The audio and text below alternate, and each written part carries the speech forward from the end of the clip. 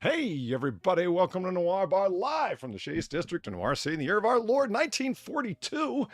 As you can all see from our brand new Vita-Ray Technology trademark powered hyper-accurate mantle clock, it is exactly on the dot 11:30 p.m. Eastern. So come on in, grab a drink, grab a seat first, then get your drink orders in, and get comfortable for a late night, laid back time of banter, booze, broads, and bullets. Joining me at the bar tonight are Sam and Midori. Midori, how you doing? Is this just gonna be a thing now? Yes. Hi, Midori. How you going? Oh, you meant that. I was like, well, I always say hello to you Nova. guys. What are you talking about? All right, Midori's not talkative. How you doing, Sam? I am alive. Polly, I'm alive. I am upright. I am drinking coffee. How's yourself? I'm also drinking coffee. Mm. Thank God. Oh. Give me the booze. All right, got everything. Wow, we're pouring. We're pouring. What? We've been pouring such free money. We've been poor for a minute. You just got here. Well, I'll tell you so Covefefe. I was actually thinking about that. So, far as more of a teetotaler, way more than a teetotaler. Midori, really? Yeah, that's the new name she's going by. I don't know. I mean, I may disagree with it, but hey, it's her self to market, and there you go. I'm not going by that name. What the fuck? Well, This not is here, all but a I new believe in thing. cross marketing, so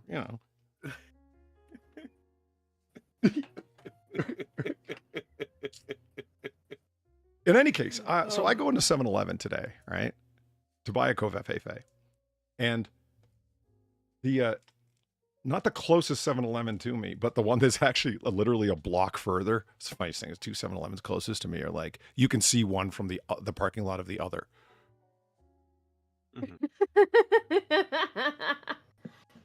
And I was trying to figure out why would anybody ever do this? Like, hello. Woo! Gamer Feline, thank you very much for the $18. JFK spoiler alert. Oops. Now they are going to demand the 9/11 stuff. Yeah, I don't mean to be that guy, okay, but I'm going to be that guy. I don't think people who think that they know what happened in the JFK assassination investigation after the fact really bothered to ever look into it, and I mean even read the Wikipedia page on it, which would have told you just how far and wide that investigation went because of the rumors at the time, and even then, even more so now, how wide the rumors went, how broad the story became. One of the critical questions was, what about Oswald in Mexico City? Like, wait, what? Yeah, Mexico City. It's a hugely controversial thing. It's like, what are you talking about? He killed him in Dallas, Texas. Like, you can get hit with the flip, twisted with the biscuit, blasted with the ratchet, jack with the Mac, body with the shotty, dump with the pump, rock with the clock, sprayed with the K, dome with the chrome, down with the pound, tap with the strap, black with the gat, duster with the musket, tag with the mag, wet with the Intratec, bled with the lead. No offense to any of our British listeners, but I giggle every time I see the British soldier blasted with the musket. I'm sorry, he's not just being shot. Like, he's being shot with a 58 caliber round at close range. I mean, good God. Leaves a golf ball sized hole. Yeah, I mean, holy fuck. So, that scream he lets out is pretty authentic, It's you're going to feel that in the morning, man. Got Berdingle, thank you very much for the $25. Polly, let's get this motherfucker up right now. How you doing, Otter? I'm doing okay. Hope all is well. It's not bad. Cheers to you and everyone at the bar. That's you, Midori, and you, Sam. Hey, Polly, are you ever going to do a painting stream? Now, let's roll and get the drinking doing. Yeah, let's get the drinking on. So, am I ever going to do a painting stream? I thought about that again recently. I keep putting it off, not because... Sam, you ever been down this path far? You ever been down this path where it's not, you don't decide to put something off. You just realize other things like took over your disposable time. And then you look back like a month later and go, oh yeah, I was going to do that. All the time. Yeah. All the time. That's unfortunately what's happened with the paying streams. It's not that I don't want to do them, and it's not that I ever thought, I'll do it later. No, there was no conscious design in it. It's more like a lot of research contract work has taken up my time. Honestly, that's what a large part of it has become, but I definitely like to. I think it'll be fun doing a paint stream. You know what it is? I got to separate the time because as soon as I get it set up where I'm going to do the painting on my reloading bench, it's where I do all my paint, but get the camera set up and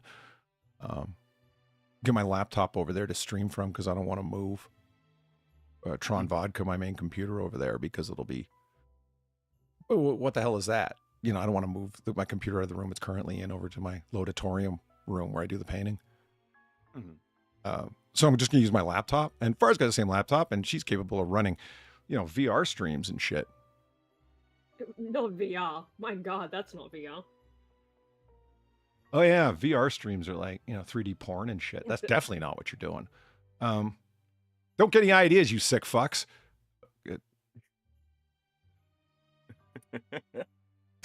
Do not lewd the Australian. Yeah. Please don't lewd me. Don't. Please. That sounds like force you to take Quaaludes. That's funny to me. It's don't lewd me. He's like, don't forcibly sedate me. And it's like, okay, I won't. What the hell? Am I Bill Cosby? Don't want to be sedated. Every fucking day. I don't even get what nobody just meant. I just oh, shit. I think I just stepped on a rake. But as soon as I get that shit set up over there, that's when I'll be good to go because then it won't be, I got to separate the time just to set everything up. And then all the hard work is done. And it's not really that hard. I just got to separate like the 3 or 4 hours to get the camera set up right, get the lighting set up right. I was talking to Quiz and he says, that's the biggest challenge is getting the lighting right and making sure that the autofocus turns off and that the distance you're at is in good focus for what you're doing.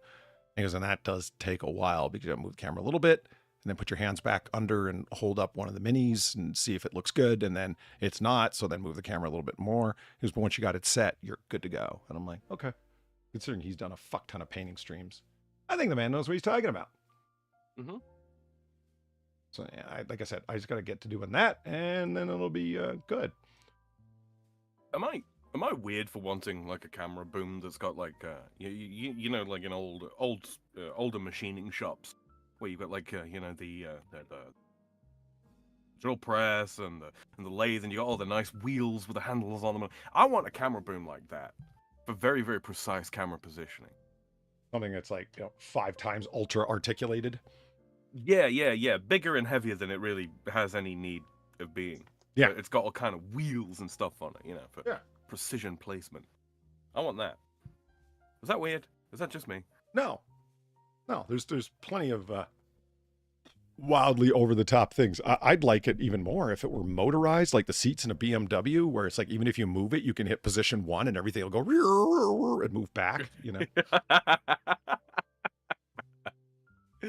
I remember investing in Easy Glide motors here. I remember my friend bought like a 10-year-old or more BMW that he got for super cheap. And he's like, what? It's my one chance to ever own a BMW. Fuck off. I'm like, I didn't say anything. He said, so that look. Okay. And he's like, here, watch this. And he leans over the side, like, or, reaches his hand around like the left side of the driver's seat. And I'm sitting in the passengers and he hits a button and the seat starts moving, like repositioning itself, right, to wherever setting 1 was. And the back of the seat starts vibing up and it starts moving him closer and closer. And he's got like spread his legs because it's getting him right up to the steering wheel. And by the time he's done, he's like squashed up against it. And he's like, who the fuck owned this car? A fucking midget? And I did. I'll always, whenever I think of BMWs, I think of my fucking over 6 foot tall friend crushed up against a steering wheel going, a fucking midget? And it makes me laugh.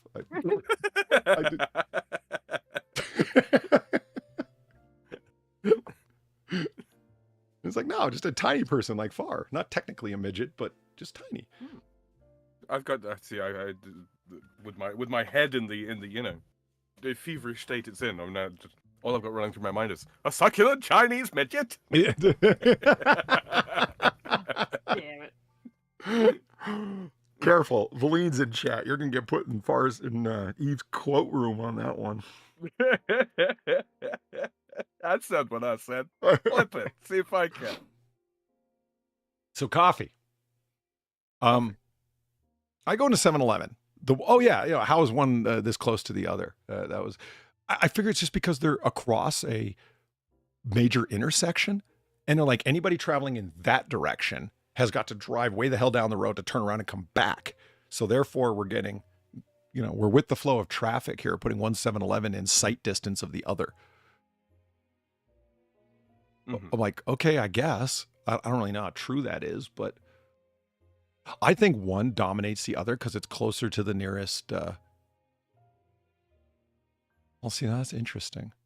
One is closer to the nearest Chick-fil-A, and the other one is closest to the nearest Popeyes. Who wins? See, that's always been Popeyes. Yeah, Popeyes wins, I think. Yeah, by logic alone. Yeah. It's always been one of those sort of interesting sort of aspects of marketing, I suppose it would fall under. So it's like, you go to a street and you'll see like, there'll be like a Pizza Hut like 3 blocks up from a Domino's. Why? Because the one that was there originally brought the traffic in, and now there's an alternative, and people will actually go to the alternative in a sufficient number. They surpass the threshold of sufficiency for the business to stay afloat. Don't you mock my thesis. Son of a bitch. The weirdest one I've seen is 2 JB Hi-Fis directly across from each other in the Perth CBD. Okay, that is weird. Like it's not. Yeah, like, it's there's not no reason food. for it. No, it is not really a reason for it either. I think they might have sold technically different things, but it's still the fact it's 2 separate JB Hi-Fis. Yeah. Oh, do you know what that is, don't you? That's some fucking retarded pile of cartilage on a fucking city planning committee that's made that decision. Probably. Yeah. I mean, we love the Australian government. They're our best friends. Well, Thank you, Australia. What's funny is that both of them are full-on 7-Elevens, not like the tiny little ones in a niche somewhere. So they're not like selling. So they're not like the JB Hi-Fis that I'm describing, where like one sold like CDs and the other sold like computer parts or some shit. No, I don't even they're remember. both like I don't think it's complete like that full-size anymore, 7-Elevens with gas stations, both of them. And it's like, okay, I guess you guys sell gas for the exact same amount, huh? Considering that you can see the price sign from the other price sign. Yeah, I mean, there's no point in trying to undercut the competition there. You both are going to be selling gas for 10 cents a gallon at some point if you keep that up, right? No, let them cook. The other one has to change the sign just because it's like, I've seen it now. We have to match. Yeah. As soon as one changes, the other has to immediately. They lowered their price. Fuck!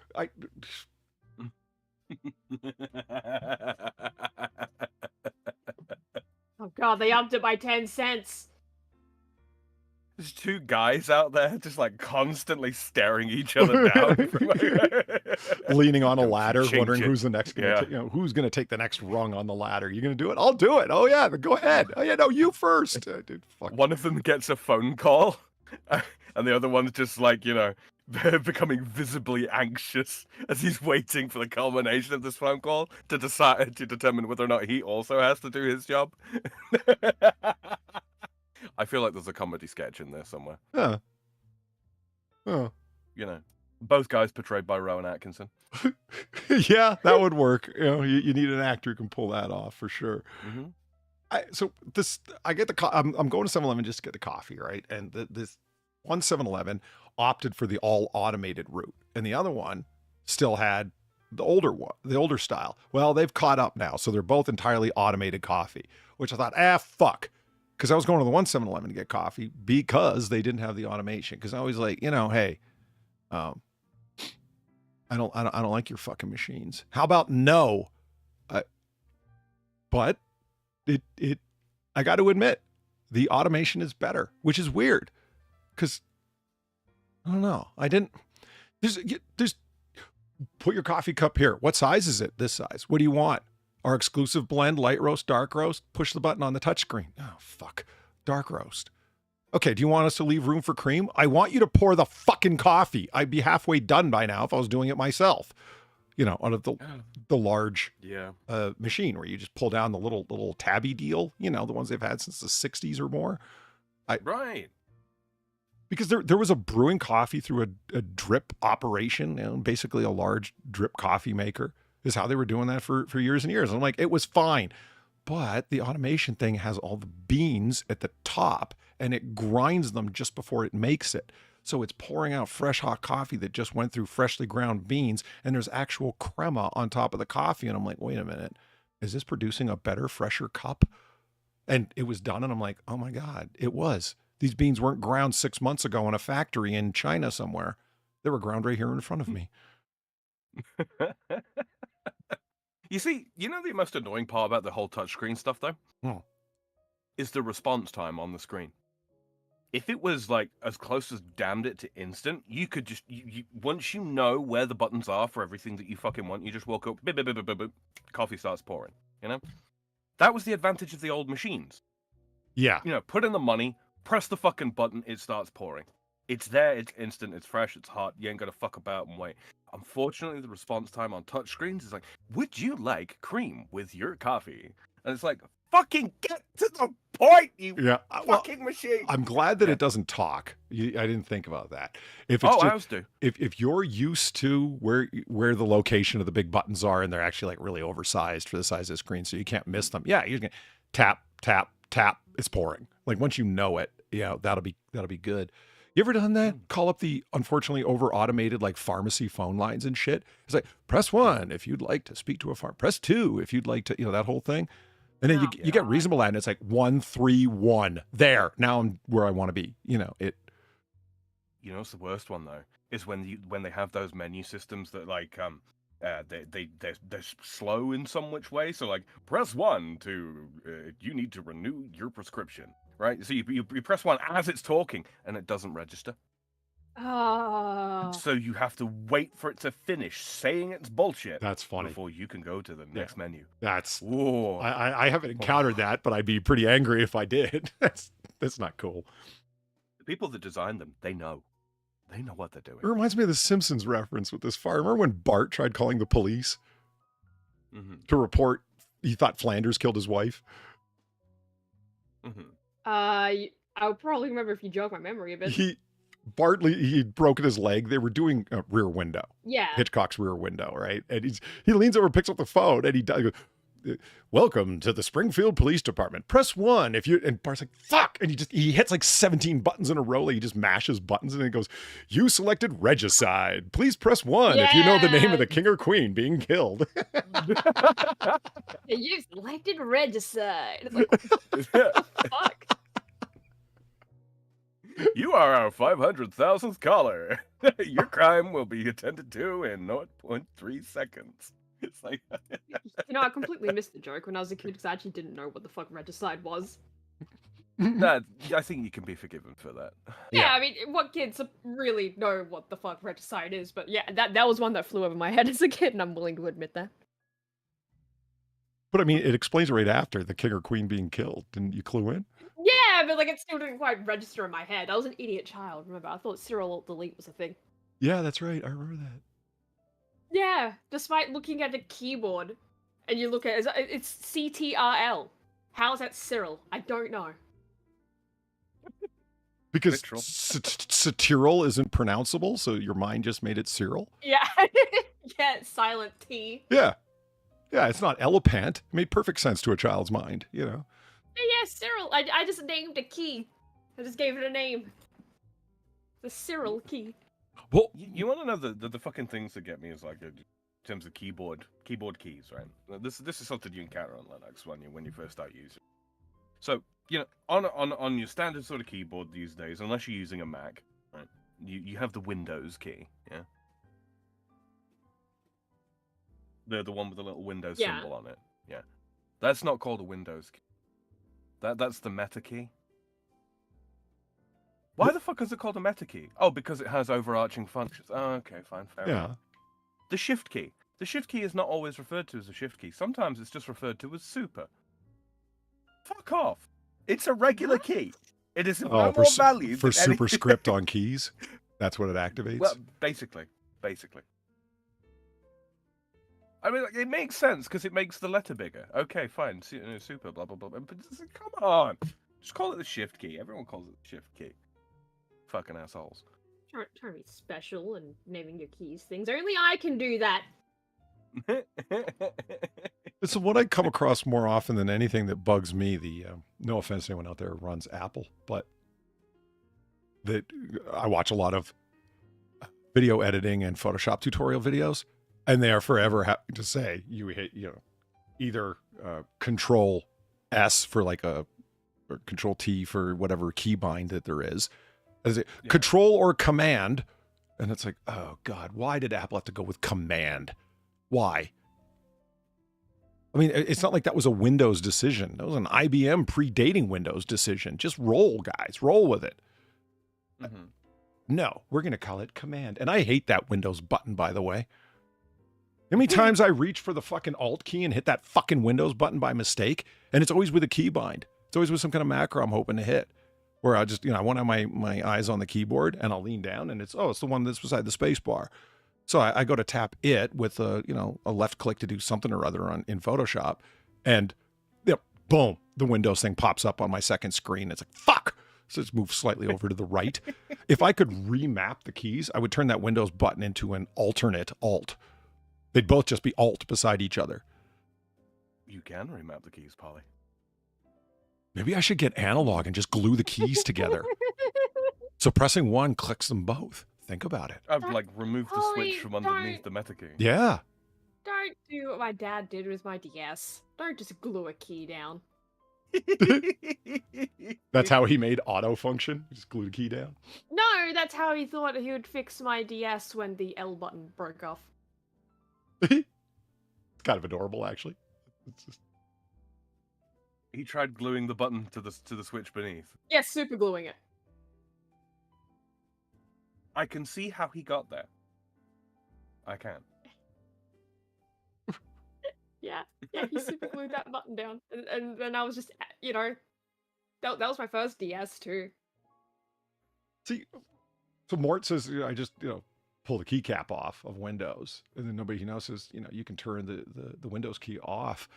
I don't think I want to do either of those things just because I don't want to wreck. I mean, first of all, it's my fault for pressing the wrong key as much as it frustrates me from time to time. Like, whatever. I should just be hitting the right key. I could also just put texture on top of the key to make sure I'm touching the right key. You know what I mean? I get a new keycap too. Yeah. Yeah, one of the cutesy Uwu 3D keycaps, right? It's like, yeah, now you definitely know that's the wrong key to press. Yeah. Well, I mean, again, it's just, it wouldn't help me if I wasn't looking at the keyboard. So a little bit of texture for the ASDF types out there that type by touch. There's a reason those keys have points on them. So, you're on the right thing. They have texture on them so you can tell. I mean, I think that would be a better option, but I don't want to just deactivate the key. That would be the worst thing of all because I'd end up just hitting the key and nothing would happen. And so I'd hit it like 7 times going, oh shit, I'm hitting the wrong button. Fuck. And anyone who goes, fuck, you do that? Really? Go ahead. Lie to me and tell me you weren't standing in front of an elevator hitting the up button over and over again, thinking it would bring the elevator quicker. You did it. No. You didn't. You've never done that far. No. I don't believe you. No, I've never done that. I don't think I've ever done that. Can't think of it. Oh, fuck off. As if the two of you haven't. No. Well, I mean, I usually take stairs because And to be honest, like I get a stairs. bit scared of the buttons on elevators because it's like, what if I press the wrong one and it just completely fucks the whole thing up? Oh. So I just press what needs to be pressed and then I'm out. I've never. Okay.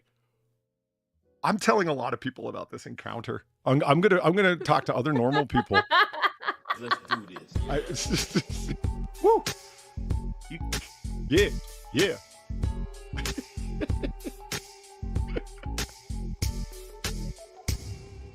You're the best thing about that video. His footwork's actually really on point. That's what kills me. It really is. You're so drunk you can't hit nothing. You're probably seeing trouble. I have 2 guns, One for each of you. Woo!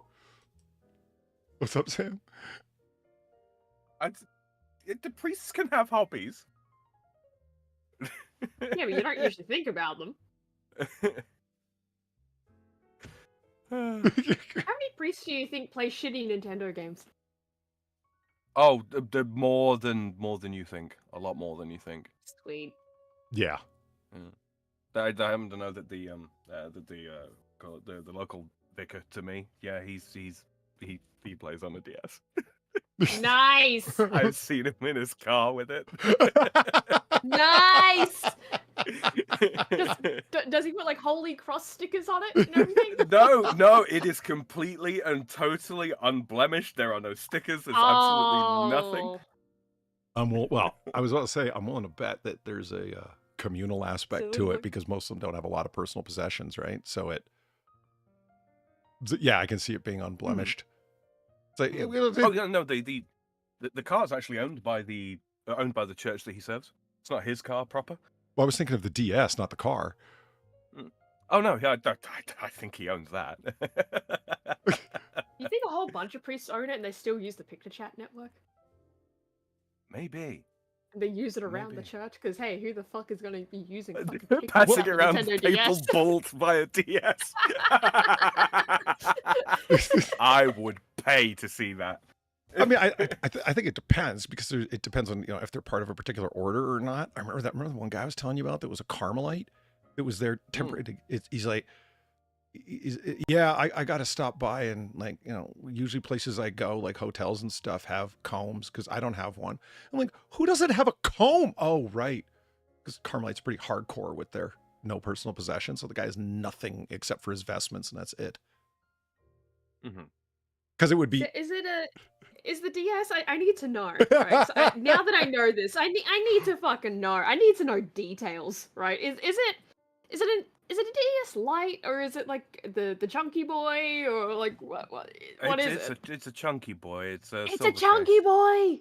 Yeah. Chunky boy supremacy. Hell fucking yeah. Like, cause the thing was, it's like I saw it and I was like, no. That's got to be like like a PDA or something like that, right? It's got to be. Right. It's got to be. There's no way. PDAs commonly have dual screens. Yeah, sure. But this was no, because like you could get like the little flip up one. You remember them from like back in the late '90s, early 2000s, right? Like, they do a flip up top and like they got the little touch keyboard and the little pen and all that kind of thing. And it's got to be his PDA. He's going through a sermon. He's clearly going through a sermon in his car. Making any some final changes because he wasn't quite happy with it, or I don't know, whatever. It's got to be something like that, right? Oh yeah. So I love how you just assume that me saying it's called the chunky boy means that's actually what it's called. I mean, it's shipping it up. It shows up, but like no. I looked up chunky boy because I wanted to just see for myself how many returns would come up when I looked on. I mean, it's showing up amongst other things. I want to see if I search for chunky boy and boy spelled BOI, how many hits I would get, and the answer is all the hits. It made my day. It was good. Here, chat, look. I love that picture of chunky boy Bugs Bunny. It looks like that one that you curses over right there. Is this the chunky boy? That one. Yeah, that's the chunky boy. Which it's amazing because that's the first DS they actually fucking released. Everything after this, it's a revision. So that means he's probably had that for a fucking while, Sam. Well, no, because this was the thing, right? So I thought it was a PDA. I thought it was a PDA. So I went over and I asked him, like a reasonable person. What was he playing? I don't even remember. He did like fold it down, like fold the top down when I tapped on the window. Folded it down and put it to one side. And winds the window down. Yes, my child. Father, is that? Yes. Yes. Oh my god, that's made my day. That's fucking made my day. Just so if you were ever wondering in France that there is a fucking priest that plays a chunky boy Nintendo DS. So they gotta, priests gotta have hobbies. It Yeah, can't they be gotta have all hobbies, Jesus but all I the just time. wouldn't think that, you know? Mhm. But that's great. That's fucking great. I like Try and Smoking stop Rats, Temple a DS passed around in a hollowed out Bible. I was like, why do you guys have a Bible, in Syriac? None of you can read Syriac. Never mind. Oh, do you think they have the Holy Bible for the Nintendo DS? That's got to exist, right? Father, what are you doing with that stylus in a Bible? Never you mind. Never you mind, child. What is this? Oh, I've never seen that. This, whoa. It looks like a It Game Boy looks- combo with a DS. Was this ever actually a thing? No, it looks like it's an emulator of some sort. Okay. Yeah. It's like a flip phone. Well, yeah, like a half flip phone. You know what I mean? Yeah. I'm like, is this AI art? I fucking hate that we live in this world, by the way, where you got to guess whether Oh you're... god, yeah. Engineer said, this looks like Elmer Fudd bugs. Good thinking. That's exactly what happens in the cartoon. He's making fun of Elmer, and he looks at the camera, breaks the fourth wall, and says, I'm hunting wabbits. And he gets all fat when he says it, because he's doing an impression of Elmer. That's Big Chungus. Yeah. I know It's a my big Looney chungus. Tunes. Yeah. Is Chunky Boy 40K? I actually dig his armor, man. That's kind of cool. Oh, I can imagine how difficult it would be to move in that fucking thing. Jesus. Well, I'm assuming Like it's bomb all... disposal squad? Well, it's all like future tech, right? So I'm assuming that it's light as a feather, if you know what I mean, through assisted motion So, mechanics so. and shit. Mm. God help you if it turns off, because then you're like, oh fuck, I got to move like 3 tons of metal with my own muscles here. This is gonna suck. Well, they sort of cover a little bit along those lines in Fallout games. You've seen the power armor from the Fallout games, yeah, Paul? Yep. Yep. It's very reminiscent of Warhammer armor in a lot of senses. Yeah, there's I think it's in Fallout 4. There's like guys that have they're soldiers. You listen to this like recording, the playback recording. They're in this new experimental power armor, and because it's like a protected top secret protected model developed by DARPA or whatever the fuck. Yeah. When one of them ends up getting their like suit depowered basically, and it has like enough reserves in it to weld itself shut, so that the person inside can't be extracted and the armor can't be stolen. Nice. And it's like, holy shit, that's dark. I love it. So yeah. So the guy inside died, obviously. But yeah, it would be pretty awful. Although, look, if anyone's going to be able to move in Space Marine armor, it's going to be a Space Marine. It's going to be one of the fucking Astartes. Yeah. Yeah. That's like you putting a biological tank inside a mechanical tank is what you're doing when you armor up an Astarte. I remember Quiz telling me about all the biological things that had been done to Space Marines. In terms of like the 2 hemispheres of their brain alone and all the lore that's associated there with why they can go without sleep for days and days on end without suffering any degradation of ability. Oh, they do the flamingo thing, right? Switch one side of their fucking brain Yes. off.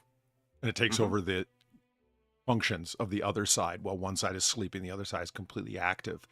And it's just one thing among many that they've had as biological enhancements. And eventually you got to ask the question, and I did. These guys are so fucking powerful. Why the hell would they not give the power armor to people that are, underpowered and just have them running around in skin suits? Because my God, they're formidable enough. Welcome to the Thunder Warriors.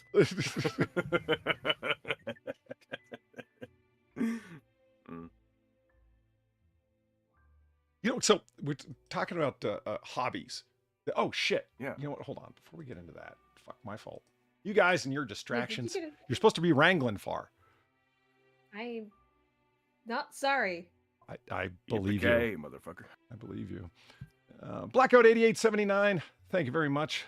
1050. That's how you know someone's been around for a while, when they got numbers after their name and you don't even have to look at the numbers. You just know what follows. Mm-hmm. That's Blackout 8879, of course. Old schooler. You know, that kills me. Thank you very much for the 1050. I'm fighting 12 people on the correspondence paper Reddit. I need a monster. A third one. Here, a few bones.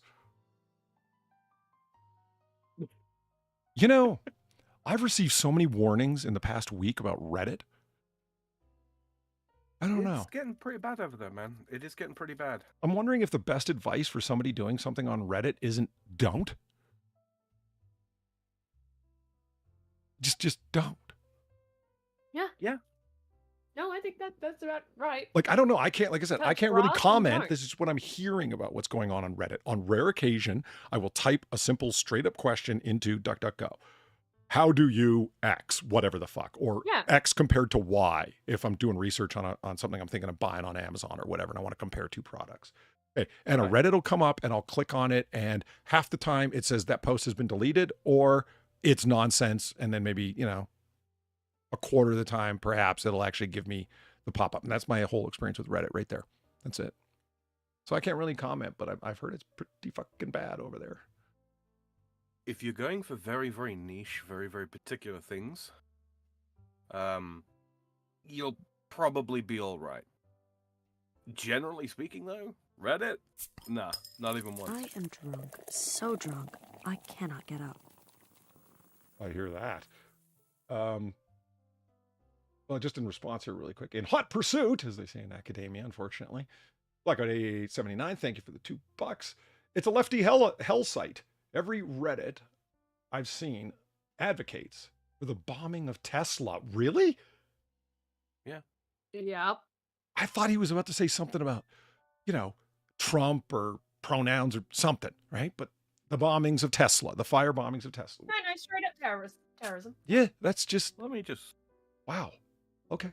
I got a little picture. Hold on. It was something I saw in the wild on Reddit the other day. I took a screenshot of it. Gonna need to edit it real quick to remove the handle. Okay. In the meantime, thank you, Gamer Valine, for the 550.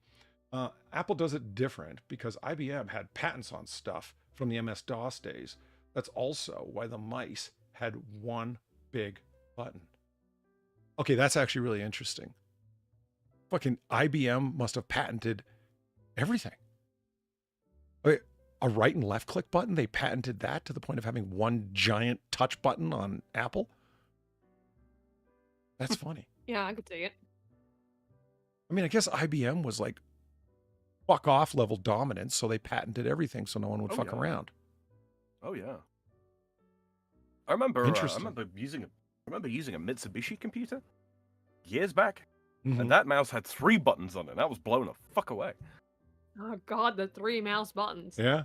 Those I remember there's a couple like old school computer labs at school that I remember that had 3 buttons. So God knows what, you know, Malaysian warehouse they ordered those from. Yeah, I've never encountered the 3-button mouse, but I've seen them on, you know, YouTube videos, right? Along with a whole bunch of the other crazy shit on LGR. Mhm. But yeah, Yeah, like oh. I long for the day I encountered one in person. It's probably never gonna happen. You're gonna buy They it, probably aren't you? don't even make them anymore. I'm neither confirm or deny. I've known you long enough to know how weird you are and in what way. You're gonna buy it. I know. Fine. I'll neither confirm or deny. I just. Oh. If they even post on Twitter, that's a big enough red flag to not pay attention to them. Wow.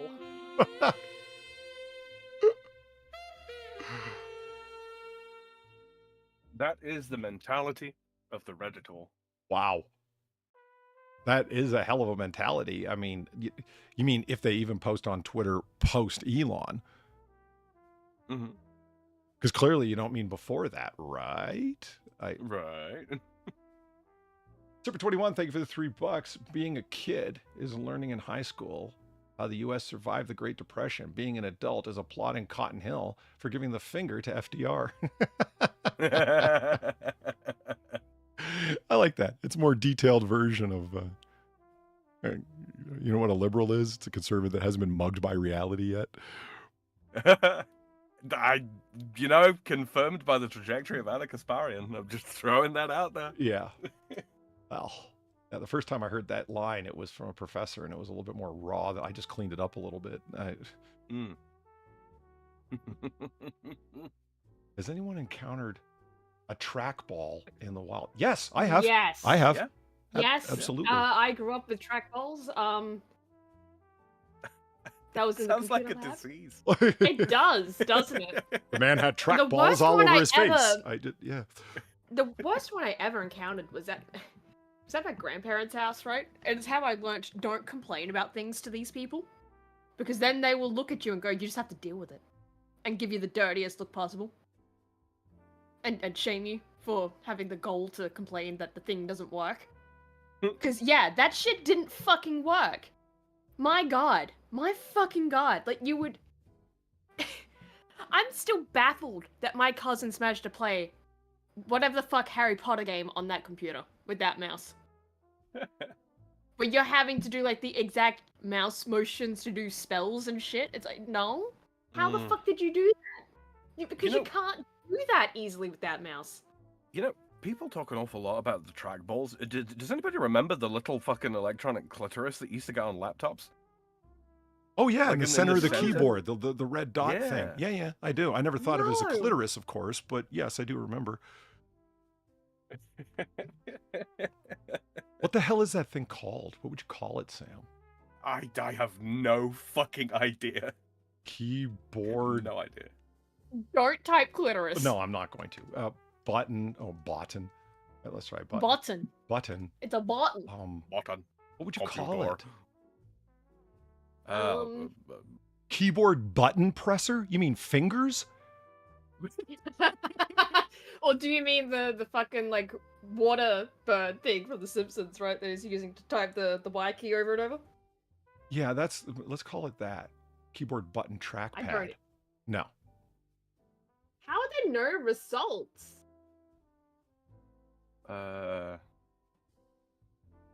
Safe search is turned on? It's called a track point. Thank you, engineer. Let's try that. Okay, yeah, track point. No. What? At least not on. in images. I always assume it. Whoa, wait, I saw it. There it is. Yeah, track. Yeah, yeah, okay. If you switch over to images now, you probably get it. Don't know why, because I'm getting it. Maybe it's because my safe search is turned on and it's going to bring up pictures of clitori. Yeah. I mean, I'm not seeing anything like that on mine. And I'm pretty sure I've got safe search on. Oh, it's moderate. Yeah. Well, so's mine. That's Strict. I'm not going to turn it off. Yeah, no, it because- comes up on strict as well. Hmm. Don't know why. Don't know why it's doing that Laptop. to you. Rack nub, perhaps. Yeah, because nub is going to be so much better than point. You know, one thing, Sam, you might find interesting. DuckDuckGo's AI searchability function is just fucking crushing it, man. Apparently, they put a fuck ton of money into it a while back before the AI thing exploded, before ChatGPT was released. They were like, "Oh no, this is the way to go." So it's like beating the hell out of like Google's, which means Google's going to reverse engineer it and claim they developed it like, you know, a month from now. Naturally. Yeah. Naturally. And it's like, what do you mean? Because if, you know, if you search in like under your news function and like, you know, search engine, AI, whatever, quick answers and so on. Yeah, you're going to get the news reports from about DuckDuckGo having like this fuck off powerful version of it. And, you know, the people at Google are like, wait, I didn't only get this job from DEI. I got it because I'm a ripoff artist and I'll have it, you know, that kind of thing. That's why you have this like DuckDuckGo Assist. That's simply what it's called. They didn't come up with like a fancy name for it or anything like that, which is pretty cool. I use Brave's AI search. How is it? Sometimes if I just It's all right. It's all right. It sometimes gets a little bit confused between sort of like related search results if there's not very many results to actually draw information from. But no, generally speaking, it's fairly good. See this? So, or you have seen the track point? I have now. I've never seen it before. Look at that. It really doesn't want to. It says click on here to see more Oh, images, and oh, it still took me to no results. It's Try very laptop pointing stick. I mean, it's working perfectly for me. I don't know why it's doing this for you. Yeah. How do you say this? Lenovo? I always read that and I never hear it. Lenovo? Lenovo. I always see it typed and never it written Lenovo? or never heard it spoken. That's why I dropped the ball there. Lenovo. Lenovo. And results? Lenovo. Results? Let's have the results. Wow. Wow, I love all these results I'm seeing. Yeah. All right. What beautiful results. Oh my god. I thought TrackPoint had a brand specific name. I thought that was the brand specific name. So anyway, yeah, it was like it's a minor little it's a single point touch trackpad Far. That is so awesome. Yeah, it's kind of useless to me. Maybe if you got used to it or whatever, but like as you put your finger on it, you move up or down or Do you whatever. even get used to that? I don't think there is getting used to that. Oh, we used them for years. Oh, ew. Yeah, it's basically it's a very very small D-pad that looks like an Nah. analog stick. Nah.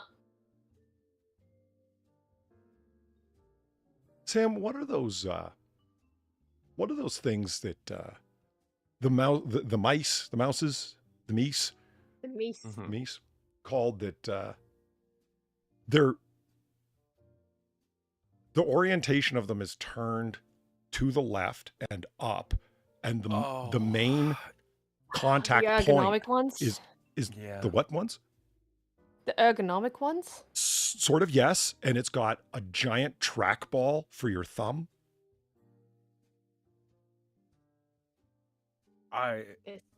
This also sounds like an abomination. Oh, it ergonomic mouse. just ergonomic mouse, you think?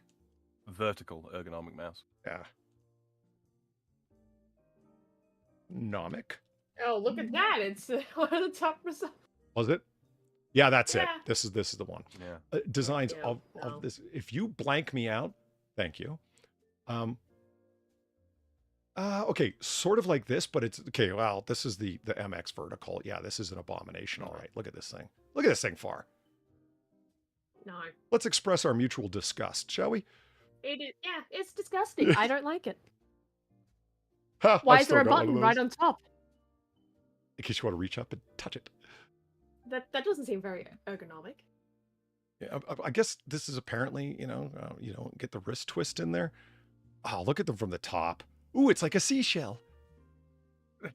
Yeah, it's because I've always wanted to use a seashell to control my computer. You- Yeah. You know what I think? sure. The original pitch for this from the designers looked like Pitch. the Pepsi pitch for the new Pepsi logo, where it's just Oh god, Remember? the Pepsi Universe bullshit. Yeah, Yeah. I will never forget the Pepsi Universe like, shit. That the that sacred shit is just geometry legendary. involved. Like I picture that they're like, we're going to be informed by nature. See, here's the golden ratio inside of a seashell, Oh, and we've incorporated it God. into. I'm betting. I could. The worst part is, I don't disagree with you. I could see that being a thing. I I could know. see that so easily being the case of like. So we noticed this thing with seashells, right? How they're all twisty and shit, and how they line up with the golden ratio. Well, what if we did that but mouse? Yeah. Hey, look, Far. It's a 3-button vertical mouse.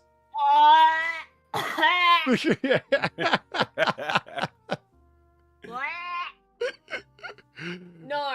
Okay, I was actually looking for the No. one with the trackball. This Yeah. particular one. So let's see. Yeah. Fucking hell. Ah, bullshit. I know. See, there it is. And now Ah, it yeah, shows there me. it is. I despise you people. Okay. You know what's going Not so on? powerful now, are you? I'm willing to bet that it's the proxy that's doing it. Yeah. Yeah, because I have two It's different showing VPNs product. running at the same time. And I think it tricks out a lot of search Yeah, engines where they you can do it. see Now it works. There we go. All I did was change locations. God, that looks so disgusting. Okay, so this is the thing. Now, for a large hand, vertical ergonomic, if you use one of these, I hope I don't offend you, but I'm about to say some harsh shit. Okay, if you use one of these and you're not a draftsman, if you're not operating with multiple matrices at the same time, where something like this would be useful, because you need a fourth dimension to operate in, a 4D trackball, that kind of thing. Okay, if you're doing that, then go ahead. I get why you need a different interface. I understand, totally. Okay, if you're just a guy using a mouse for regular purposes, like search engines and going through text documents, and you have one of these, you're a fag. There, I said it. You're an idiot. What's wrong with your life that you think this is a good idea? This isn't for you, and it's less easy to work with than a standard mouse because you're still operating in 3, probably more likely 2 dimensions. What do you need a fourth one for? It's a text document. Oh, I just find it easier to use. There's mice with trackballs that aren't positioned in this way, that are easier and more ergonomic for you to use. If you think your thumb alone has more dexterity than your pointer finger, you're either lying to yourself or some kind of biological mutant. I just don't think their mothers hug them enough. But Your hands are AI generated. I'm ordering one right now. I'm anti-advertising. Just get me to curse something out and watch it sell. It bugs me because, like, I just see them having it just because it's different. But it's got a high degree of functionality attached to it. It was designed specifically to be able to be a different kind of interface for different purposes. And you're just, oh, well, I could use this. No, you couldn't. You have no purpose. Again, you don't have the dexterity with your thumb that you have with your pointer finger. So why are you lying to yourself? You know, I think I know where these belong. Okay. In a landfill in New Mexico.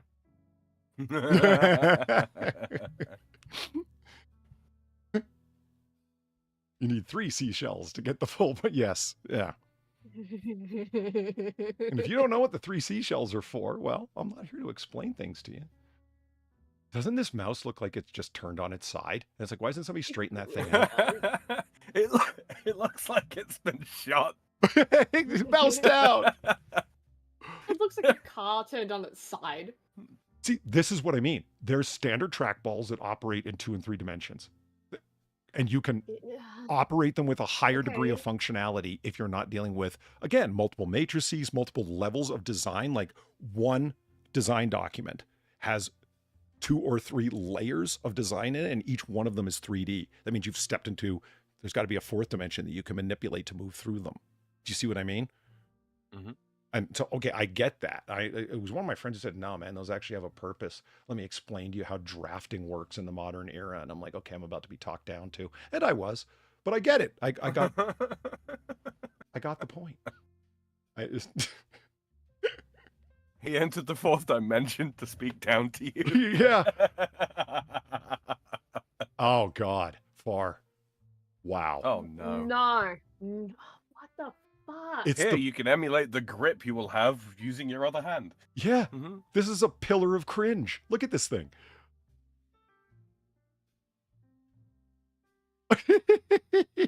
Why? What purpose do you serve? There's a guy, Oh, the there's a square streamer online who uses, like, you know, the trackball like this, but he doesn't have like the manipulated one. He's got the guy like this. Okay. And it's, Right. you should see him operate with it. He actually has it set off to the side, and you just see him with his 2 fingers, his middle finger and his pointer finger, and he's got it on top of the trackball, moving stuff around. And when he wants to select it, he lets go of that button and taps the left click button with the same 2 fingers. It's like, dude, you are making it, you're going out of your way to just use that fucking mouse. That's it. He's treating Jesus. this mouse like it's this mouse. Oh, God. Like, this is just a standard trackball up top that you manipulate with these 2 fingers. Right. Okay, I get that. So then why do you have this one? Because it looks more advanced. Yeah, you're a fag. You know, you are. It's kind of like this guy to begin with, but here's the further evidence, you know? You know, I've wondered that myself, engineer. Whatever happened to joysticks. You know, like the excessively complicated ones that are for flight simulators. I want that as a mouse, man. The thing's got like, fucking thing's got like, it's you got the joystick, and then you got like 3 different hats on it, and then there's fucking 96 different buttons. Yeah. Mm-hmm. I like all the fire controls. It just looks cool. They look streamlined and aerodynamic, even though they're, a joystick, but still cool. What do they call a yoke and throttle? Is that they actually just straight up call it a yoke in an actual aircraft? Yep. Okay, cool. The throttle, that's obvious enough. But I was like, do they got like a special name for their highly technical joystick? They don't just call it a yoke, do they? That's what they call it in a standard Cessna aircraft. But okay, there you go. They do. Nice. Boom. Joystick. Yeah. Yeah. Now we're talking. Let's say, super shit like this.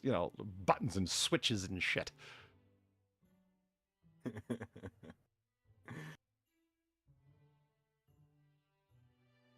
I got to admit, that was one of my favorite parts of Top Gun Maverick, when they went and stole the old Tomcat jet to escape. Have you ever seen that movie? I have not watched it all the way through, no. You should. I fell asleep about 25 minutes in. Oh, really? 25? Okay, well, there's a lot of stuff to come then. That's good. That's good. You probably fell asleep early enough to have, there's if you don't take that movie seriously, and I don't think you were intended to, it's just supposed to be a fun ride, and it absolutely is. Yeah. I mean, it's so preposterous. I mean, I just kind of let the cat out of the bag a little bit that they steal a F-16 Tomcat, but I think it's F-16. Anyway, an F-something Tomcat. Because that was the jet, of course, that he had in Top Gun Original. And it's like they had to have him fly one of those, right? And when they get into it, right, the two of them. He's like, all right, you ready to go? And the guy's sitting in the back seat because it's a 2-seater, right? Goes, my God, these controls, they're so old. And you just see Maverick like turn and look at him like, you motherfucker, what are you talking about? This was the very height of technology in my day. It was fucking great. Eve asks, is Polly getting new gaming peripherals? Maybe. Yeah, I was just hoping that I could turn one of these flight simulator joysticks into a mouse, because I just love how look at the buttons on this fucker, huh? Yeah. Shit. Why has that one got a fucking forward assist?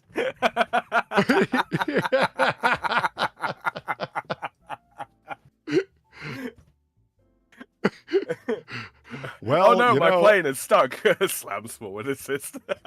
even the most technical and well-designed mechanical device has failures, and you need a way to force it to run.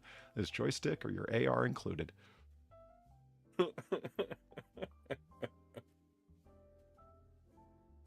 Here's some food for thought, and we have. I think Rotten Corpse is still here, so it's if you don't think a forward assist should be on your AR, think there's a purpose in it, then you've never encountered a malfunction.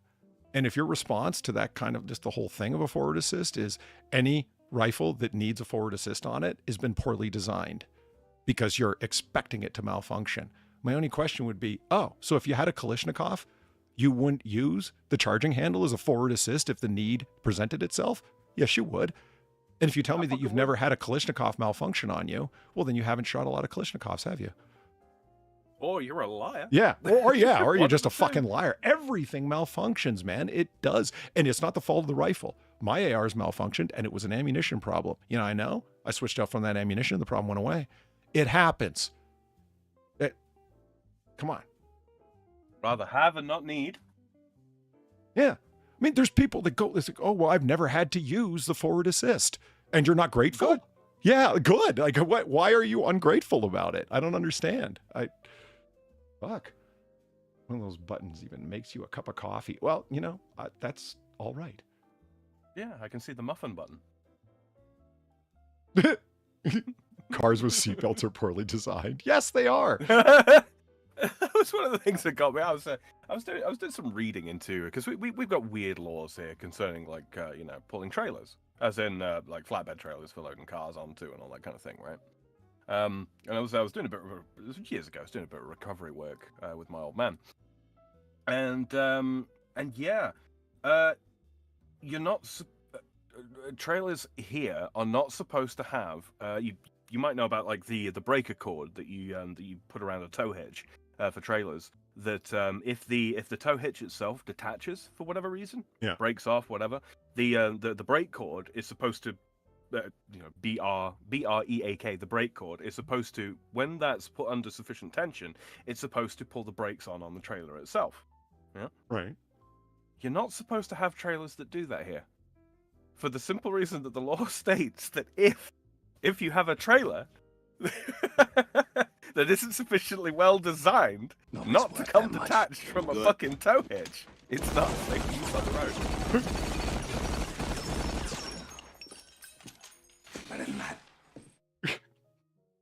It's like, have you seen a road traffic accident involving a trailer? Have you seen jackknifing? It's a thing. Anyway. Yeah, you slam on your brakes, your trailer doesn't have brakes, it's gonna like end up in front of you. Mm-hmm. I kind of want to see the video of that now. Mm-hmm. So the whole point of the brake cord is, when that's put under sufficient tension, brakes on the trailer come on. Simple, mechanical. Yeah, it seems like a pretty clever failsafe. I don't. Mm-hmm. You know, it's like a ground fault interrupter circuit in a bathroom. You know, those particular sockets that are in bathrooms. Yeah. People have asked me, like, why do I even have that? It's like the inspectors came by for the remodeling that I did or whatever, and I had to order or ask an electrician to come inspect. And it's like he was looking at the socket in the bathroom. This has come up different times. It's like, well, it's a ground fault interrupter circuit. It needs to be there. It's like, why? And you say, well, if you drop a hairdryer in your sink full of water, wait, I've never done that. Okay. This is not the point. Live, laugh, toast to bath. Yeah, it's a fail safe in case something happens. Do you want a fire inside your wall? You don't. Trust me. Fires inside of walls will cause problems, and not everybody lives inside of an asbestos mansion. Right. Bar. Calling it a mansion is being very fucking generous, Polly. Notice there was no denial Very about the asbestos. generous. It just, yeah. Well, yeah, I famously live in an asbestos house. There's no denying that. But calling it a fucking mansion, that is extremely generous. Like, you. No matter how believe. small and humble, if it's built out of asbestos, it's a mansion to me. Gamer Valine, thank you very much for the 650. Actually, it's called a side stick, like in the Airbus. The Boeing type that looks like a steering wheel is a yoke. See, that's what I was thinking, like, you know, sort of like what a Cessna looks like. I just said Cessna, but Boeing, sure. That looks like a steering wheel is a yoke. Also, it was an F-14A Tomcat. Okay, not F-16, F-14. I stand corrected. I used to have my forward assist once because of Arizona dust. Thank you. Good reason for it. Or like the dust in the sandbox. The Middle East, I mean, it's small and famously powdery. It's so fine. Yeah, you might want a forward assist there. Mm-hmm. I mean, the whole reason for it is like it's a way to jam the bolt forward so the gun will work. Like it's cycling, right? And there's a bunch of crap in there, and the round gets stuck. The bolt won't go forward anymore. The forward assist is just that. It's to assist you in pushing the bolt forward. And because of the design of an AR, there's no way to do that. The charging handle won't let you do it because it's a non-reciprocating charging handle. It just won't let you do it is the reason. Every other thing you can do it with, it's got a reciprocating charging handle because you just push on the back of the charging handle and there you go. You know, Mikhail Kalashnikov designed his Kalashnikov with just a non-reciprocating handle because of ease of manufacturing. It wasn't meant to be a forward assist, but it can sure as fuck work as one. Why shouldn't an AR have one too? I just don't see the problem. People just they're looking for something to argue about. I gotta say, I think I kind of prefer the AK charging handle. I think I do, overall. I know that's heresy to some people, but yeah, I would Give me an AR-15 with an AK style charging handle. And There's plenty of AR uppers with side charging handles. Yeah, there are. Not the common mil-spec ones. I hear you. It's not the common thing. You're right. But yeah. So there's a lot to say for a side charging handle. There is. It's I get ambidextrous operation, yada yada yada. I get it. You don't want to have to add things on to make it ambidextrous or left-handed or what. I get it. I do. But I don't know. That's one of the cool and things. You aren't going to top. That's one of the cool things about a SCAR, right? The reversible charging handle. Just it's one more cool thing about a SCAR. I just. Yeah, if they weren't so expensive, I'd have one. Yeah. Fuck you, Reaper. I mean, this is real nice as well. You've seen it, right? But yeah, I mean, the thing that pisses me off more than anything, it's not just a SCAR. It's that it's a SCAR in 308. Motherfucker, you had to go with the full-on battle rifle version. You couldn't have just got the. No, of course. That's what I mean. I'm kidding. Of course not. Fuck him. It's just a really cool rifle, no question. Yeah. You see, have you seen the optics he runs on it as well? Yeah, fucking things cost as much as the fucking rifle. I know. It's fuck off quality, man. There's no question. Now that Nicolas Cage is a nice piece of glass. And yes, I have woke up and thought about buying some.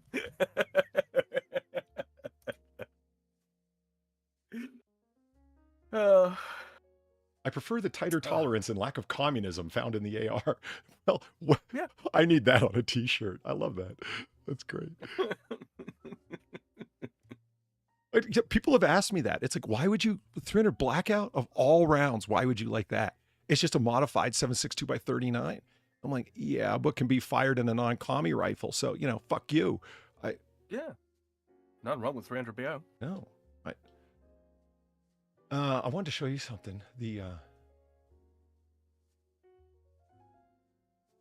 Oh, there we go. The TR-116 rifle from Star Trek. Hold on, I'm going somewhere with this. This is the famous rifle that can shoot through walls. Because it's got there she is with her hollow imaging tracker. It's got a microtransporter attached to the end of the barrel, so when you fire the gun, the titanium bullet beams into the room that you've set it to fire into, so you can be non-line of sight with your target, point in actually the opposite direction, fire, and it hits the target as long away as the transporter is able to teleports the bullet in flight to hit the target. Very cool. On behalf of the writers, it was just a clever addition to the story, and not even the main point of the story, just a clever addition. If you look very closely on the side of it right here, it's kind of a blurry image so you can't see it. That's how you adjust the holo tracker that she was using there. It's a trackball. This episode came out in like 96, 97 or whatever. They pre-guessed the fucking trackball by a good 10 fucking years. Like trackball is not for mice, but for movement in that sort. Yeah, it's just a sphere on the side of the rifle that allows you to move in 3 dimensions, even though it's a 2-dimensional touch point that you only have to touch with just your thumb to be able to move it. Very cool. I was watching this episode the other day and I'm like, oh, hey, wow. That rifle's got a trackball on it. That's cool. One more awesome thing about this rifle.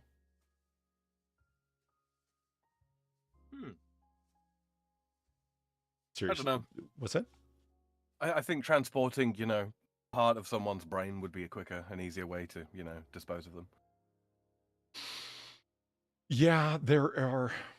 Rule of cool, obviously. There are so many things about transporters that if you had such tech, that it would be used in so many different ways that the writers aren't allowing for, if that makes sense. And I kind of get why.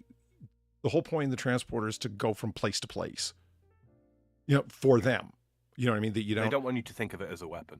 Right. Or just, they're not trying to run down like the science fiction road completely. The idea is that it is still a story of people and events. You know what I mean? Yes. And while it is science fiction, they don't want to enter into just nonstop science fiction speculation because it would just go insane. And that's what I mean about the TR-116 rifle. It's a side part of the story, not the main part of the story. And even though that stuff's really enjoyable, let's face it, the reason we enjoy it is because there was a serial killer on the station killing people with this rifle. And It was who shoots somebody with a projectile weapon? That was the first question. They use phasers. And it's like, well, there's no powder burns on the body. What the hell are powder burns? And it was Constable Odo, who happens to read 20th century crime novels, that knew what the hell powder burns even were. That's it. But the point being, it's an interest. Like, that's what makes the story of interest. If it's just science fiction speculation, it'll fall apart. Make it part of conflict, make it part of drama, and that's when the writers are doing their job. But Star Trek nerds love nothing more than speculating about the shit on the side because it's fun. Like, the worst presentation of holodeck technology is Next Generation. No offense to anybody, hear me out. Because they do what they do. It's that they go and enjoy their little like Disney adventures where they're all like clean and G-rated and it's fine. You know what I mean? And then also crew training. Simulations for like battles and operations on the bridge and different things for training for different advancement in your career and so on, different jobs you're going to have to do. So crew training and G-rated adventures. Then you go over to Deep Space Nine, a far, far more realistic presentation of the way holo technology would work. It's all a bunch of degenerates involved in disgusting sex escapades. Mm-hmm. Now, if that sounds like I'm being crude, let's think about this for a second. A new technology comes along, like let's say the internet. And what does it get used for? 90% of it's degeneracy and porn. Yes. What would happen if holodeck technology came along? It'd be used for degeneracy and porn. Why are we thinking it would all be G-rated adventures? Come on. With the moment that a Deanna Troi exists, you think that like half of the fucking crew aren't going to spend the rest of their mission time on the holodeck? Come on. Come on. Wait, I don't accidentally have... Oh, damn it. What? Eve's got a good ear. I actually was accidentally playing...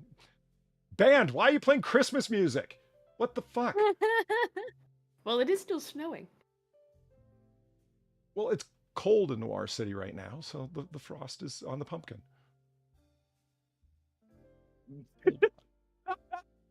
Polly, I'd love to be a part of a universe where that sentence made sense.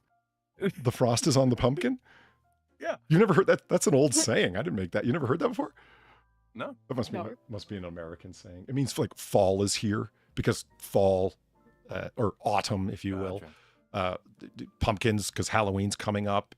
That's right around the time of year when the frost comes in. So the saying is the frost is on the pumpkin, meaning it's getting fucking cold. Mm-hmm.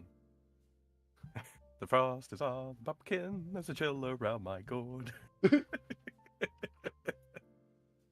on. Where's my... Where is my super suit? Don't forget, ladies and gentlemen, while Polly's taking care of that, you can always go ahead and leave a like on this stream if you are enjoying it. If you aren't already, we do this pretty much every week, and down in the description and periodically posted in the chat by far is a link to all of our Streamlabs. If you would like to throw some money our way, you're not under any obligation to do so, but we do appreciate everything that comes through, and it gives you the opportunity to put a little message that we will, within reason, read out for your listening pleasure. Yes, indeed. And there they are again. Man. Come on, you. Come on. Eve says, I can't wait to get Sam stateside so we can teach him all the American things. Yeah. All the... You want to exist in a universe where that happens? Well, you're lucky, sir. You're in it. You just got to be in the right region. You better start believing in pumpkins, Sam. Yeah. You're in one.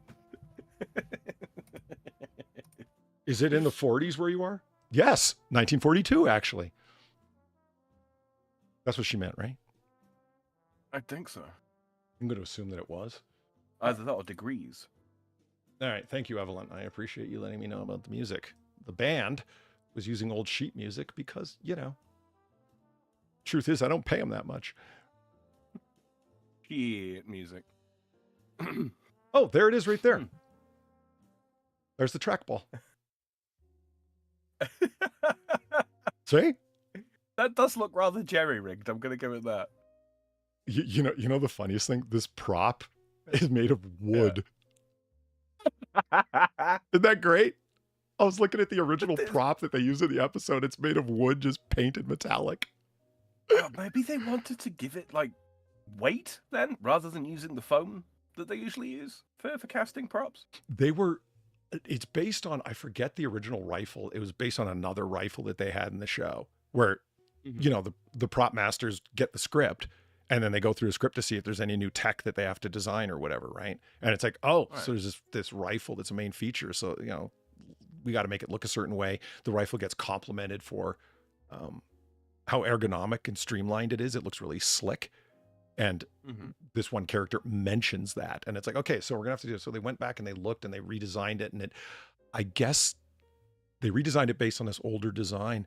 They said we needed it and we needed it quickly. So, you know, a wood prop was made and that ended up being the one that was used on screen because it looked really passable.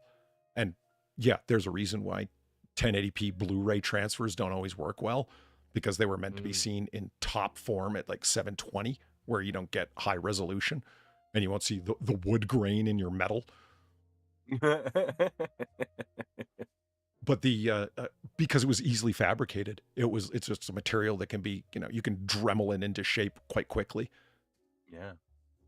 You know, to 3D print design it or anything, you can just manipulate it quickly in hand with woodworking tools and get the thing done.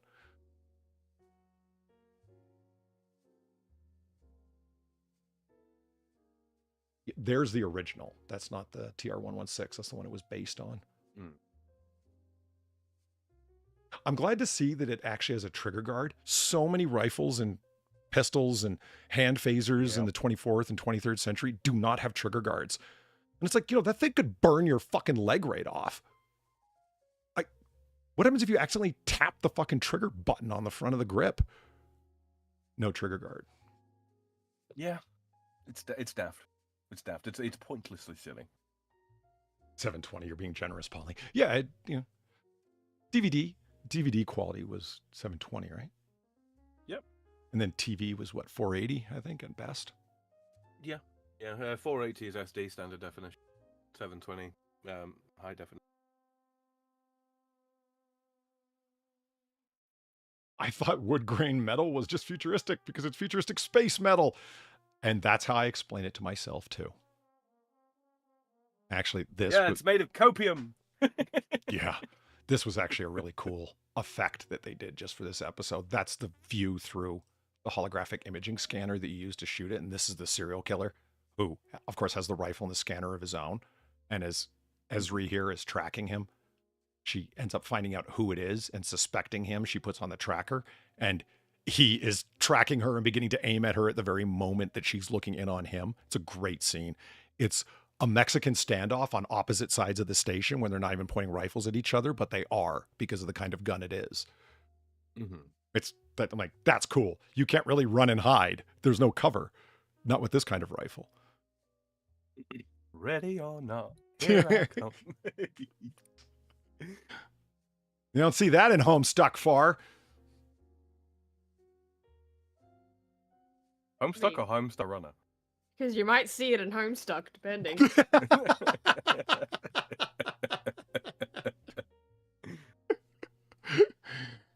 I was just hoping to stick it to you. You know how it is. Wait, that's not the right button. There we go. Okay. Now, where were we? Fuck, I don't even remember. Do you? No. 1940s. Right. That's all I've got. Oh, excuse me. We got some articles, Polly. We do. Wondering where it was we were actually at.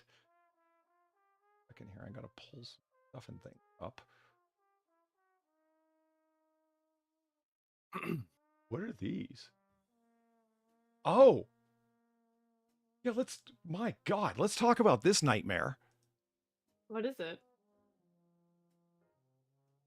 Oh, God. Yeah. Oh, God. These. What we have here are suckable chicken noodle soup flavored cough drops. They're suckable, ladies and gentlemen. Yeah, I'm more disturbed by the fact that it's soup flavored. Yeah, the tagline is soup you can suck on. Everything about this is just incredibly fucking cursed. Yeah. Thanks for this, Sam. You're welcome. We all have go-tos when we have a cold. For some, sipping tomato soup under a blanket. For others, it's cough drops and a box of tissues. Well, we can't offer you the blanket-sized tissues. A canned soup company has announced the next best thing, soup-flavored cough drops. And because we're British, we'll constantly reference sucking and suckable because we're okay with weirding people out.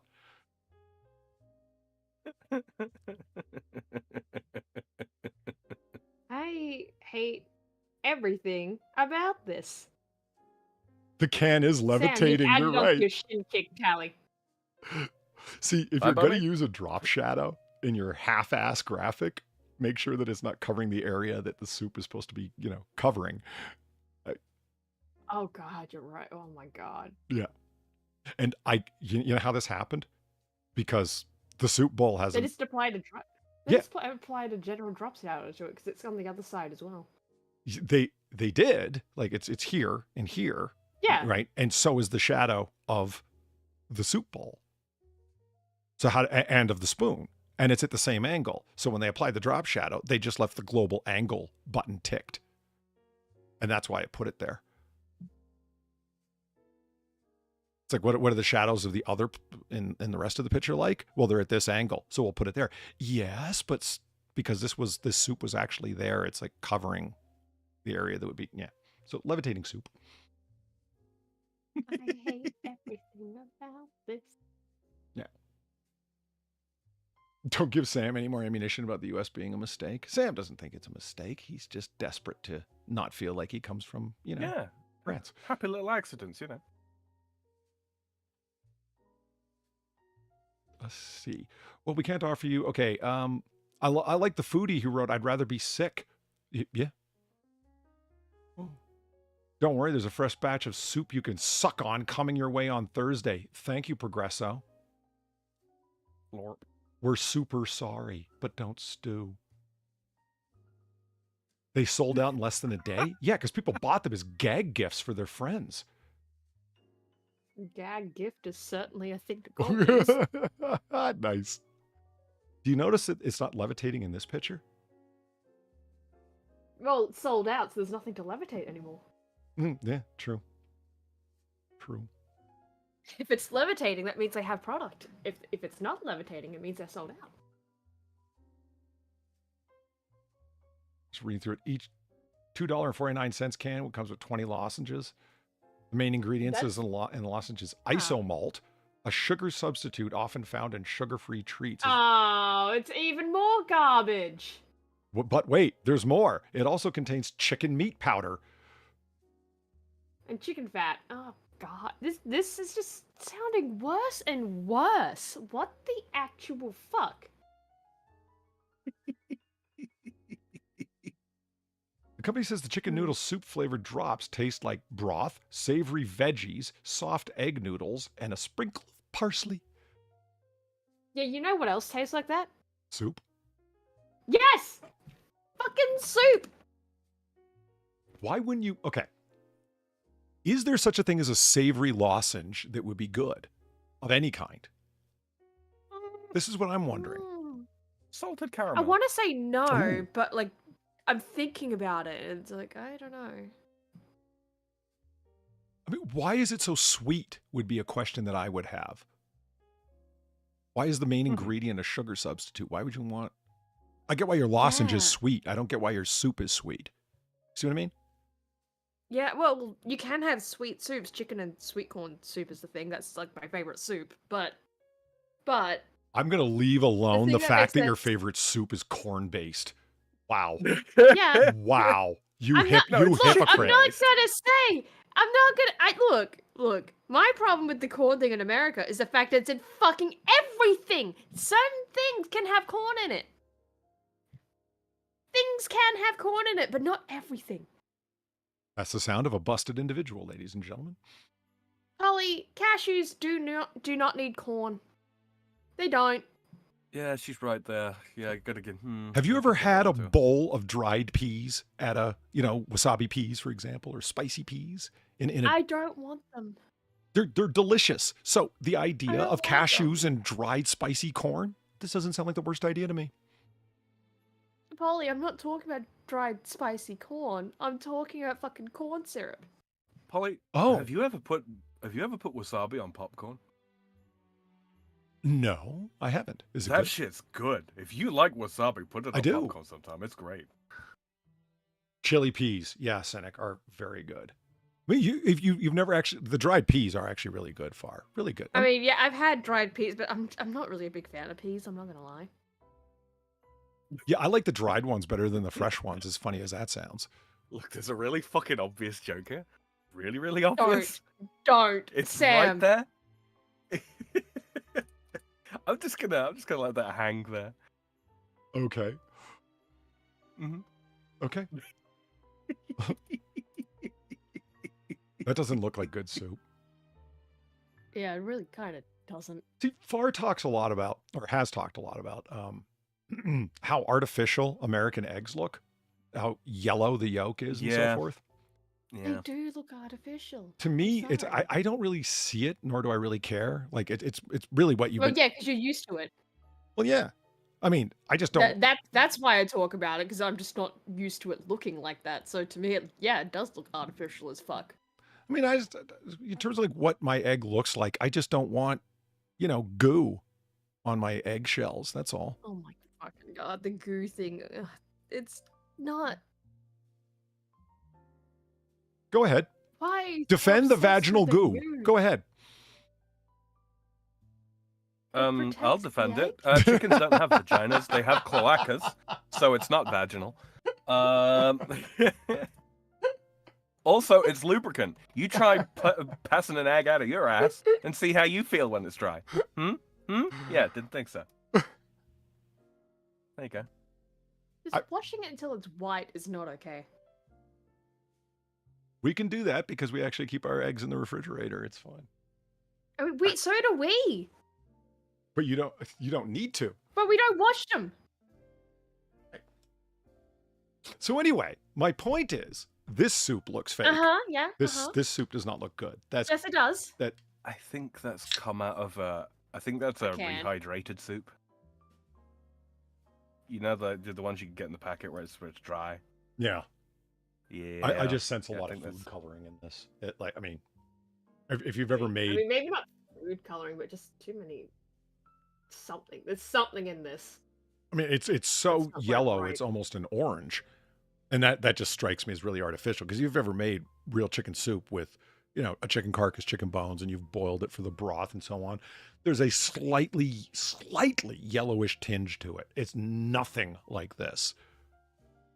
It's mostly Maybe if you did put corn in it, because if you put sweet corn in it, it does turn yellowy, but it doesn't really look like it here. Yeah, no, this doesn't look like that at all. And this is not uncommon to have soup that's this yellow, and I just don't get why. It's not necessary, people. It doesn't taste any better when yellow. Like things taste better when they're orange. Oh, things taste better when they're orange, but crunch isn't a flavor.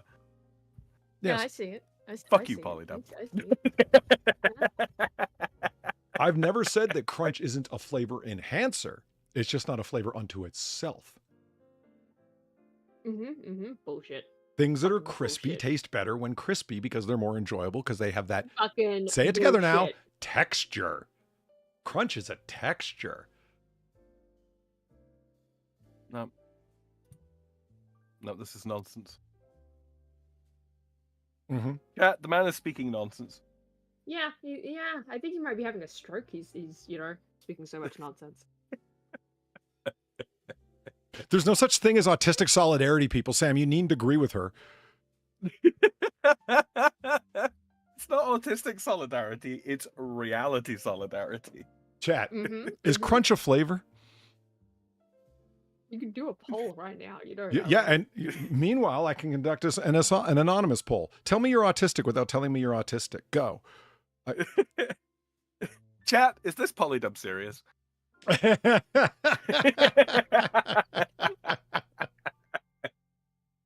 don't like being questioned like this.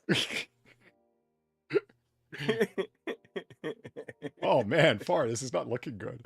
It's just... Well, we got a bunch of Americans in chat, so of course the results are going to be biased. Of course, of course. Did you know, Polly? Yeah. 33% of Americans think that chocolate milk comes from brown. I'm just kidding. I'm just kidding.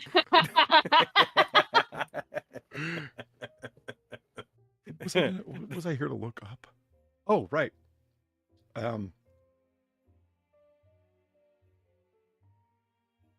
It's a chowder. Chowder? Yep. Chowder. I had the Chunky brand chicken and corn chowder last week or week before that, I think it was. And it was I don't know if I'd like that. I think it Whiskey and whiskey. No, that's not going to happen. Son of a bitch. That's how I felt. Laddie, you're a fucking traitor. You're a fucking traitor. My own wife. Gamer of Lane, thank you for the 450. You can get a super yellow stock. Use high collagen chicken parts like the neck. You can also make dark stock by slow cooking and adding certain veggies. Super You can also collagen use, chicken. Okay. I've never made stock with the chicken neck because chickens usually don't come with it. Turkeys, yes, but chickens, no. I didn't. Okay. You can also use duck fat, and that's just tasty. Oh yes. Yeah. Yeah. And totally toss in agree. some, turmeric as well. Yeah, turmeric's gonna make it. Yes. Mm-hmm. Only a small amount of turmeric, because otherwise it will go orange. Yeah, it will, and stain everything, including your bowl. Yep. You will have stainless steel having its name questioned by the turmeric.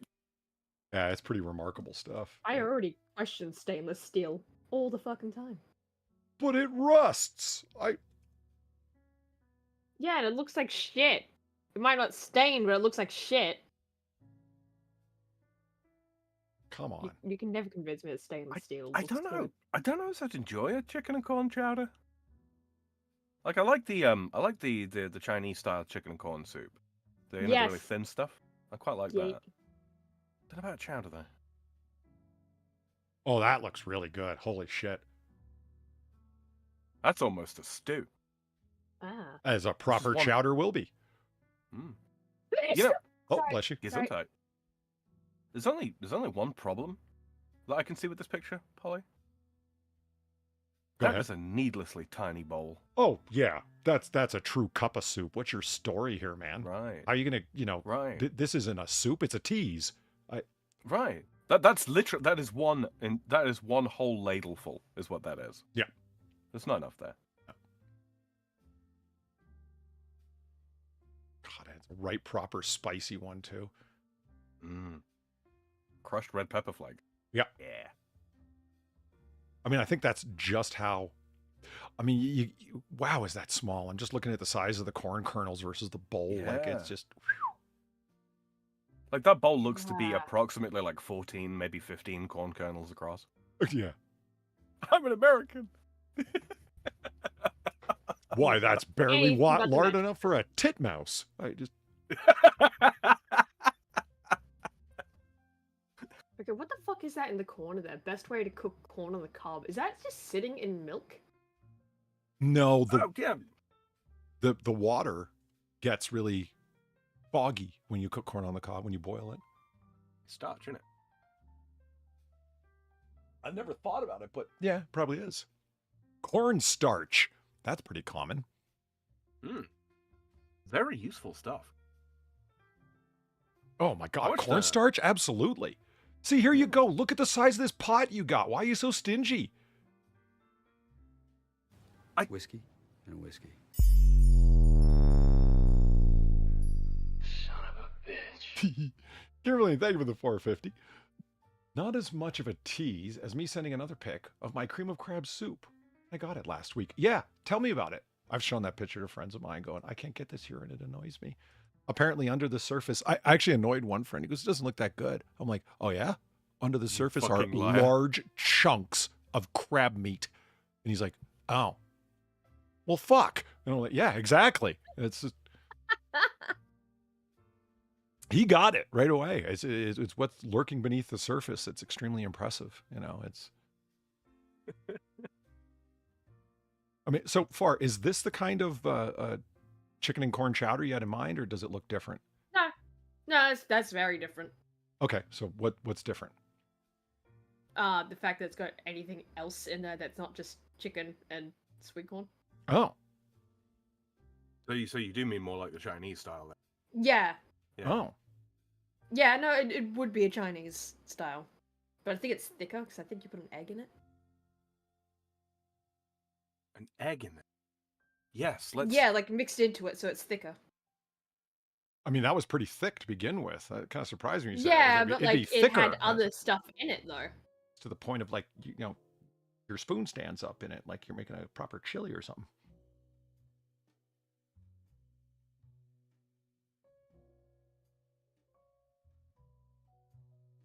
Chinese chicken corn soup.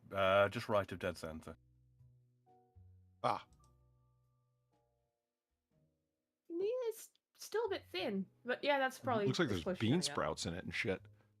Yeah. Yeah, I think they have added bean sprouts Have actually. you Yeah, ever- they can keep that shit. Have you ever gone for pho? And I know that's not how you say it, but if they want me to pronounce it differently, they should spell it differently. They And do spell it the differently. There's only- accents. The accents don't do shit, Sam. no, they don't. But the one time I had it, it was in the US. It's not. I think they probably do it here, but it's not really as much of a thing, But fuck. to be honest. Yeah, weirdly, there doesn't seem to be much of a Vietnamese the culture in Australia, which is I mean, no, it exists. Like mm. there are Vietnamese things I could go get. Like it exists. It's just not that. Of all the Vietnamese things I could potentially go get right the fuck now, yeah, not really Ooh. that. chicken luxury. Yeah, that looks pretty much Okay, so here's a question I have. The chicken and sweet corn, the corn is whole. It's not like broken down and stewed like mushy peas or something. I think parts of it are, but like, Okay. yeah, you could have, yeah. I was just curious. I'm just curious what you're used to because it didn't. I've been I all haven't about my had it soups for like so the fucking past long, like to you be know fair. couple of months, and I've really been enjoying hot soups, and it's spicy ones, and there's something I've discovered. Even more so than coffee, soup gets disgusting if it's not piping hot. It should be. Almost like heat is a flavor. Do you have piping hot gazpacho soup? Now you're just being obnoxious, Polly. I'm just making the point that it's a flavor enhancer.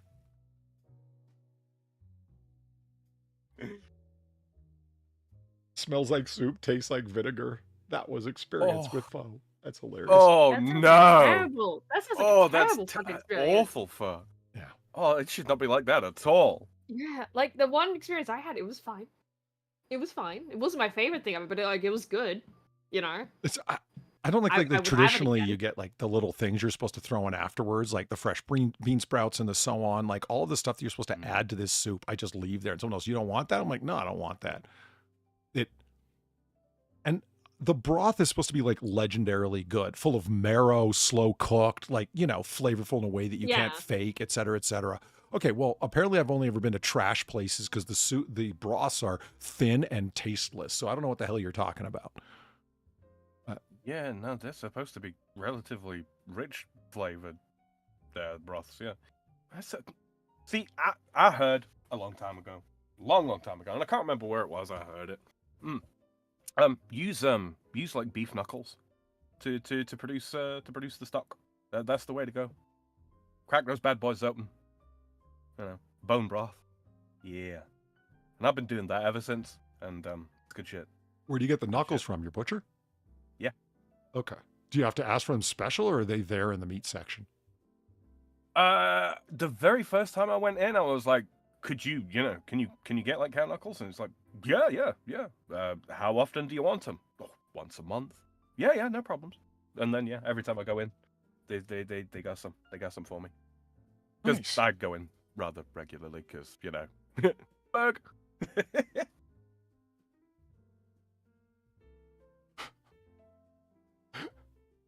I went to the pho Yeah, shop see- where the customers were Asian, so you experience people spitting their chicken bones on the floor. I hear you. It's kind of gross.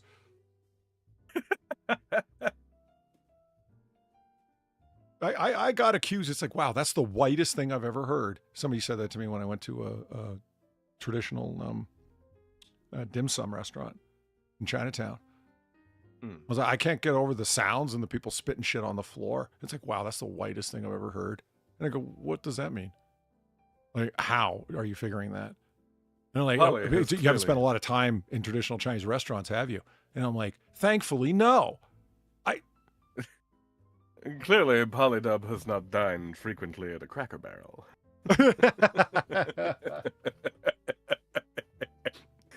Pretty sure that's the white equivalent, isn't it? Well, I thought about it, and it's like, is there any like equivalent that would be, you know, along those lines? And it's like, okay, have you ever been to a bar or restaurant where the floor is covered in sawdust?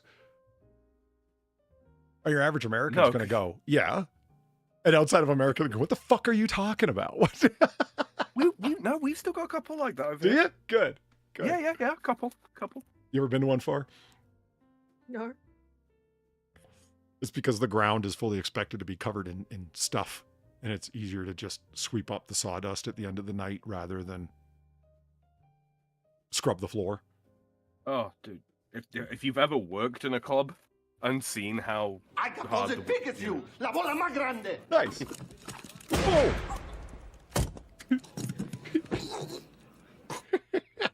See that in so long. Speaking of chicken neck. Yeah.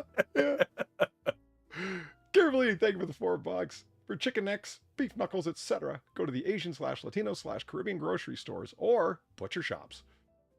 Mm-hmm. I've probably be cheaper at your sort of, you know, Asian market than it would be at a traditional butcher's, because, you know, their overheads are lower. I've been to the Caribbean grocery, but I have never in all the time there asked for what they have that's like special. What can you ask for that's not up here? Like on that the handwritten ordering blackboard, you know, that's over their head and they literally just wrote it in chalk. Like this much for this many such and such per pound, that kind of thing. What's special here? Chicken feet. There's probably one. Yeah. You ever had chicken foot soup? Unfortunately. You have? Yeah, I wasn't a fan. It was just, I don't know. No. It's just, it's feet and it just yuck. Yeah. You can't really move past it, can you? Like, no, I moved right the hell past oxtail once I had it. I'm like, okay, this is unfairly maligned. Amazing. Yeah, absolutely. I was like, okay, it's a little weird to be eating a tail. And then I tried it and I was like, okay, I've been sadly misinformed. This is incredible. Like, you know, so with the right blend of like spices over top and all that kind of stuff. Oh, oxtail's magic. Liquid magic. That was my nickname in college.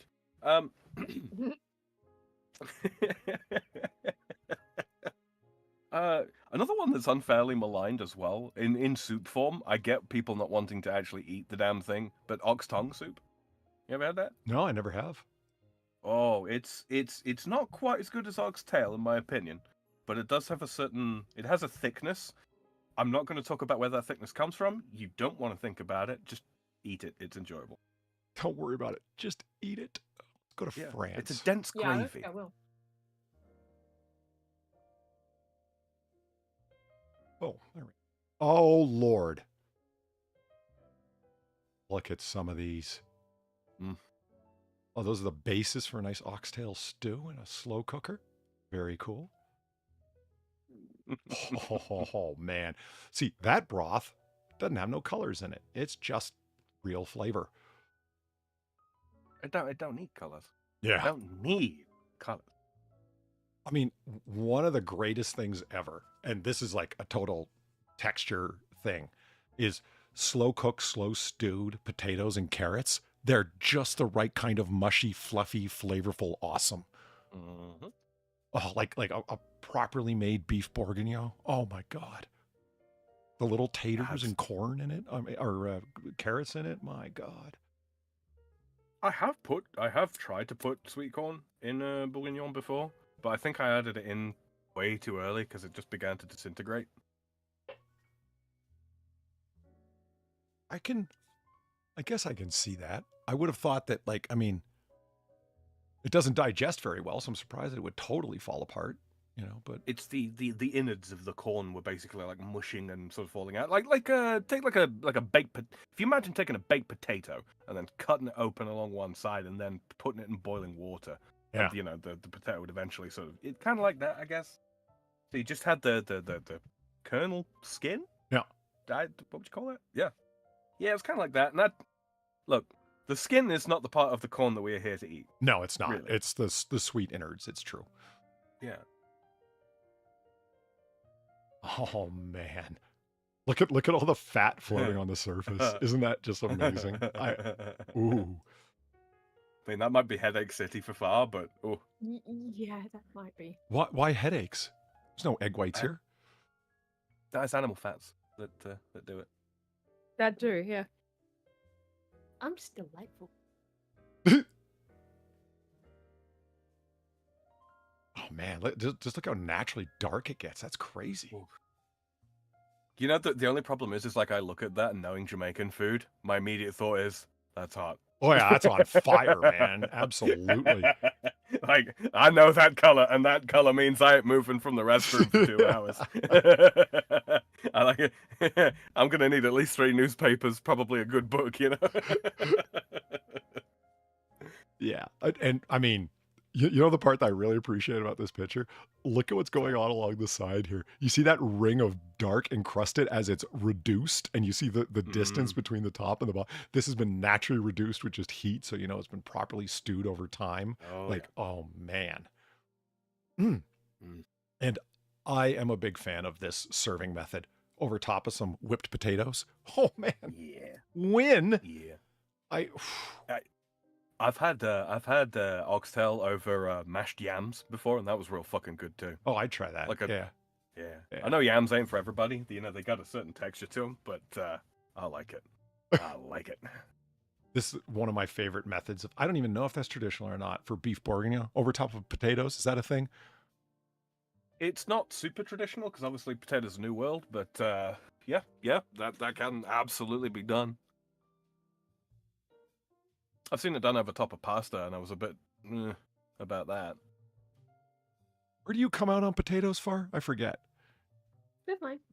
Excuse me. Whoa, didn't even get to the mute button. Sorry about that. But they're fine. Now, I know you appreciate the French fry version thereof. Who doesn't? Bourguignon over French fries. I wonder. I'd do it. I would. Because I've done gravy. I've done beef stew like over top of like a beef gravy kind of thing with French fries, and it's fucking amazing. So yeah, it is. Yeah, beef gravy and like potatoes and savory beef flavor are just like friends. They're like peanut butter and jelly. They're just friends, you know. Yeah. They vibe extremely well. I remember dipping French fries in red wine sauce before. That was good. I don't know. Red wine sauce is so general. What kind of sauce is it? The beef based, beef stock based red wine sauce. Yeah, I did that for a beef stew in Japan. Denny's just dip the chips into it. It's like, yeah, absolutely good, isn't it? Yeah. Yeah, it was so fucking good. There are precious few things that French fries don't dip wonderfully into. They dip great into a Frosty at Wendy's. It's just yeah, they do. Yeah, right. Dip them in ice cream. Fuck it. Yeah. It's a win. If you've never dipped your French fries into ice cream, you should really give it a shot. It's fucking amazing. I mean, unexpectedly, but yes. Not for Polly, obviously, but also French onion soup. That's good. Oh, I love the broth. It's just I don't want to eat chunks of sloppy onions at the bottom. And who doesn't love melty cheese? Come on. Far has posted yet again. Thank you very much. Our links below if you're interested in hitting any one of us up with a message or a donation. Feel free. That's how you tip the people behind the bar. That's us. So far, leaving French fries aside because they're obviously a huge win. What? Whipped potatoes, mashed potatoes, baked potato? No, I know. Roast potato. Roasted, like pan roasted. No, like roasted in an oven. Well, yeah. That's where the pan gets its heat. I thought you meant like pan on a stove. Not like a fry pan, no. But yeah, the oven tray, yeah. Although I will say, like half roasted potatoes that are then sautéed. That's good shit. Are you boiling these roasted potatoes before you pan cook them? Yeah. Yeah. Okay. Yeah. All right. Yeah. Then You got. they're not going to get cooked through. Sloppy onions was Polly's nickname in college. By my enemies, yes. Oh, look, there's sloppy onions. You decide to show up for class finally. Oh, gotta look at this sloppy onion. Those bastards. I just still holding a grudge. See, I remember the far very recently sent me a picture of her roast dinner that she had, and it got a roasted onion on there. I was like, oh yeah, I'm all about that. Give me that shit. Yeah. Love me a roasted onion. I was watching I was watching a little Deep Space Nine earlier this week, right? And Captain Sisko, Benjamin Sisko, is the son of a Creole chef. So he's really into Creole cooking and chefery and whatnot. And you don't need to really cook in the 24th century because they have replicators, right? He still cooks because of course he. Yeah, because of course he does. And tradition and everything isn't replicated. They've kind of added in the lore, and I think it works well that, yes, you can replicate everything, but the flavor is off and the flavor is missing. Replicated stuff will never taste like the real thing. And I think that's a good addition to the lore. It makes it make more sense. You know what I mean? Like anything artificial like that isn't going to taste real. So like everyone's always seeking like, you have real coffee here, not replicated? Like, that's funny. Which is weird because a replicator should be replicating things like, identically down to the fucking molecular structure. So it should taste the same, but for some reason it just doesn't. Yeah, they bother to explain that there's certain things that can't be replicated. So there's stand-ins for them. And it's much like everything we have that's artificial is like a Twinkie. Everything that's in a Twinkie isn't there for random purposes. It's there to simulate something that isn't shelf stable. It's like, so we put this in here as an emulsifier. Now, normally we would have used this, but that's going to go rotten on a shelf. So we use this instead. And they're all like, things that don't occur in nature are only made in labs. And you end up with, Twinkies. So Sisko's cooking and it's when he dumped this whole pot of, or this whole cup full of chopped onions into it that I'm like, oh God, that reminds me of what I hate about certain types of cooking, Creole cooking, is that like onion is just taken as one of the, celery, carrots, and onion, right? The holy trinity that goes in everything. And it's like, oh man, not everything, but it seems that way sometimes if you're not into all three of those things. Thanks for ruining it. What did I do? Replicated meat would be especially weird. Yeah, especially when they call it, what's it, resequenced protein. And it's like, oh man, that makes it. Yeah, right? See, you get it, right? That's just, oh wow. It's yuck. Ooh. Sisko there is cooking, and Sam, I thought you might get a kick out of this. There's this back and forth. This is just when Captain Sisko got married.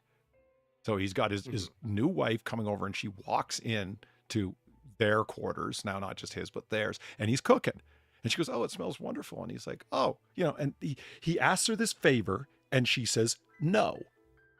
And this flashes him back to a conversation he had with General Martok, the Klingon general, like a week before, where he warned him about something that's going to happen in his new marriage.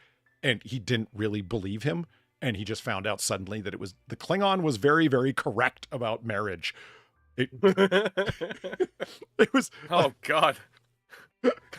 Klingon marital wisdom. Now that's something. Yeah. And it was the actor who plays Martok, J.G. Hertzlinger. He just owns that role. He played this character of Martok once in one episode or in this two-parter, and he was so fucking good at it and so loved that they just brought him back immediately and just as a different character. Like, okay, we just need this guy because he's so good at playing a Klingon, and he is. He's just really likable in that role. He's talking to Sisko. He goes, so the Federation is currently at war with the Dominion. He goes, enough about the war with the Dominion. I want to hear about the war at home. You just married that freighter captain, didn't you? And of course, he's a Klingon. Now, Far, you could tell me if this has turned out in your marriage this way. I'm curious, all right? And he's like, Cisco's like, that's right, with a big smile on his face. He's all proud. And he goes, so, war has broken out. Whether you know it or not, it's a long, grueling, intoxicating war. And he's like, I'm not sure we think of marriage the same way, General. And he's like, oh, we will. We will. And his wife is Sorella, the Lady Sorella of the House of Martok, because that's how the Klingons roll, right? It's all formal like that. And they have these creatures on the Klingon homeworld called Targs. They're basically big vicious dogs. They're dogs. They're big mean looking dogs. This is important for the story that he tells. He's like, I remember when my beloved Sorella first moved into my home. I had a Targ. Since I was a boy, I loved him.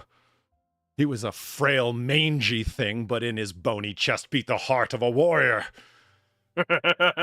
And my beloved Sorella, when she was supervising the unpacking of her bags moving into my home, accidentally left the front door open.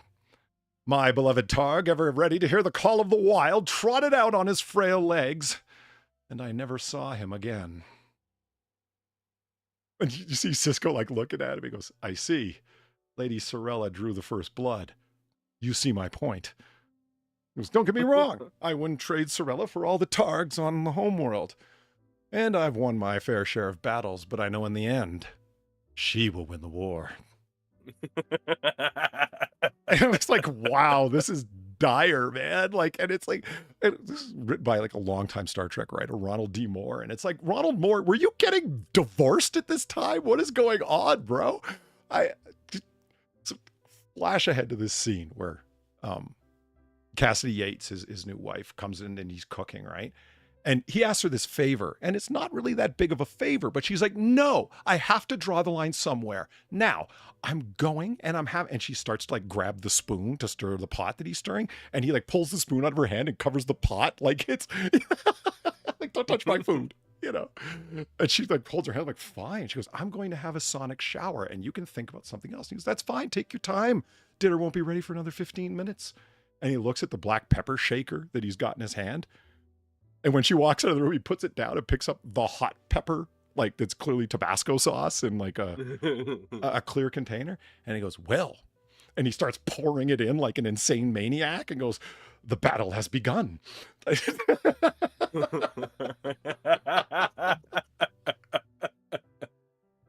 I don't know whether or not I would want to engage in chemical warfare with my new wife via the means of food. That seems like a good way to end up poisoned. Yeah, that's Yeah, you know, shit. if you know your wife does not adore hot food and you know that you're a Creole expert chef and you just pepper the shit out of the food, she damn well knew you were going to serve her. That's not really a good battle tactic, sir. I just... Whew. So I don't know. I mean, I think that's a long-standing concern of most people, both men and women, that once they get married, they're going to find out that their new spouse is going to insist upon things that they didn't insist upon before, because now, yeah, that's right. You see this ring? That's right. You know, there's some kind of new hold or something that where they can really let it all hang out, so to speak, or insist upon things that they weren't willing to. Yeah. I don't know. Sam just goes, yeah, and suddenly we realize he's a million miles away now. It's just, yeah. Back in Nam. Yeah, right. I don't know, Far. Did you ever get served an egg white omelet out of nowhere after you got married? No. No? Okay.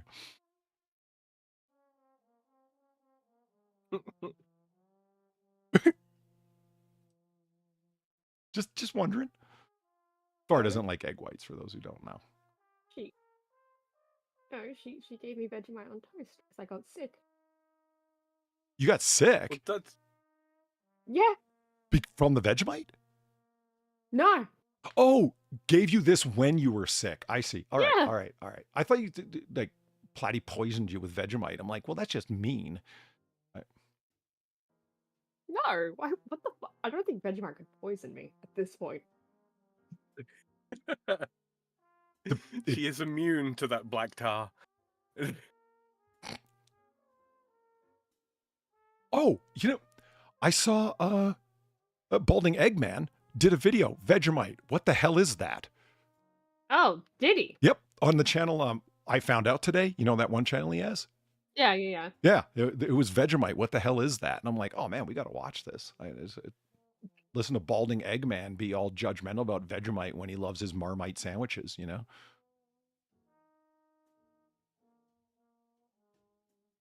Bovril supremacy. What?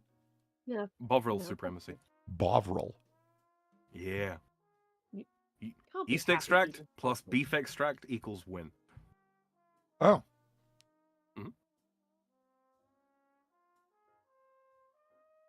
Yeah, it's I awesome. refuse to believe you can be happy with Bovril. It doesn't even sound happy. It prevents that sinking feeling. Yeah, but you can be a happy little Vegemite. I'm a red-blooded male. I will not kowtow to the vegans. I won't do it. You can't make The me. vegan. Fucking Vegemite. It's the vegetarian alternative. Wait, is it like there's no animal products in it whatsoever? I'm fairly sure in Vegemite, yeah. But it's yeast extract. Yeah, with vegetable extract. I mean, but yeast is an animal cell. Yeah. But it's a fungus. So it's neither plant nor animal. Is yeast technically a fungus? I thought it was technically an animal cell. I don't know. I'm asking. No, it's a fungus. Oh, They okay. use yeasts to produce vitamin B supplements for vegans because they can't get it from meat.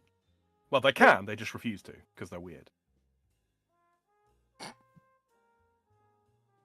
I mean, these are the same people that insist that human beings don't need to eat meat and especially haven't eaten meat for millennia upon millennia. So human beings were never meant to eat meat. And it's like, okay, look, you're having specially laboratory derived vitamins and minerals made for you. At some point, you've got to just... Yeah, it's a fucking luxury lifestyle. That's all it fucking is. And I don't see the problem with admitting that. Like, why tell yourself the historical lie? If you don't want to eat meat or any animal products, okay, that's one thing. I think it's a bad idea. But if you want to go that way, all right, your decision. But don't tell me lies about history. Human beings never... Oh, shut up. Right. Yeah, human beings are going to go through hyper complicated ways during hunter-gatherer times to get their vitamins and minerals when they could just kill an animal and it's like incredibly compact, calorie-dense food. But we're going to avoid it because, I don't know, reasons. Sure they would. Yeah, it's horseshit. They wouldn't eat that either. Animal product.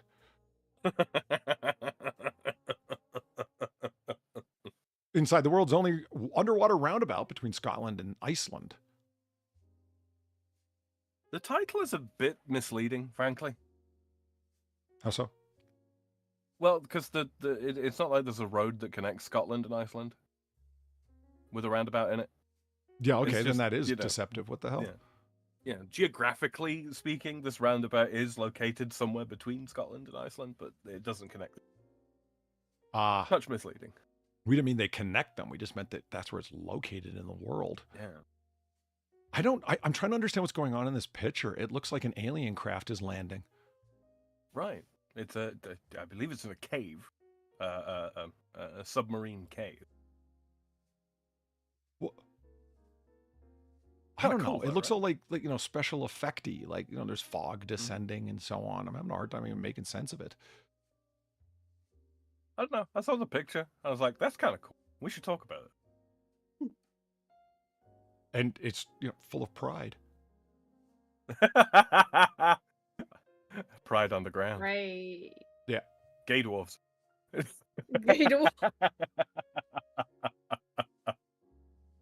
Dylan Mulvaney wants it in their pride tunnel. Okay. Oh, bleh, bleh, bleh, bleh. The Faroe I Islands. have been ill. What? I have been ill, but Polly is the sick man. The Faroe Islands have built 17 tunnels on land and 4 subsea, including the world's only underwater roundabout to deal with its unpredictable weather. This makes it easier to navigate around the self-governing island, which is part of the Kingdom of Denmark. Well, they've mismanaged Greenland. Why not this place too? Though we are 18 islands, we often joke that we defy the fact we are islands, thanks to the tunnels. It says, made-up name woman? Susanna Sørensen.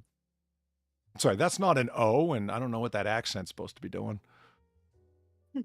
I think that's Sørensen. Could be wrong.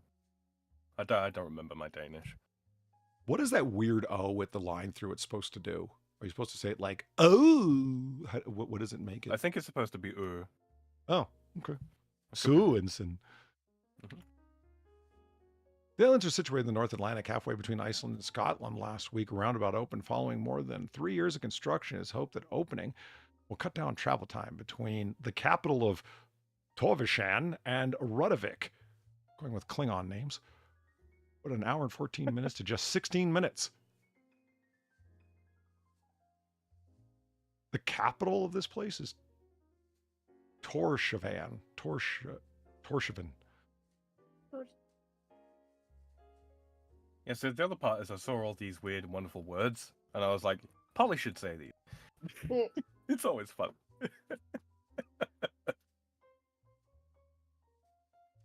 More than 6,000 vehicles travel through the tunnel connecting Stimwoy or whatever every day, the largest of the Faroe Islands, to Eysturoy, the archipelago's nearest biggest island. Okay, that whole sentence I'm just leaving alone.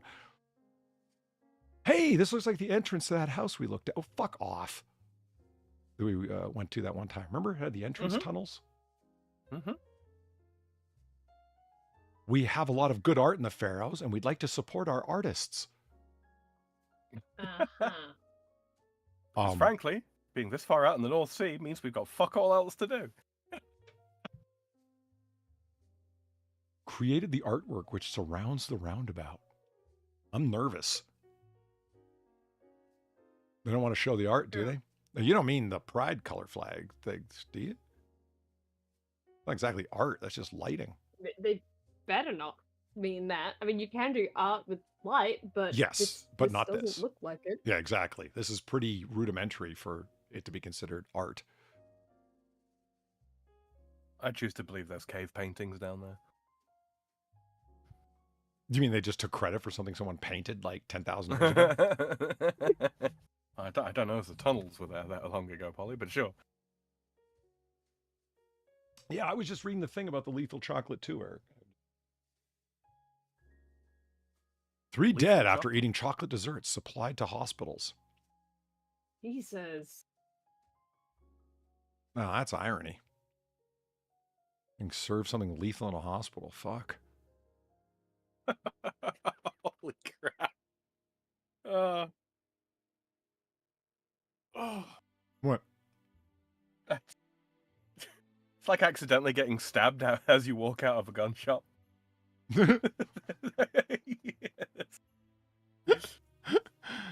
Oh, shit. Like, it's terrible, but also really kind of funny.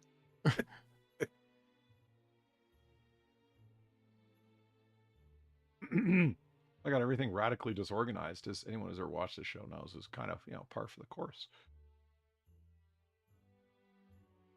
So I'm just looking for stuff and moving stuff around and getting things.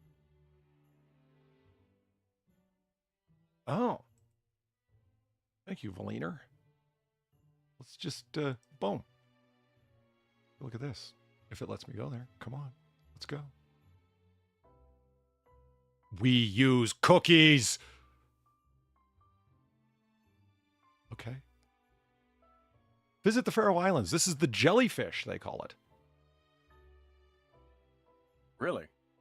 Yeah, I mean, I do feel a little more justified in thinking it looked all special effecty and stuff, now seeing it a little bit more up close. Yeah, fair enough. Painted a Fair bunch enough. of clouds, light it blue. It does look like a big old ass jellyfish. Or a very diseased mushroom. Yes. Mushrooms that Polly finds unsettling. Yes. Well, they're bleeding. They're all sorts of colors that plants don't turn in nature. They're fucking weird. The new giant underwater jellyfish roundabout has become the latest Faroe Islands tourist attraction. It's no ordinary roundabout, part of its marvel of engineering, containing the world's first underwater roundabout with an illuminated sea blue central pillar decorated by Faroesian artist, name of person. Already a hit on social media, the colorful tunnel network, the two largest islands in the Faroe Islands, has become a new draw for foreign visitors. Yeah, I doubt that. I'm not going there just to see that fucking thing. Just drive around a bit. Yeah, it's like, do you really want to go to see this? No, I just saw it. Thank you, though. Right. I mean, don't get me wrong. If I was there for actual reasons, I'd take a look. Of course, I'd drive slow. All the things, but, you know. Yeah, passing attraction, I think, is the term. There's a reason I drove through that redwood when I was in California. Oh have god, to. that looks extra culty. You like that? Not really. That doesn't make you think of people in unity holding hands to support the Faroesian artists? No. No, I know. No, it makes me think of a fucking cult. Yeah, same here. Doesn't look good. Oh, worship the giant jellyfish pillar. All hail blue jellyfish. Yeah.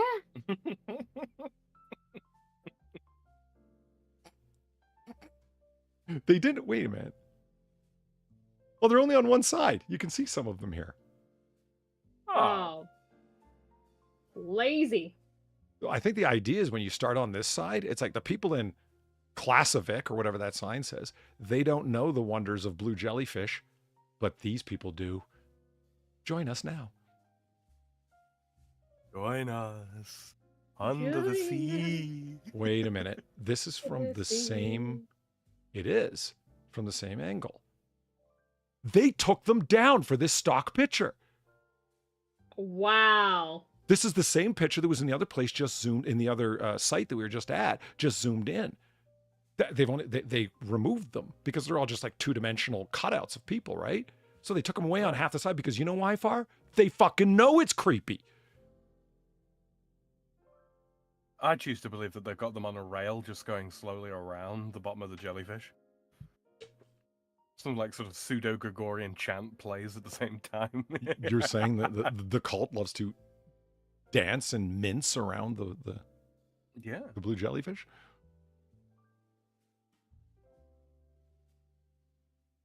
I don't know. That looks like a little far to go just to connect these two places.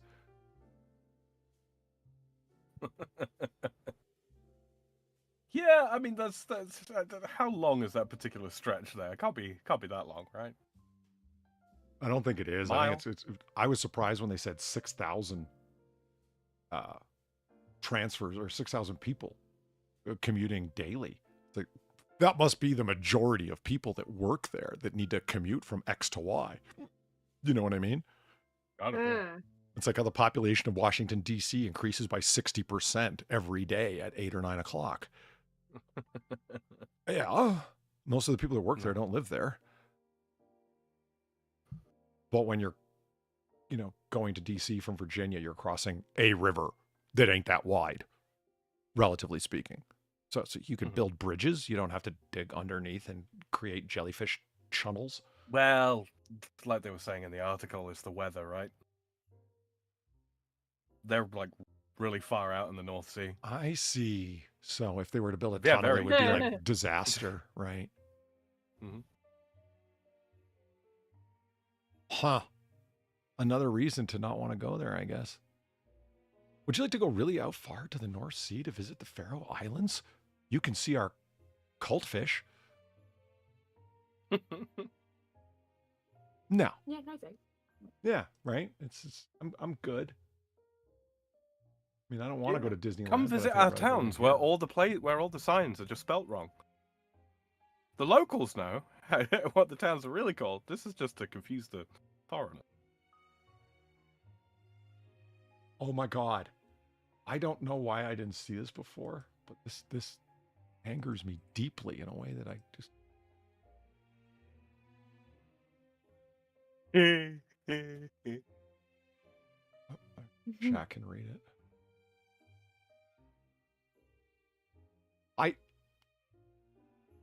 This is why women shouldn't Good be night, allowed. Rotten Corpse. What's that? Good night, Rotten Corpse.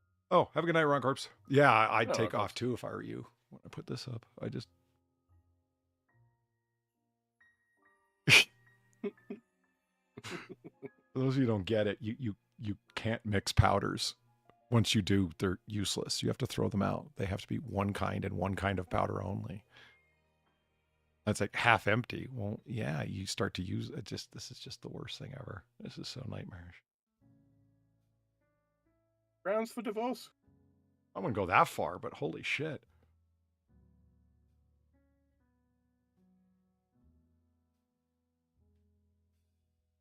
It's like I saw your extra brushes on your makeup table, so I threw them all out. So you only need one brush, right? Yeah, all those lotions and potions and such in the bathroom that are taking up literally all of the fucking real estate. Yeah. I just combined those into a bucket. There's a good It's that's a scoop. good example. Yeah.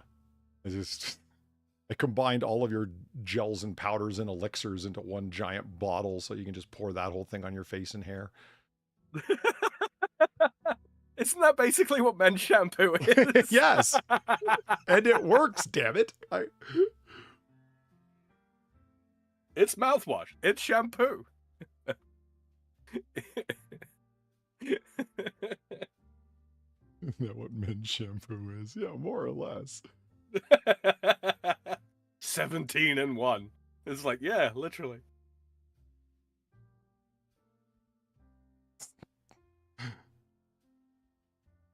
Boom.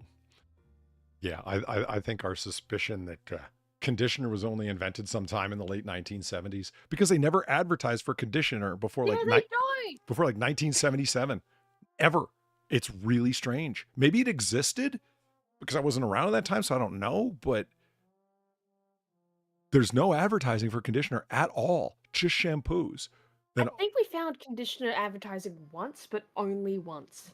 yeah, like and it was like, Yeah, like it was a 79 or one-time something. thing. It No, even I think it was still before like 77. really. But it was like, yeah, it was, but it was only the one time. I can't remember what exactly it was. I just remember being really shocked. You know, just really fucking shocked. Because in that time period, you usually don't see the conditioner advertising. It's all shampoo. Yep. And like it's women with like, glistening fancy Yeah. hair that's falling just so when they run their hand through it. And it's like, yeah, you don't get that from just shampoo, yo. No, you don't. That's what makes me so fucking annoyed by all those ads, because it's just, oh, would you like luxurious hair like I have in this advertisement? You're not getting that from just shampoo, bitch! Well, I thought, I'll look it up. And according to Brave's AI, conglomerated search results, hair conditioner was developed in the early 20th century, with Jerry Redding, born in 1907, creating one of the first versions of the product known as creme rinse in the 1930s. Edouard Pinault also presented an early form of hair conditioner called Brillantine at the 1900 Exposition Universelle in Paris. Although this product was intended for men's hair, including beards and moustaches. It was ours first, damn it, Polly. You see what we've been reduced to, the 17 in 1, while women get all these fancy lotions and potions. You see what they took from us. You guys buy it yourselves, though. Oh, only in rebellion against the billion bottles. Sure. That's what it is. Oh, shit, wrong button. There we go. Scientists turn light into a super solid for the first time ever. What that means and why it matters. What? Solid light. So, what? I don't know. I mean, the fact that it's in quotation makes me think that it's not a solid at all, as we would understand the Yeah. concept. For the first time, researchers transformed light into a quantum crystalline structure to create a supersolid that's both solid and liquid at the same time. A solid and liquid at the same time. Like Sam said, you know, after eating the oxtail stew.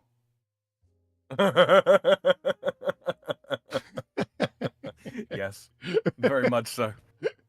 Oobleck is roughly the name of the sound of the word that are coming out of my mouth. Anyone who's ever been to fucking Taco Bell knows about this super solid stuff. Come on. Here's what that means and why it's such a big step forward. Oh, this should be great. For the first time, researchers have transferred. Yeah, you said that. Although scientists made supersolids out of atoms before, this is the first instance of coupling light and matter to create a supersolid as it opens new doors for studying condensed matter physics, researchers explained in a paper published on the 5th of March in the journal Science.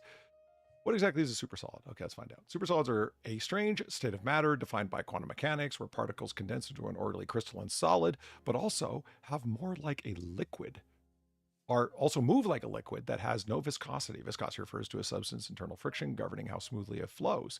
Usually solids don't move on their own, but supersolids change direction and density depending on particles' interaction while maintaining an organized like lattice structure. It's a crystalline liquidy thing. Liquid crystal. Yes. Supersolids require extremely low temperatures to solve, usually close to absolute zero. Most particles have to occupy the lowest energy state available, and heat makes particles jump up and down like excited toddlers in a ball pit. Bazinga. Yeah. Ball pit mentioned. Like some piss themselves like excited toddlers in a ball pit. If a material is cold enough, the temperature no longer obscures how the particles interact. That's a weird use of the word obscures. How the particles interact with each other. Instead, tiny effects of quantum mechanics become the defining factors in how the material behaves. Imagine toddlers have gone home and the ball pit has settled down into a calm state. Now we can study in peace how the individual components of the ball pit interact with each other to define its characteristics. This is not nearly as interesting as I thought it was going to be. Yeah, can we get to Why the are they light part? Why are they so obsessed with ball pits? Balls. I think Damien Pine, he is to blame. Probably. Look at that picture of him. Like, why do you want to look like a douchebag?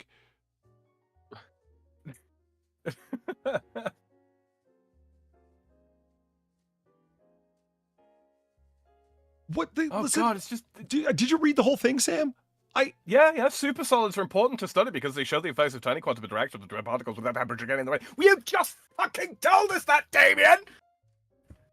It teaches us about the world we live in at a fundamental level, but it's not the world we live in. We don't live in a ball pit. Well, nor do we live anywhere near absolute zero where these things are observable. They're only observable in the most artificial of circumstances. And yes, we live in a universe where these things are possible. You just have a really terrible way of writing. Damien Pine, him, is a freelance writer, artist, and former NASA engineer. He writes about science, physics, tech, art, and other topics that focus on making complicated ideas accessible. Well, you failed. He has a degree in mechanical engineering from the University of Connecticut, and he gets really excited every time he sees a cat. Which is worse, this description or any of the descriptions of the authors on space.com? Toss up, man. Good question. This seems like a dating profile.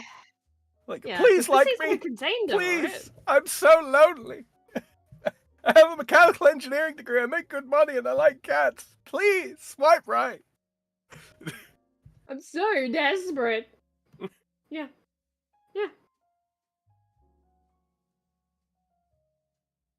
This is a soy entity.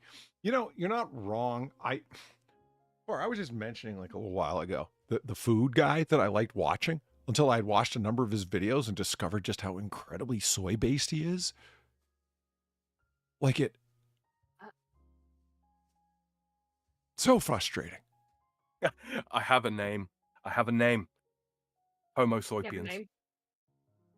Oh boy. Like, Yeah, that does work. I don't need everything to be based. I don't need to avoid anybody who's not based. Why are you bringing it up at all is my point. Acid is fine. I don't get it. Like his channel was on like food and the background of this or that, or why this happens and what is this and so on. And it was interesting, but like the more of his videos that are only like, 10, 12, 15 minutes at the most that I've watched, it started piling up like, why did you just bring up Donald Trump? That's got nothing to do with what you're talking about. Like he keeps wedging in stuff and and then you'll say, despite the oppression that America's well known for, it also has a history of, wait, what? Hold on.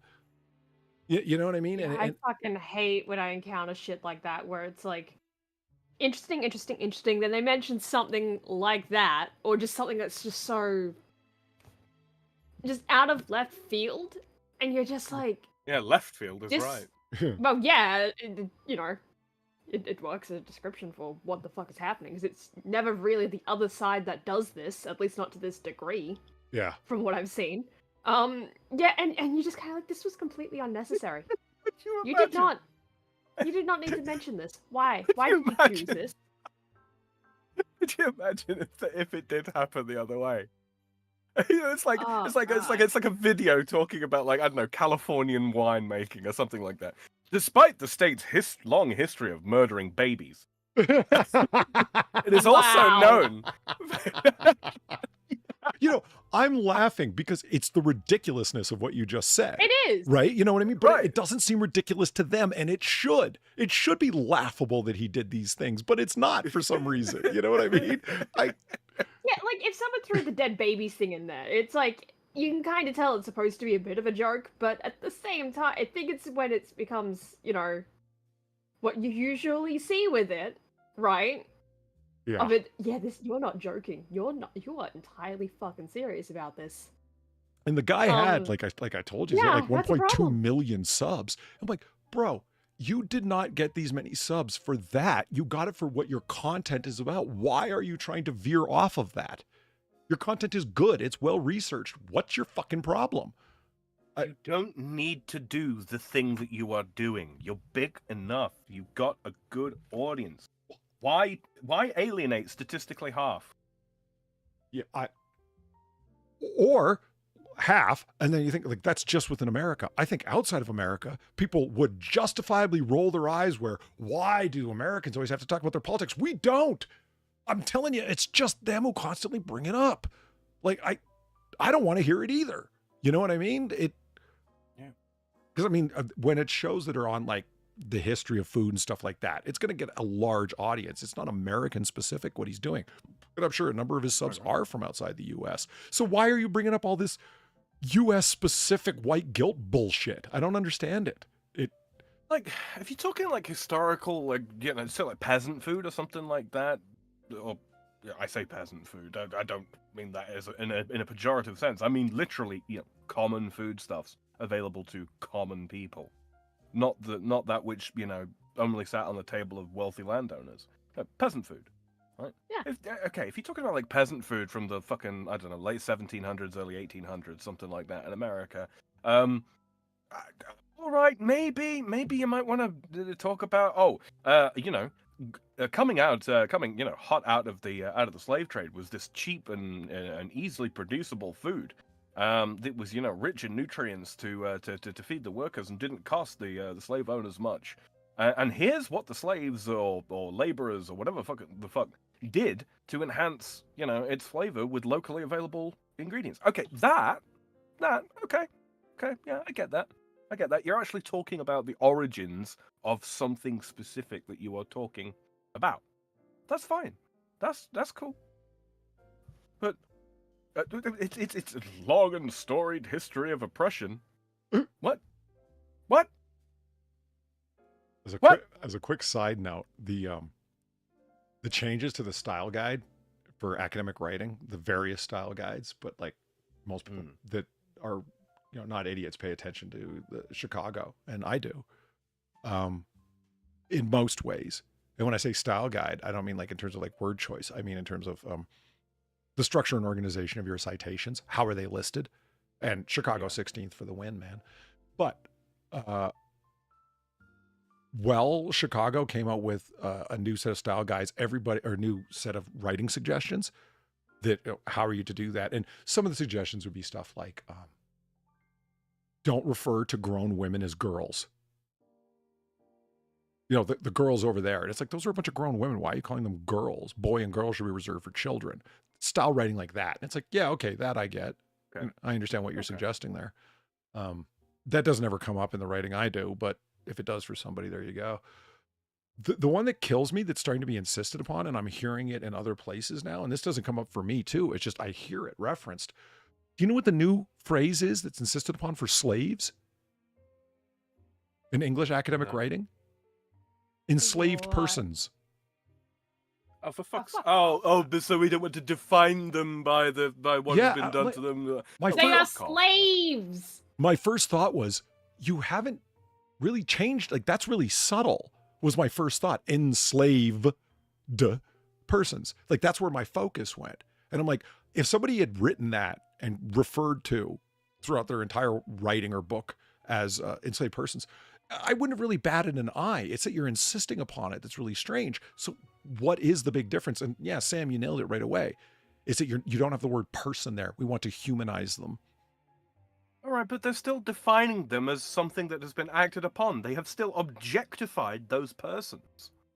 I mean, you're still fundamentally defining them in some way. So don't tell me that you've somehow escaped what you're viewing as the problem. In my opinion, don't act like you've solved it, because you haven't.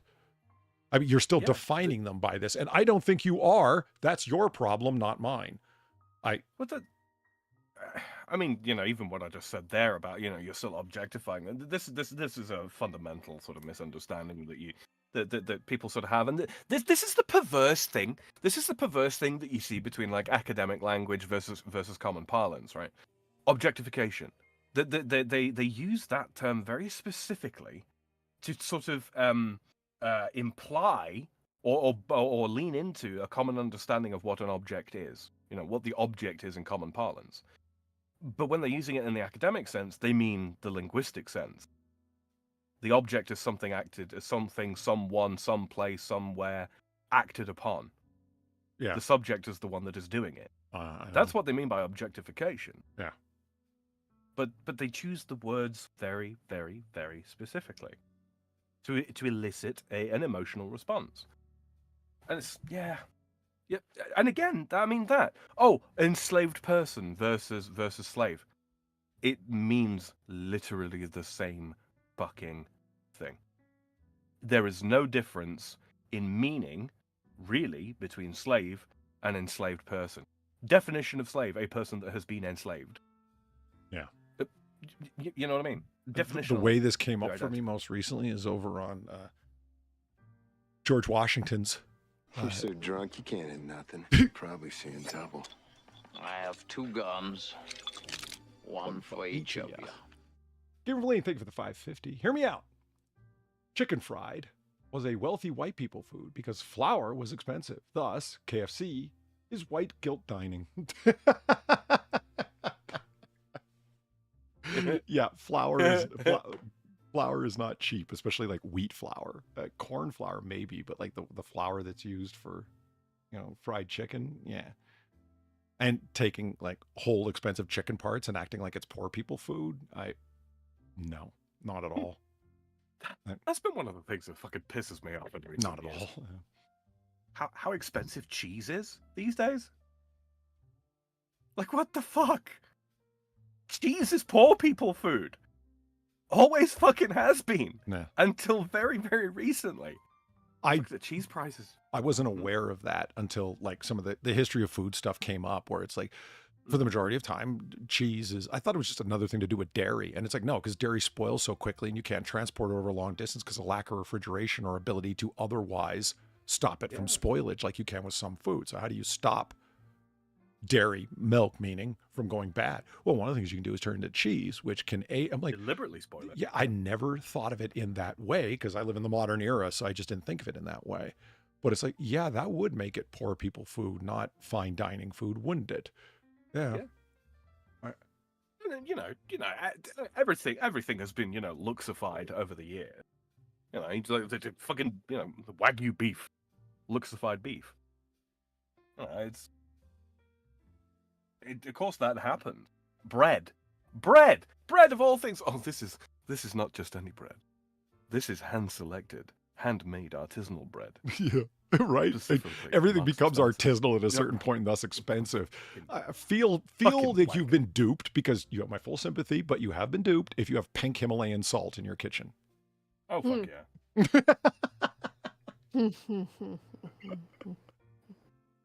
I love that it's always specified as pink. I dig that. I don't know why. I don't even care why. It just makes As me laugh. opposed to the blue Himalayan salt that glows in the dark. Well, You know? I don't know. Yeah, I mean, maybe it does or doesn't. I don't know why it's pink. Maybe that's the special kind. I have no idea, but it makes me laugh that it's specified. Yak urine.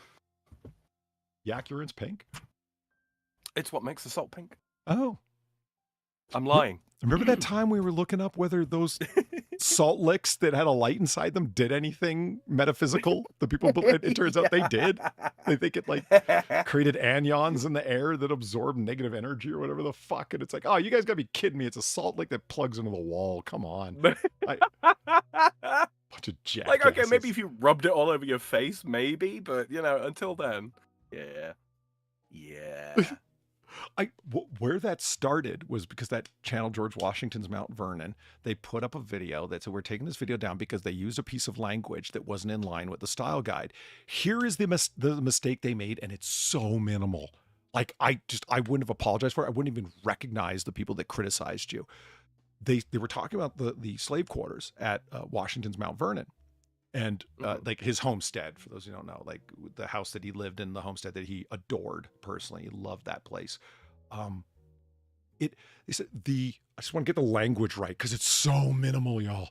It's just, they said the housing for the enslaved population at Mount Vernon, and then went on to say the little line that they said, the housing for the enslaved population. The insistence was you used the language wrong. It should have been, and you should reissue the video, was what they received from the people that complained at them, who flagged the video as hateful content, that it should be the housing for the population of enslaved persons. Oh, for God's sakes. You're not supposed to say enslaved population. You're supposed to say enslaved persons and then as a population. Oh, for population coming from populus means people. Yeah. Tell me it's not for speech at this point. Yeah, this is some extreme controlled speech going on here, and I don't like that. Yeah. I really don't like that. That's like when you that's all kinds of just wrong. It was a fine sentence before. I mean that. Like, there was no untoward description in my mind from what I heard at all. What's the housing for the enslaved population? Yeah, those who are at Mount Vernon who are slaves, who are among the enslaved. Okay, what's the problem? I'll tell you what the problem is. Like, fucking hell. Okay, this is the fourth time this week that I've seen this, and it does make me giggle. Ian in chat says, cheese is a loaf of milk. You are absolutely correct. Oh. Yeah, Yeah, think about it. you're right, but You're using fungus to ferment the milk. With Milk bread, like. you use a fungus to ferment the fucking flour. It's absolutely correct. Cheese is in fact a loaf of milk. True story. I am the foremost online cheese expert in 1942. Because there's so many people online in 1942. Now, speaking of which, they're developing Vita-Ray powered watches for your wrist now. Look at this. The new microchrom chip brings us closer to super accurate fingertip-sized atomic clocks, so everyone will know that we actually did start at 11:30 on the dot. Nice. Fingertip size. Fucking Q's metric, you cunts.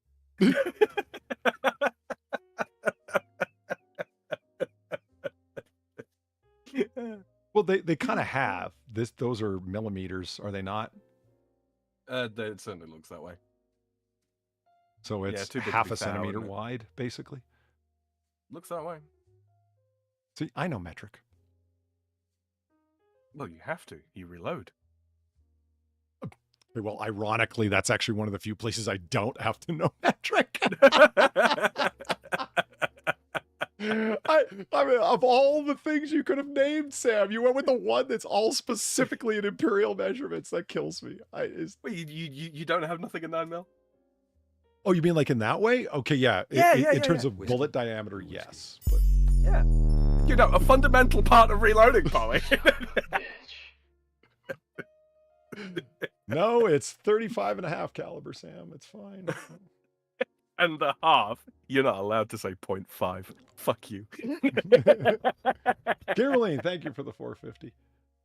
We will now respond to, wait, inseam challenge persons? Fuck you, inseam gifted. I was like, I couldn't even really don't understand. Inseam challenged. Okay, I get it now. Shouldn't that be inseemingly challenged persons? I don't know. It rolls off the tongue better. Inseamed challenge. Yeah, not unseemingly, but inseemingly. Yeah, no, I get it. Yeah. Fuck you, the inseam gifted. Yeah, well. I'll tell you, there's reasons that people don't wear corduroy as much as they used to. Fat girls in the 70s bursting into flame from friction when they ran fast. Zip, zip, zip, zip. They just went up. It was just... Sounded like a Bill Cosby commercial. A zip little zap whap.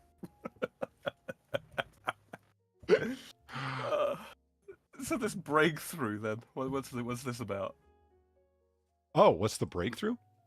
Yeah, the microchrome chips. I'm fascinated. Well, who wrote this?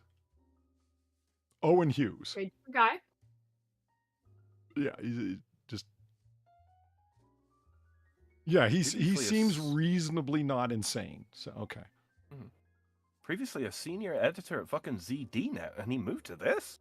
Holy shit. What is ZDNet? I saw that. I don't know what that is. The big time tech reporting site. Think like CNET.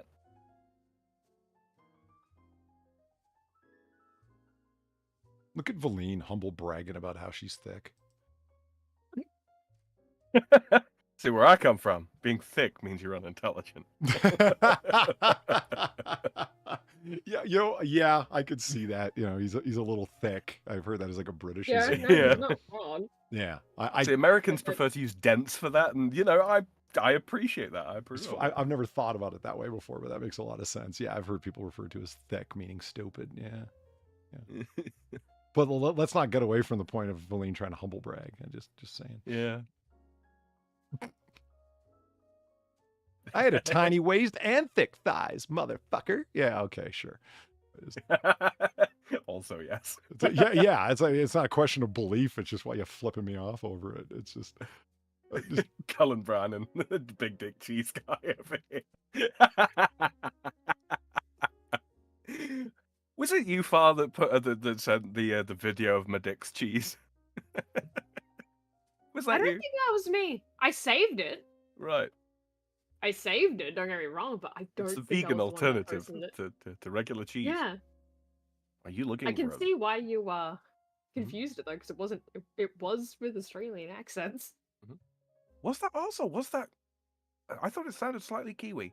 I might be wrong. It sounded Australian to me, but it might have been. I mean, it may be because sometimes the accents do kind of. Yeah. Just the know. way that they were saying my dick. You know. My dick. Mhm. My dick cheese.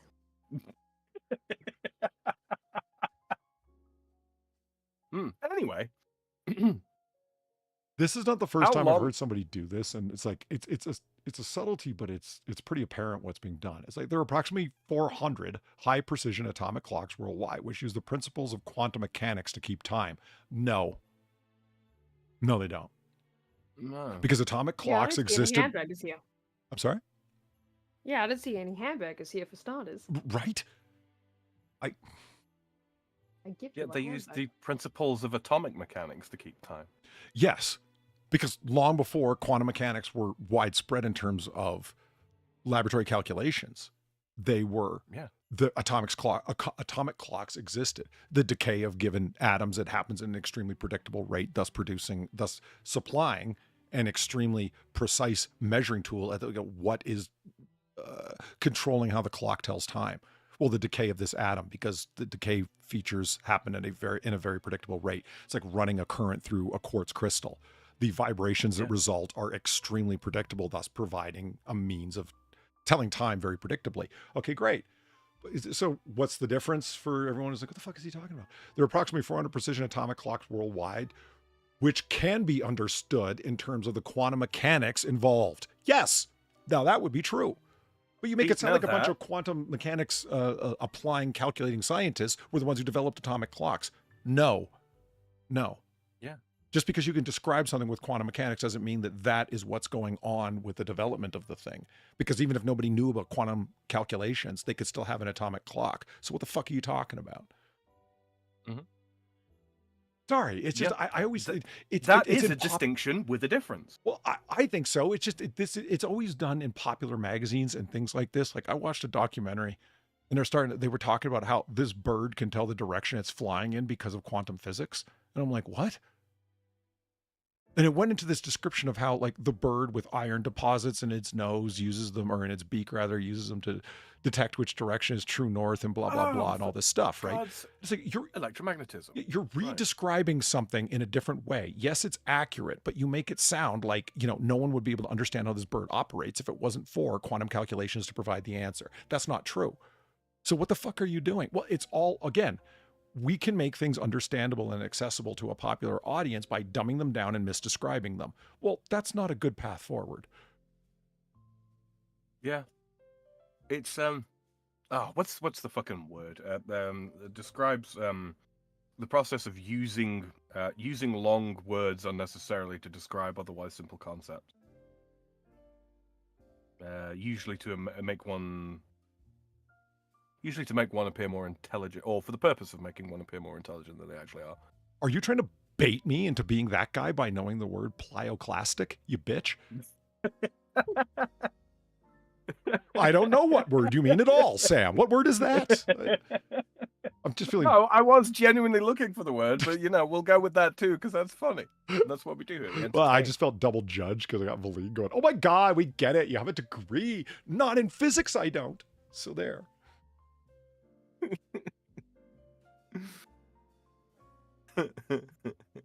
Although I do really like atomic clocks. I'm not going to lie. I just think they're cool. Like, they are cool.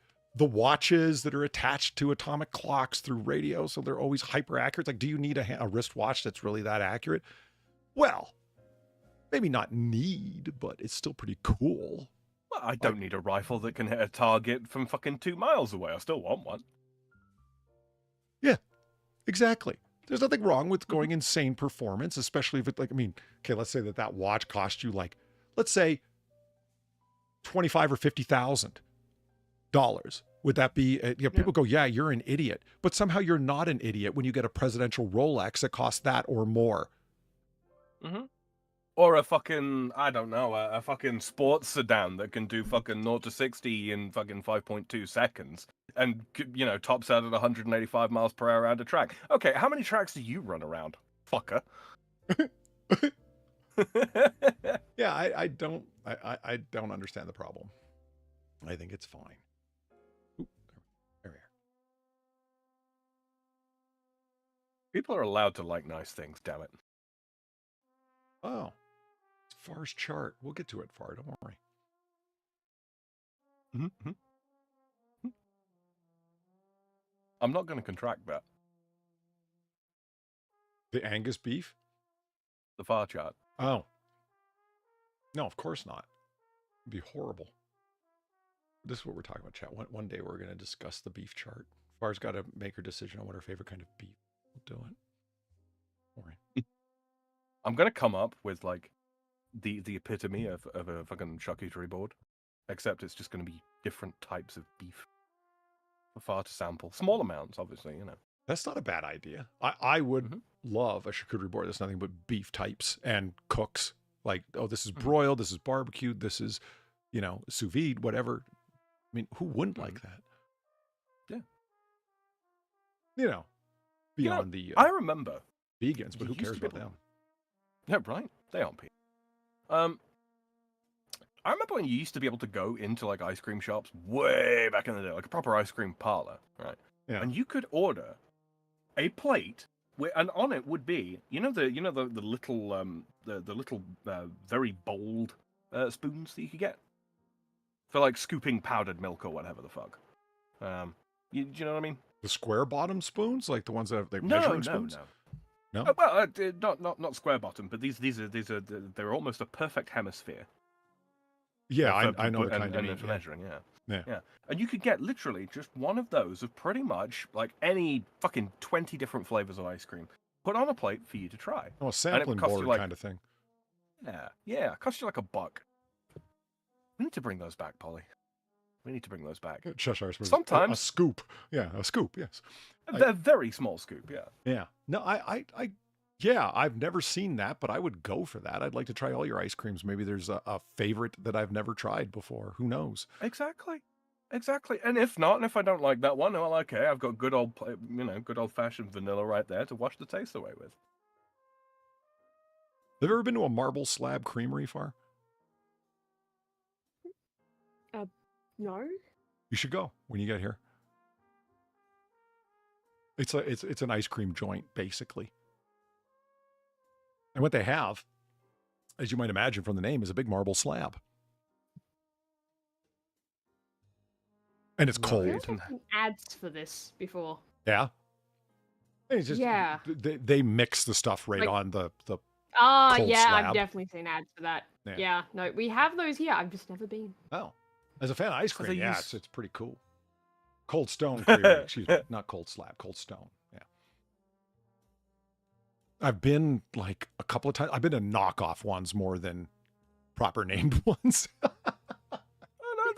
Polly, there is Marble Slab Creamery. Is there? Quite right. Yeah. Oh, its corporate offices are in Atlanta, Georgia. They began as a single unit operation Okay. called Cones and Cream, which was founded in Houston by chefs Sigmund Penn and Tom Lepage back in 1983. Or forward in 1983. There is a Cold Rock ice creamery in Australia. Cool. Cold. There you go. Like I said, I've been to knockoff ones that were like, Icy Stone Creamery, or whatever. Like it. So what they chill the slab and then Yeah. cut the cream on that? Yeah. Cool. And it's like, is that really going to make that big of a difference? Because it's like, ice cream gets more and more solid as it Yeah. gets colder, right? And it's like, yeah, mixing it on there, you see their hands slowing down because it's thickening up as they're mixing it on the slab. And it happens fast. I was impressed. Like, wow, that stone must be really cold. And I'm like, it's not really that cold. This is how it happens. I mean, it's basically like a blizzard, but, or a McFlurry, but better, way better. So one of the things I can't fucking stand about, like, the ice cream you get from the supermarket, a lot of the time it's just too fucking cold. You can't taste anything. You know what I mean? It's like you bite into it and it's like biting into something, fairly firm or what have you. That's all right. But it's like, Jesus Christ, I can't taste shit. I'm going to put this in the microwave. Please tell me you didn't actually microwave your ice cream, Sam. I have microwaved ice cream before, just for curiosity's sake. I went into Cold Stone. They were doing Right. happy stuff. I left, lost my appetite. They were doing happy stuff. Do you mean they were doing happy stuff as in they were just, enjoying their work, or...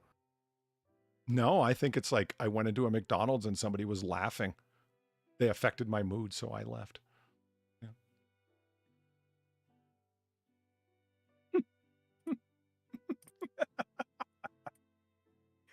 Cheshire Smurf, I have no idea what to make of that. Yes. See, there you go. I understand it. Reference I have- the theme of today's video, of today's stream.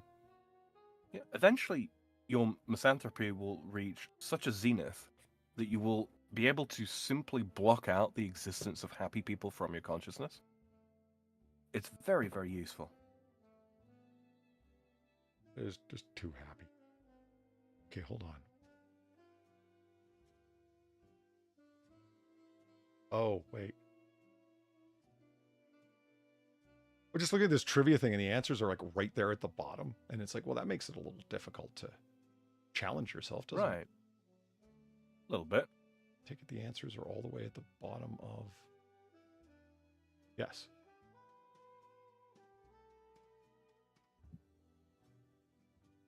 Yeah. Mm-hmm.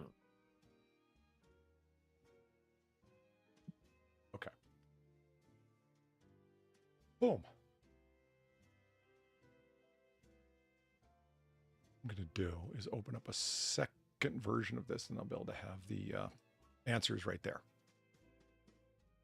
Who's thinking? This guy. Well, someone's got to. Mm-hmm. Boom, boom. Nice. Okay.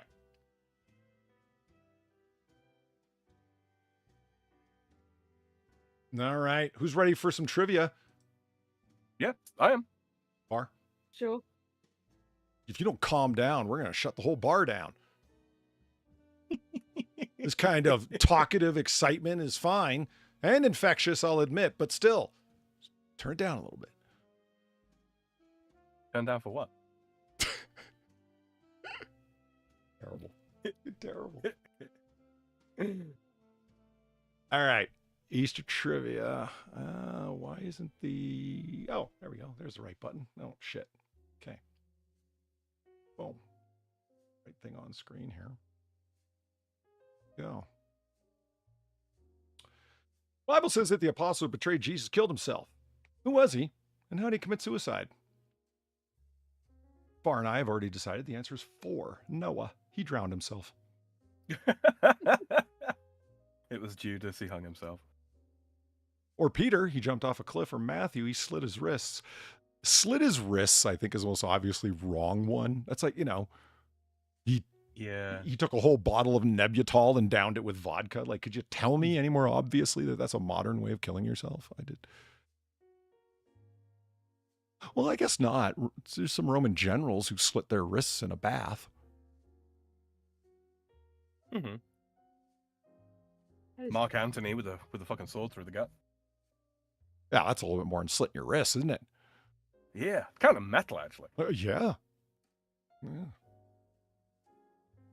Well, according to the version of the fighting rectangles that Far and I watched, it was actually a long, elaborate tale of Mark Antony and Cleopatra. Yeah, oh, God.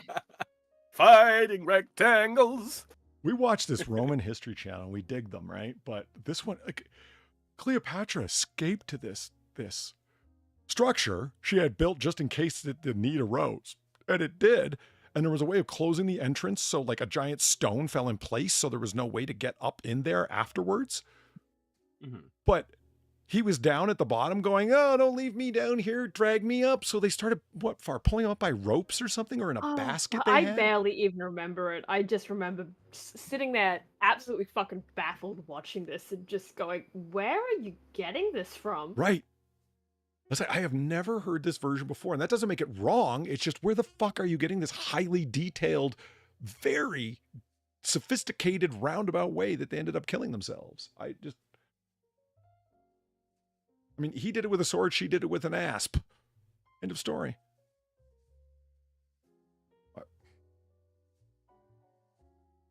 In any case, yeah, Sam's right. It was Judas Young. Mm-hmm. Cleopatra killed all her siblings, including the one that was a priestess, including the one that was Pharaoh. Mm-hmm. Her younger brother she was married to, because the Ptolemies rolled weird. Well, they followed on in the Egyptian tradition. It's true. Which they really shouldn't have, but... Yeah. Well. Well, when in Cairo. Oh, come on! That was fucking funny. Let's see. Okay. The second largest holiday for eating candy is Easter. Which is the first? Independence Day, Christmas, Halloween, or Thanksgiving? Halloween. I mean, you'd say Halloween, but Christmas is pretty big. Okay, hold on. I mean, is this Halloween revolves pretty much all around eating candy.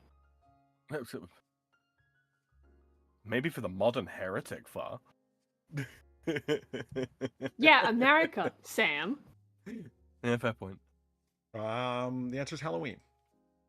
Mm-hmm. I just pulled the answer key off to another window so I can look at it quickly. The idea of the Easter Bunny was originated in 1700s in which country? Russia, the United States, Germany, or Great Britain? Germany or Great Britain? I would say Germany. guess. Yeah.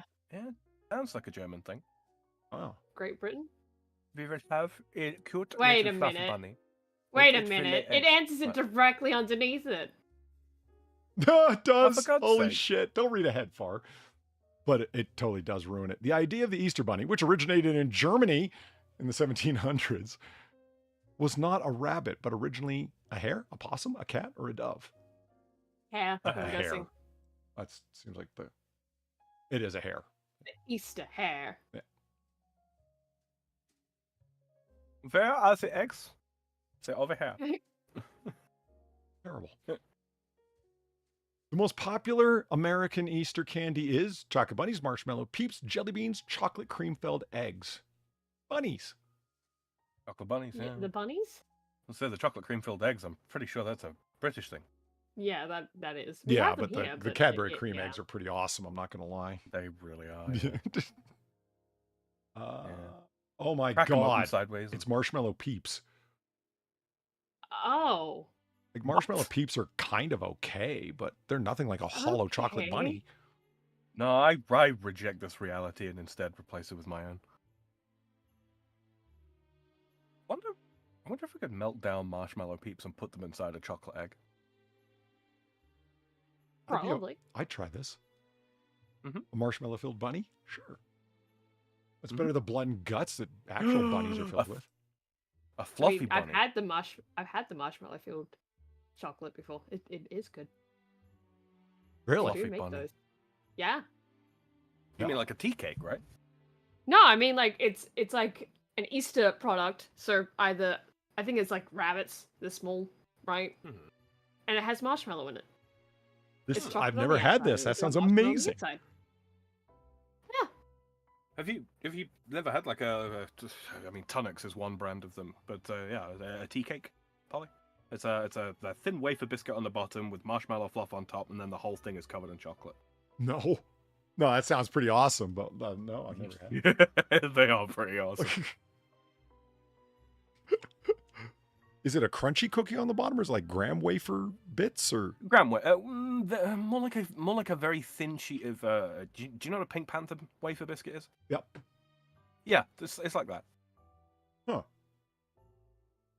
You're not really there for the wafer. It's just there for structure, I guess. I get you. It's a bit like sweetened cardboard, you know. Moon pies. Oh, I've definitely had moon pies. Boom. What flower is associated with Easter? The rose, the lily, the pansy, or the crocus? I have no fucking idea. I didn't know there was a flower associated with these. Lily, I believe. Yeah, I'm leaning towards lily only because lilies are commonly associated with death and funerals, right? Okay, Yes. Lily.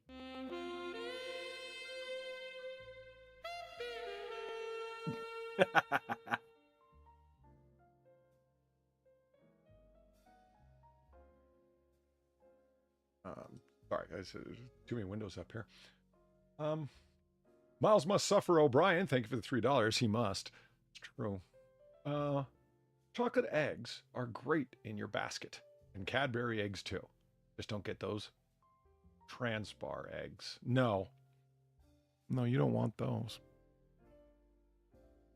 I'm Tasper eggs. frightened to Tasper ask. eggs. Sorry. Oh. I'm frightened to ask. You should be. They're a thing from Star Trek. It's what Cardassians eat. It's a Cardassian luxury. They have live taspar, and you crack open the top and then eat the innards, and you don't want to because it's a hairy, slimy, moving larval thing in there. Oh. Kind of like how there's the what you call it, eggs with the live chicken. Yeah. Well, I mean that's not live, right? It's just and it's boiled and Well, cooked, no, isn't it? no, Yeah. It is, yeah. It's just he got served one of those. Picard, when he was being tortured, and his torturer brought this to him as food, which is yes, he starved him for days and days in a torture chamber, and then brings him the most disgusting food that they have as a delicacy to see if he'll eat it. And he does. Yeah. He opens up the top Yeah. and takes a look down in it, and he's like, and then just downs the whole thing. And the That's Cardassian probably the laughs appropriate and says, "I like you, human. You're bold." I mean, look, if you didn't know what an oyster was and someone presented one to you and you looked inside that fucking thing, Yeah. you wouldn't want to eat it, would you? The prop masters did a wonderful job. Like, it's not a really good picture because it's kind of dark, but when you see it, like, it's actually moving in there. It's just disgusting. It looks like it's got 7 or 8 eyes looking at you too. It's just, oh God.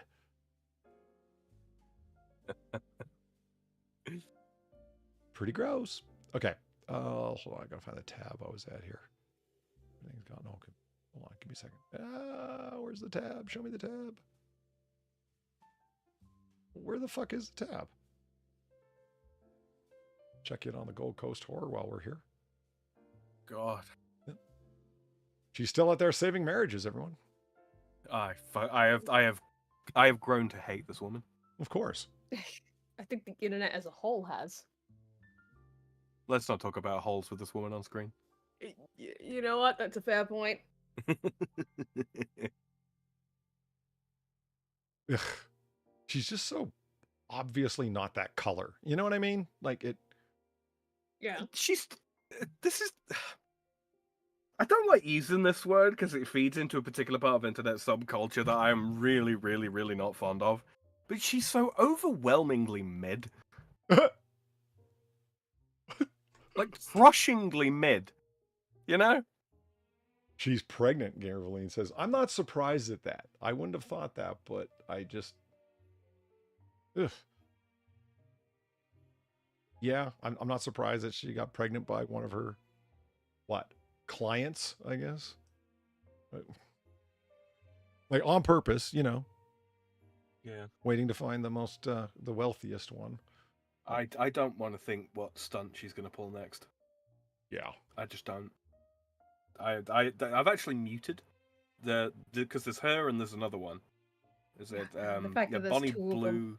Yeah, Bonnie Blue and Lily Phillips, I think, is the two names. Because I've got them both muted on fucking Twitter. I don't want to see it. Yeah. I don't want to see it. I don't want to know. We were ahead of the curve. We broke the story while it was interesting, and we moved on.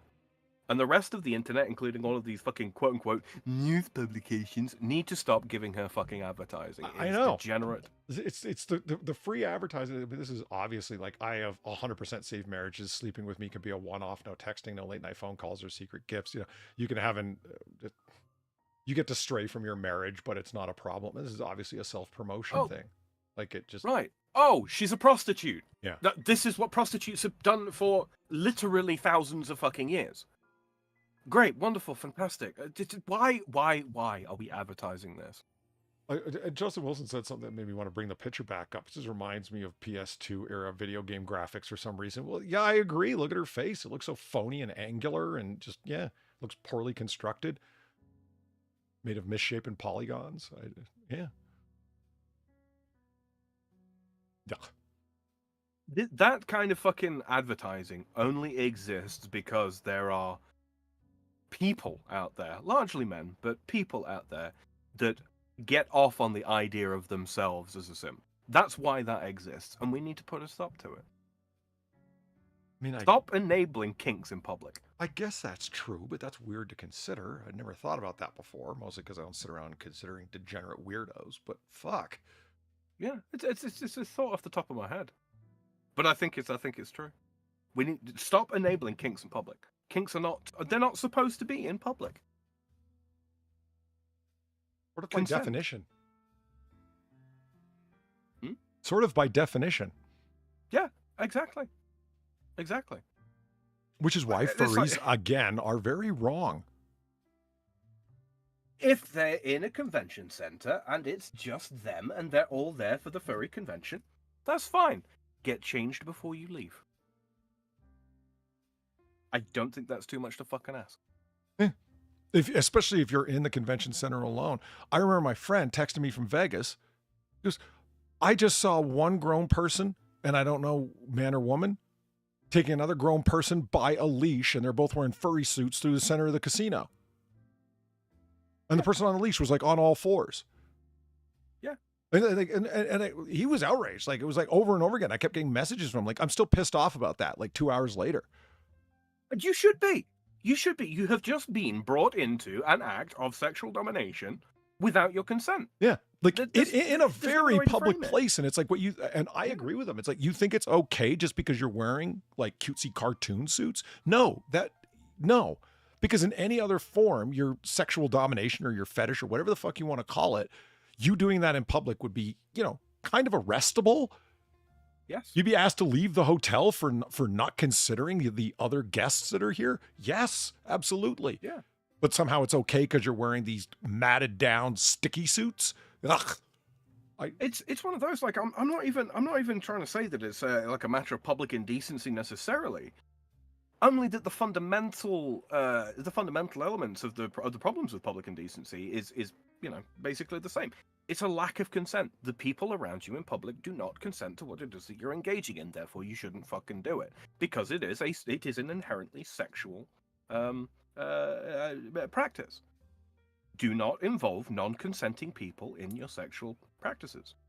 It's wrong. If part of it is doing such thing, it's like, yeah, but part of the degradation is doing it in public. That's part of the thrill, is taking somebody through. And it's like, okay, if it is, then I don't want to hear you argue to me that you're not a bunch of filthy degenerates because your kink requires you to drag people into it who've got nothing to do with it. Yeah. Not only that, but if that's what you want, there are places you can go where there are willing participants. There are plenty of places you can fucking go, all kinds of clubs and bars and blah, blah, blah, blah, blah, that you can go to where there are willing participants who are willing to look down upon you as a filthy, degenerate submissive for being trotted around on a leash. They exist. This is... like, I'm not trying to go on some sort of like great moral crusade that we need to purge the degenerates from society. No, they can exist, but behind closed doors with willing participants. That has always been the foundation, right? Always consent. Yeah. So yeah,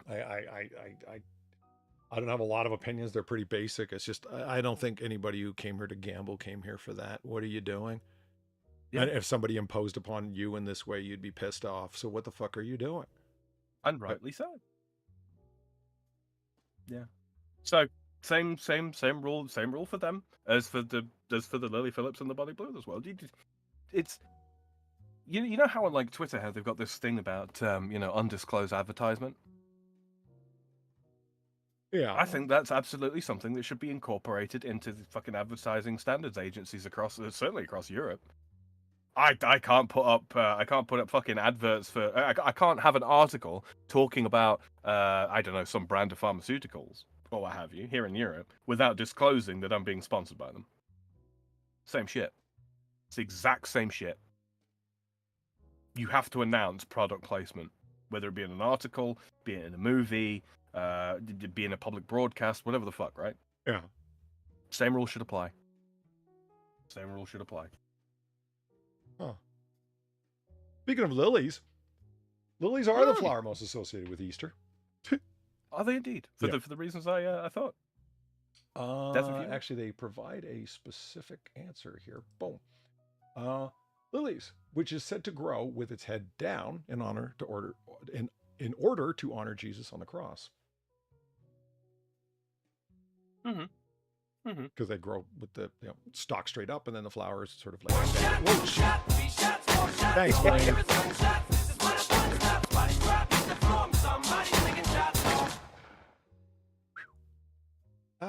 Gamer Valine, thank you for the $18 and the not too mild shock. Okay, but the time I made the daddy comment and the subsequent reactions of you and Sam was almost about as funny as when I startle you. I only have one thing to say to that, Polly, and I do believe you'll agree with me. It's a very, very simple response. Bitch. Where's Zelthor's soundboard when you need it? Oh, no, I got it right here. Polly, I pay for Nitro just to be able to do this shit. Hold on, where is it? Got a thing here. Okay. Oh, he's named it something different, damn it. Here we go. Bitch.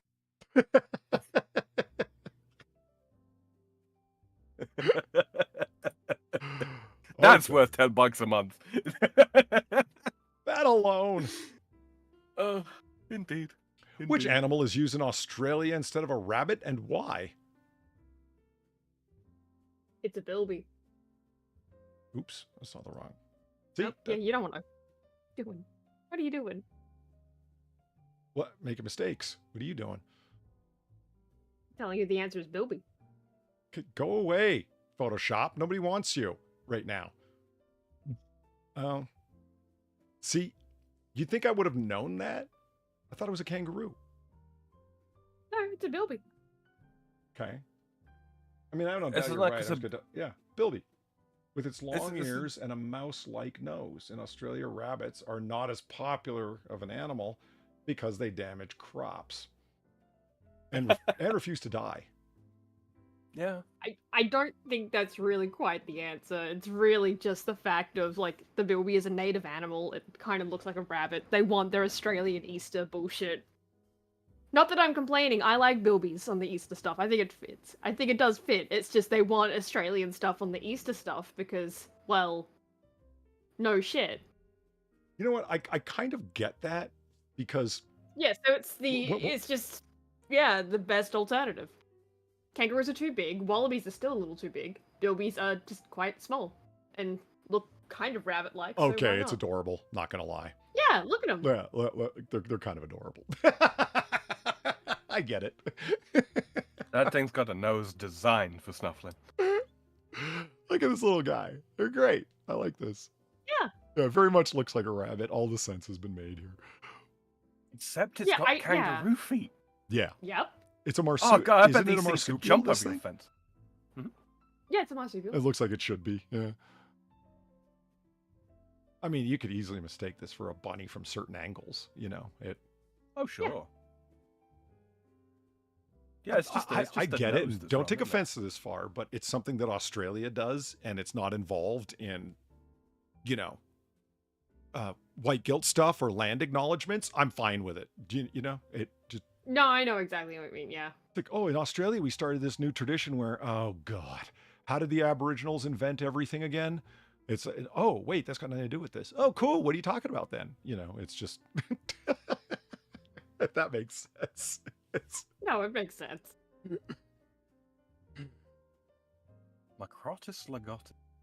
As opposed to And can we just stop and appreciate how Australian of a name the bilby is for this creature? Because of course, like it just the Billy Wallabanger, you know, yeah, of course. It's just- Fucking hell, Bruce, you see that little bastard over there? Yeah. Never seen one of those before in my life. What the fuck should we call it? Bilby, mate. That's how it happened, I'm telling you. Are you trying to say that Australian names for things just sound like drunken ideas that would have been thought of better during sobriety? Exactly. Hmm. It looks kind of like a bunny, but it's not. It's got a weird nose. It's got a strange bill on it. Oh, fuck. It's a bilby. it's a baby with a bill. I hate how accurate Sam just True, but the far more difficult Western Australian accent still eludes him. But, you know, it's understandable. Yeah, it is harder. It is much harder. Ah, look at this little feller. He, Oh, they can put the ears down like that. Oh, that's clever. Far's artwork makes so much more sense now. What? Because bilby ears? There's bilby ears.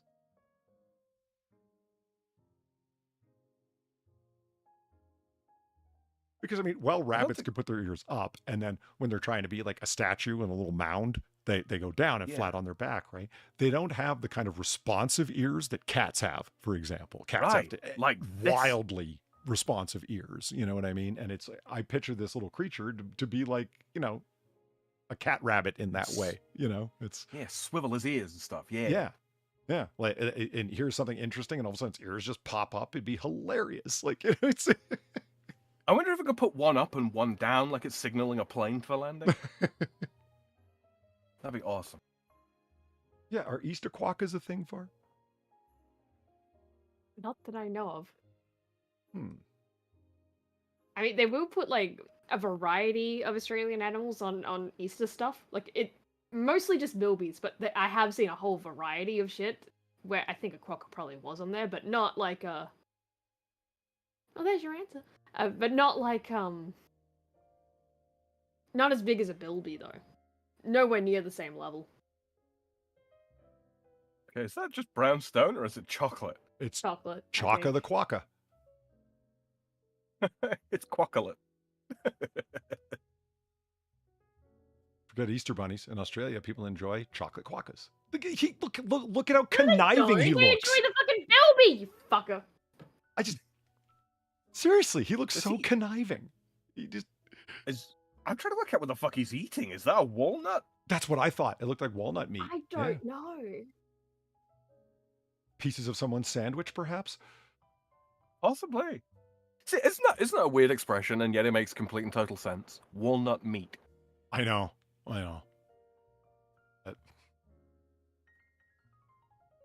Because it totally is, but also cannot possibly be. I mean, Well, mind you, we do say flesh of an apple, don't we? So yeah, I guess that's true. I mean, the old-timey cookbooks are the only ones that I know that do that quite far. Like walnut meat is still a phrase that's used, but in like colonial America cookbooks that I got in that kick onto and collected a whole bunch of scans of them for the recipes. They all like everything is meat that's the removed innards of a thing. So grape meat, raisins. Great meat. Mm-hmm. They do it all, and liquor, as in liquor, liquor. The broth or juice or runoff of anything is referred to as liquor. Yep. Which once you get it, it makes lots of sense. And if you don't, you're really confused because you're thinking about, I'm adding liquor to this stew. No, you're not. They're talking about the broth that you're starting the stew with. Yeah. It's like an old English sort of English linguistic construct where you are describing like liquid, for example, is liquid essence. Yeah. Kind of like furor, the essence of anger. Furor, not the German word. Well, it makes sense once you realize it. It's like, oh, I get it. This is like the distilled, strengthened concentrate of the thing, like liquor, like booze, right? Where you're distilling a spirit. Yeah. I get how it held on for liquor, and I understand why you're using the term here. And now this quokka is just laughing at us. It looks high. Yeah, a little bit. That one's been on the eucalyptus. So yeah, chocolate quokkas are a thing. Now we know. I want to see some chocolate bilby. Wait a minute. There we are. Bilby. Chocolate. Do you do that inside your head? Say the way that things are actually spelled so you spell it right? Yeah. Sometimes. It's not chocolates. It's spelled that way. Yeah, right. That looks so derpy and kind of evil, honestly. It's like AI generated. Wow. The one You know, top left is more right. You know what it reminds me of? Which one is? You remember the Top left, like above. Okay. Oh, that looks kind of sad. Don't eat me. But you're delicious. Yeah, exactly. Well, stop being delicious then. Whose fault is that? Yeah, dodos. And sea turtles. The rabbit-eared bandicoot. Oh, right. Yeah, suddenly that. Yeah, that totally tracks now. Bandicoot.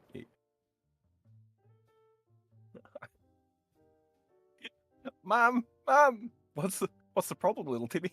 Dingo ate my bilby.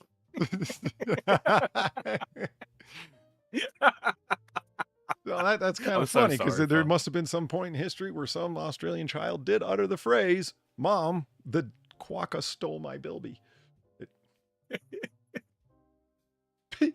I'm so sorry, Farah. It's just there.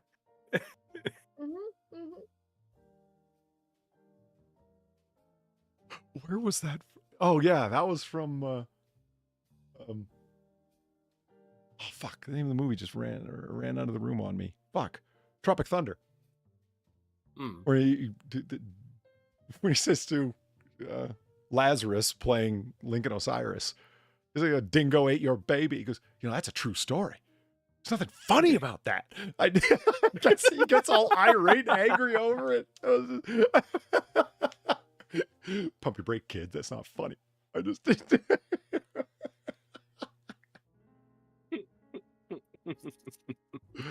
that character is comedic genius. Genius, I say. But Polly, it's so problematic. Yeah, that's half what's funny about it. Yeah.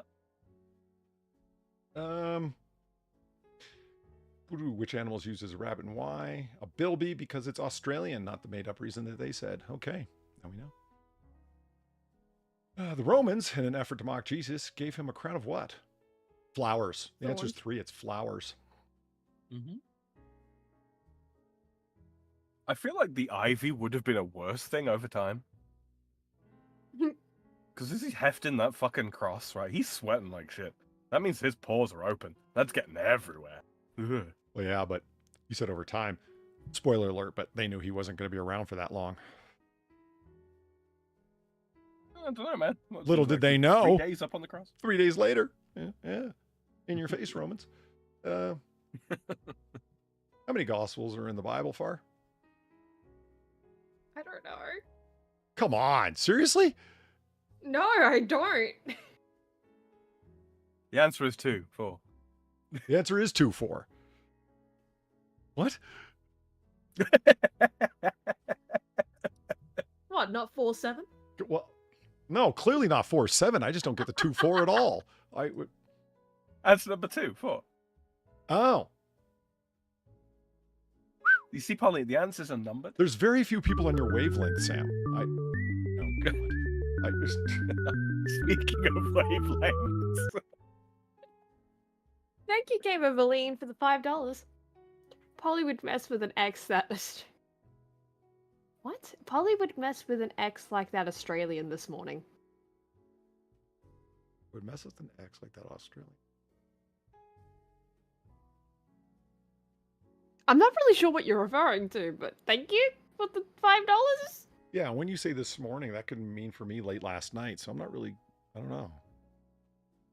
Although, thinking about it, no, it wouldn't be 4, because the 4 Gospels, those are the canonical Gospels, right, of the New Testament. Yeah, that's what they're But in saying. the When Old you say the Testament- Bible, they're referencing like how many are canonical, like within the canon.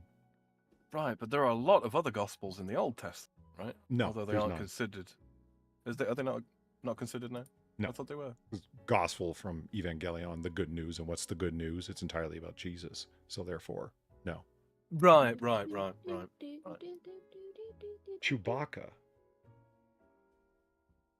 Chewbacca's Australian? I don't fucking know. I don't know what's going on. No, he walks upright, not downside up. Right. Cheshire Smurf. At least 2. It's like, and why are they important at Easter? Because the answer is 4, and Matthew, Mark, Luke, and John. And why? Because all 4 of them tell the story of Christ's passion, the Easter story, how he was crucified and resurrected. That's the essential feature of the canonical Gospels, is they all tell his passion story. I might as well check that and see. Listen to me explain it. Maybe it's wrong. I don't know. Let's see. 4, Matthew, Mark, Luke, and John. The Easter story is in the Gospels. There. What was the purpose of the Easter Act passed in 1928 by Parliament in the United States? Just kidding. In the United Kingdom. Yeah. I was just seeing if anyone went, Parliament? Hold on. Right. The 1928 Easter Act. I don't know. Make the Easter bunny the official animal of Easter. I doubt that one. Declare chocolate the official candy for Easter. Establish a fixed date for Easter. Declare Easter must be observed as a religious holiday. Yeah, just number 3. It's the only one that makes any kind of fucking sense. Yeah. Yeah. And it seems like unnecessarily fixing a date that has been a movable date for centuries. That seems like a very British thing to do. Well, it got a lot to do with, people taking time off work, right? Right.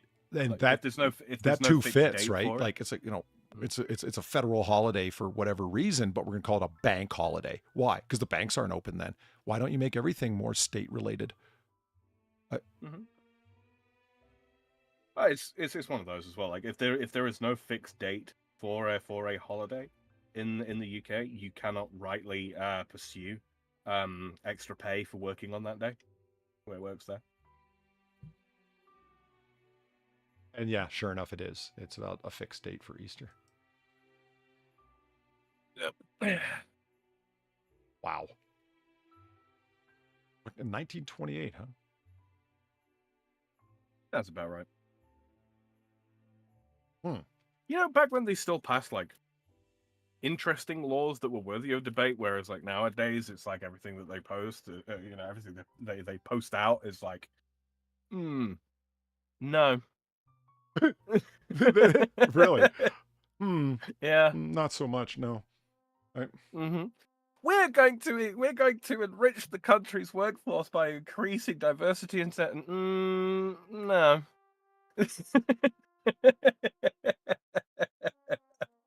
No. People to do the job, please. That's all. Unfortunately, if your government ends up passing a series of laws that just enforce the strength or ability to enforce previous laws you've already passed, yeah, that's its own problem that should be pretty obvious. It really, really fucking is. I mean, that's what amendments are for. I don't mean constitutional amendments. I mean, legal amendments. Yeah, that's what I get you. Before. It's like, no, we will, because what that spells is doubling and tripling down on ineffective policy. Yeah, and not only that, but a bunch of civil servants got paid to sit around and write that shite. Yeah. Far, I'm still trying to get over the idea that 1 in 9 people in Australia, one way or another, work for the government.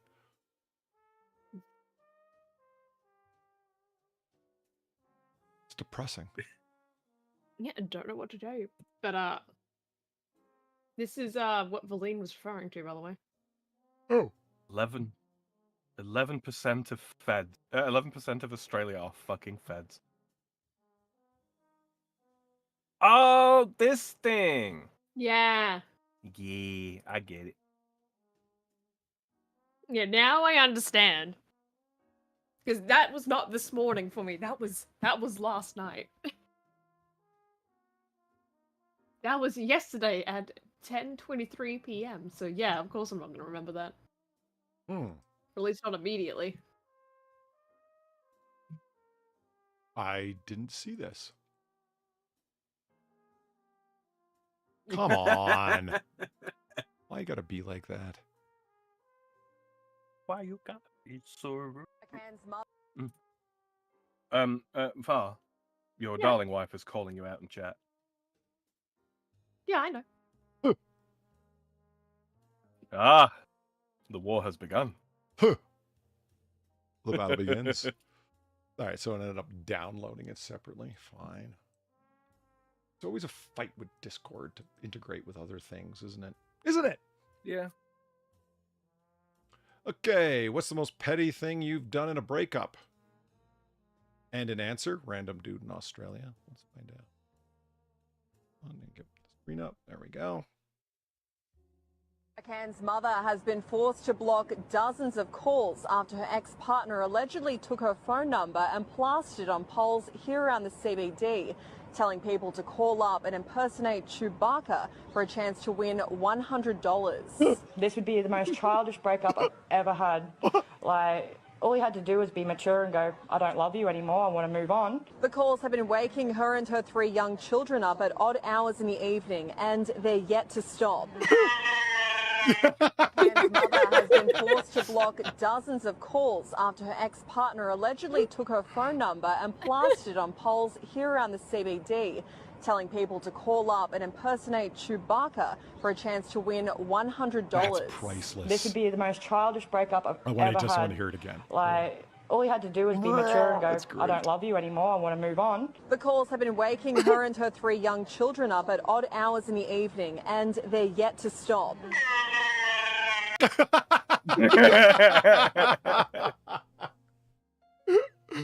Okay. My mind went to somewhere far worse. Like, didn't you know by doing this, you're going to make a lot of people laugh? Like going and telling a news service, I mean? I immediately thought the person did something like petty and mean, like vicious, mean-spirited, like put your phone number on a service for escorts. You know what I mean? So it's a bunch of Johns and Tricks calling you up. So I have seen the extended interview that this is from, and she's like, you know, like, I get it, it's pretty funny and all that kind of thing, you know, and I'm not going to tell people to stop doing it, just, you know, reasonable hours, people. You know, it's like she's kind of chill. She's kind of chill about it. I mean, is that the most petty thing you can do? Well, it depends on how you define petty. If you mean hilarious and kind of harmless in the end. And it's like, oh, it's waking my kids up because they have clones of your phone in their bedrooms. They're calling your cell phone. No, because she's not turning it off silent. She's not turning silent mode on. Well, then she's clearly saying, fuck my kids. I could. Yeah. Yeah. I mean, so your kids are being woken up. Why? Because you won't change the settings on your phone. And even turn on silent. How about just turn the ringer down? So your kids in the other room don't fucking wake up from it. Mm-hmm. Now, if my ex-partner wants to do this, my children are going to have to listen to it too. What? Why? You're petty. I will ensure that the suffering visited upon me by my partner, by my ex-partner, is extended to my children, so that he thinks about what he's done. Yeah.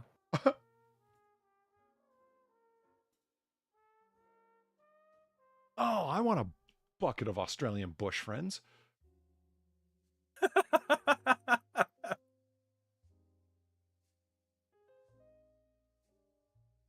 They're only 10 cents.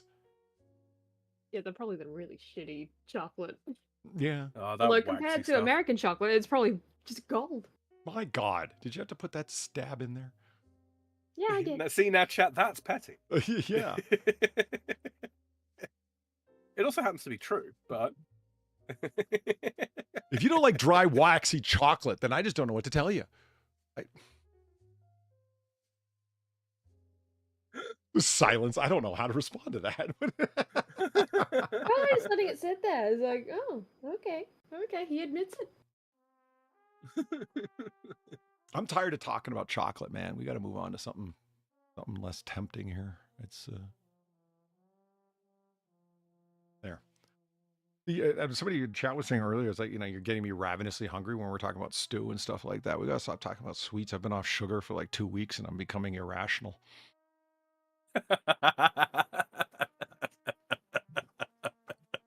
Let me tell you something, okay?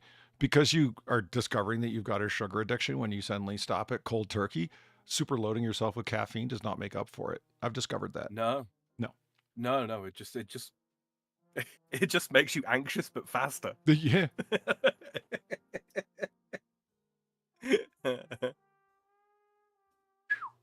Yeah. I've got to figure out something new to give up for Lent. And people are like, yeah, but if you're suffering because of it, that means you made a good choice. Oh, fuck. I guess. Hoisted upon thine own petard. Yeah. That's true, Valine. She's right. The chocolate I get won't ship with massive poisonous spiders far. Well, neither will Australian chocolate if you're doing it right. If you're doing it right, okay. Oh, speaking of spiders, you should have seen this one I found the other fucking day. Good Lord, this thing was huge. Like, not quite like, you know, South American tarantula size, but like nearly as big as my hand. I don't think I've heard a better example of ironic counterproductivity than that. Give up Christianity for Lent. It's like, wait, hold on. Rarely have I encountered such a good example of actual irony in the wild. That was well done. Most people get irony wrong. They think coincidence is irony, but that's good.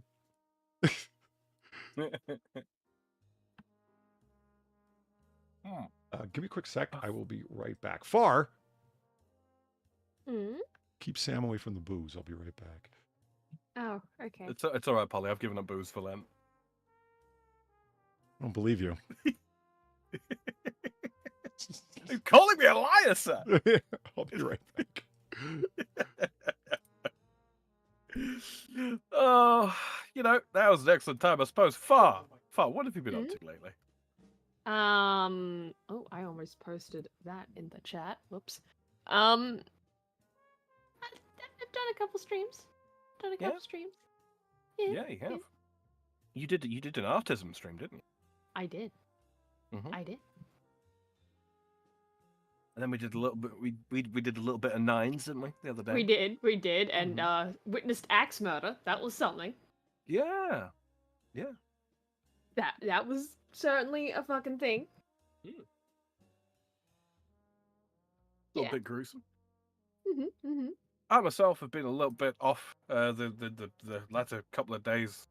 Been a bit sick. So the stream that I was going to do now, day before yesterday, that didn't happen. But that's okay. We'll be back on Sunday doing more. So yeah, come hang out. And Far has just posted our links in chat there. If you have any interest in pelting us with your pennies, you can do so. You can include a little message, and of course we will read it out here live on stream. Within reason. Obviously. Yeah. Pelt us. Pelt us. Come on. A day. Do it. What we doing? It will be more skate, Platty. There's this Sunday coming.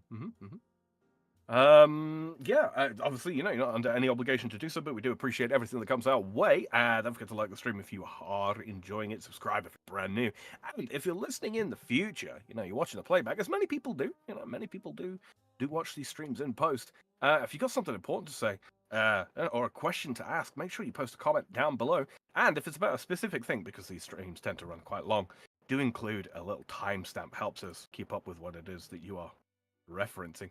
Be very helpful. Yes, indeed. What else? Timestamps are your friend. They are. They're our friends too. Yeah. They're our friends too. Oh, coming up in the not too distant future, when Polly gets back, we will have a house to look through, to pick apart, and I'm looking forward to this one today. This one comes from a special correspondent Mitzi. Yes, she finds heist sometimes, because we have different sources that we go through. And, I've got mine, and she looks in various places that I don't, and sometimes she finds some really, really interesting ones as well, which she sends on through. And this one is one such specimen, so I'm looking forward to that. Oh boy. Pauline says mainlining Kit Kats. Huh. Oh yeah! Mainlining Kit. Yeah, was it like day 7 of eating Kit Kats wrong, and it's just someone that's got like crushed up Kit Kat pieces on a spoon? Yeah. And I said I choose to believe. I thought he was you thought they were snorting them. Yeah, and I said I choose to believe that they are holding a cigarette lighter underneath that spoon with the broken up Kit Kat bits on. Melting that shit down, mainlining it. Don't do that, kids. Don't do that. Don't mainline anything. It's bad for you. Oh dear.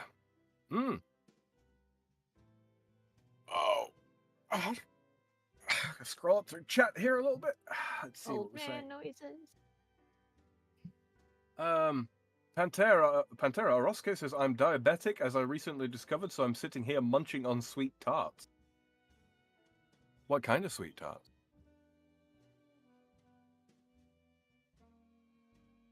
Probably my mum eating an ice cream sandwich with a spoon. Jesus Christ. Oh no. I forgot your mum did that. Oh, that's like people who eat like a fucking burger with a knife and fork. Like, Yeah. What's that? What's going on there? Don't do it.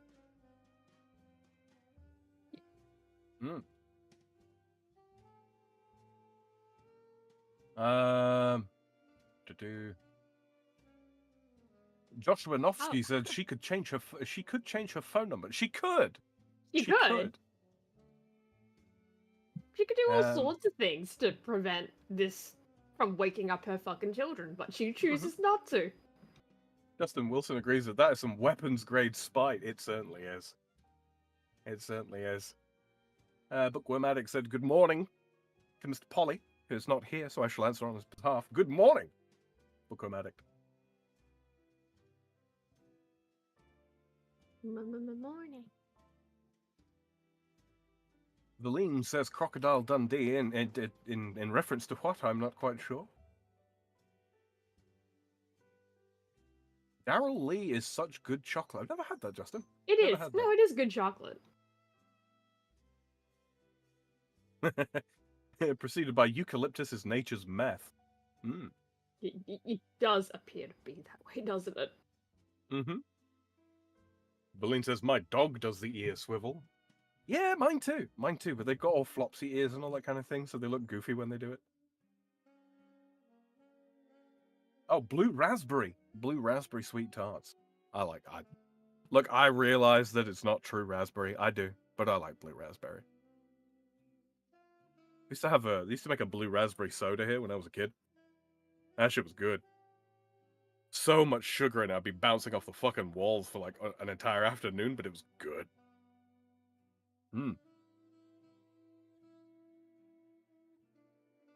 Yeah, if you are listening live and you got any questions for myself or Far, please do feel free to drop those in the chat.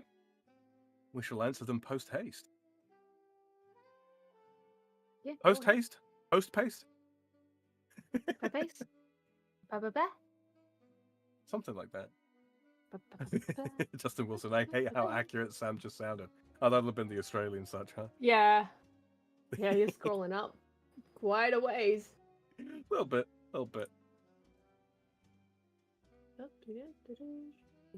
It would help if I wasn't on top chat, wouldn't it? Yeah, it would. Mm-hmm. What are you doing? Why are you on? Yeah, why are you on top chat? I don't know, Far. I don't know. I'm sick. I'm ill. I've been bad. That's what we're gonna blame for that. Okay. We're gonna blame your body's inability to keep down toast. It has reacquired its ability to retain it has. the toast. But for a minute there, you could not. Mm-hmm. Hello. Garters says, yes, I've get to the bottom. Welcome back, Polly. There you go. I just stopped off at my fridge and downfilled a handful of grapes. Much in the way that I picture a meth addict takes down a handful of methadone.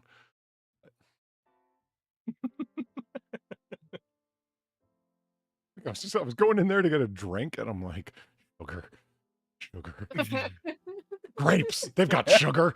Here. He's like rubbing the crooks of his arms as he's looking for sugar.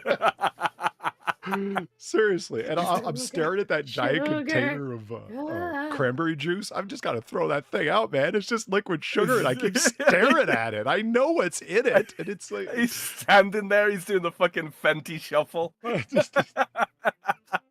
Oh man, you've discovered you were suffering an addiction when Oh, Fenty shuffling over cranberry juice. Yeah, that'll do it. Yeah, but it's like it's ocean spray cranberry juice, so it's it's loaded with sugar, right? It's just right. It's sugar water that's been shown a cranberry or two. Yeah, exactly. Ooh. Pantera Roscoe says I do the same with pickles all the time. Oh, but just like staring at the jar of pickles, going, I could just have one. Yeah, after all, it's crunchy and sour and garlicky. Yeah.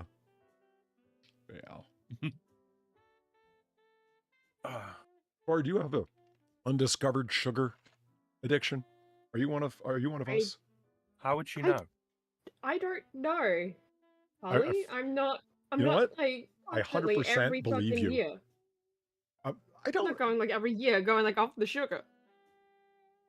Well, but I'm also not like, probably ingesting the amount of sugar you are.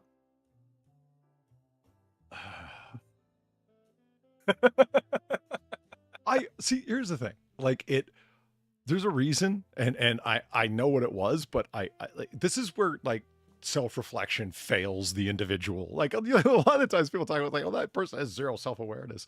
Yeah, okay, well, being too self-aware can fail you sometimes and make it, you know. It's like, I'm not just gonna give up sugar, because it's like, you know, giving up cookies, candies, cake, ice cream, shit like that, right? And it's like, but where do I take in the majority of sweets, like sugar in general? See, if I just gave up desserts, that wouldn't be that hard. As a matter of fact, it'd be pretty easy. I don't eat a lot of that. But Yeah, it's the energy drinks. yeah, it's the sugary drinks, man. There it lay. What that means no Slurpees. It means only sugar-free energy drinks. It means, oh God, like, you know, and that's when you realize right away, holy shit, I do take in a lot of, the way I take in my sweets is not through desserts. You know, I know that there's people that eat a lot, like they're fat dudes, you know what I mean? And I'm not a fat dude, but like friends of mine that are fat, and it's like, yeah, they Diet Coke every time, diet drinks all the time. They have no sugary drinks at all. They don't put any sugar in their coffee, but you should see them with a bag of cookies. Holy fuck. Oh, right. They won't have one or two cookies. No, it's the And they have box the whole every bag. time, right? Yeah, right. They'll have, they sit down with the bag. They don't go to the cupboard to get a cookie. They go and get the bag and then sit down with it beside me on the couch. And it's like, dude, you get every chip ahoy, huh? The whole thing. 2 chips passing in the night. Soft drinks are my vice. Yeah. It's, and I mean, I understand exactly what you're saying. It's like, I don't know. Yeah, I hear you. 100%. It's like, how the fuck would you even know if you've never tried cutting it off? I wonder if it would be as bad for you as it is for me or any American, because that's a criticism of America that I take very seriously. Yeah, we do put sugar in everything. It's true, and it's not good. I'm wondering if like we talked about it, right? Like even pizza sauce, even pizza in general has a remarkable amount of sugar in it. It's like pizza has sugar in it in America. This is, I mean, that was my experience of things like last time I was, you know, when I was in the States. It's just, like I cook a lot here. You know, I do because I enjoy it. In the States, it's gonna, like when I get back over there, it's gonna be a case of necessity. I do not want that much fucking sugar intake. I just don't. It's. I know what I'm like, hopped up on sugar all the time, and it feels great while it's happening. The crash, man. I don't want to deal with the crash. I just don't. Get to like the end of the day, and you're feeling kind of sickly as a result, and it's like, bleh. Yeah, I don't want it. So I'll cook. See, there's Gilcotto saying it right there. I just noticed that now. To be fair, Australian food contains food, not high fructose corn syrup shaped like food. See, high fructose corn syrup is the omni-gel of America. It really is. Yeah. I'm like, if you were to eliminate all sweets of any kind, be they soft drinks or sweet drinks of any kind, and you never ate candy or whatever, I'd be willing to bet that there isn't enough sugar in other food to sort of mean that you're constantly intaking sugar. It would just be like, no, you're not avoiding sugar. You're just getting it in small amounts through everything else that you eat. Do you know what I mean? Mm-hmm. But then add on top of that other things that are sweet. Oh, Lord. Yeah. Americans are fat. You're kidding me. Yeah. It's one of my big frustrations with like my sister, right? Because she can't do spicy food. She just cannot tolerate spice in like any real quantity. She can just about manage a chicken korma. That's about as hot as she gets. Oh no! What is it? When it comes to, it's a very, very, very mild curry. Okay. Yeah, the curry powder's added for color. That's about it. You know? Okay. Yeah, she's not a particular fan of like salty foods either. She's not stuck on bacon, which is a travesty. Yeah. But you know what? She really will eat the shit out of anything sugary. Really? So hard to fucking put a meal together for her. Huh. I mean, when it comes to snacks, yeah, that's sour and salty. That's what I dig. I got a salty tooth in a big way. It's like jar of peanuts, no salt added. Then what's the point? So that you can put wasabi on them. But you can buy. I love me a wasabi peanut. I mean, I guess it shouldn't surprise me that I'm so attracted to beef jerky and wanting to make my own jerkies, because I'm just planning on salting the shit out of everything, you know. I was like, have you ever had saltfish when you soak it for a few days to get rid of the salt? Wait, you soak your saltfish? You don't just eat it? Well, well, that's the thing. Like, originally, you're kind of supposed to, because that's a lot of salt. Yeah, I know. I'm just joking. No, I have had saltfish unwashed, I suppose you could say. Unwashed saltfish. It's pretty good in small amounts, man. Does it end up in small amounts? Just end up being like a very salty jerky of some sort? Very much so, yeah. Very much so. It's like if you've ever eaten, taken a small handful of bonito flakes and popped them in your mouth. Yeah, that's what it's like. That fucking salty.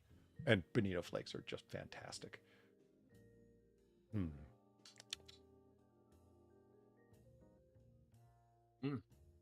I was talking up the house that we've got for today, Polly. Oh yes. Hey, Polly, have you heard of Slab City, the last free place in America? Is that the city out in the desert that the fucking hippies put together that failed? I mean, one of them. I was going to say, have you any idea how little that narrows it down? Yeah, I get that, but I thought that is what Slab City was. I wonder if it's anything like the Chaz Shop.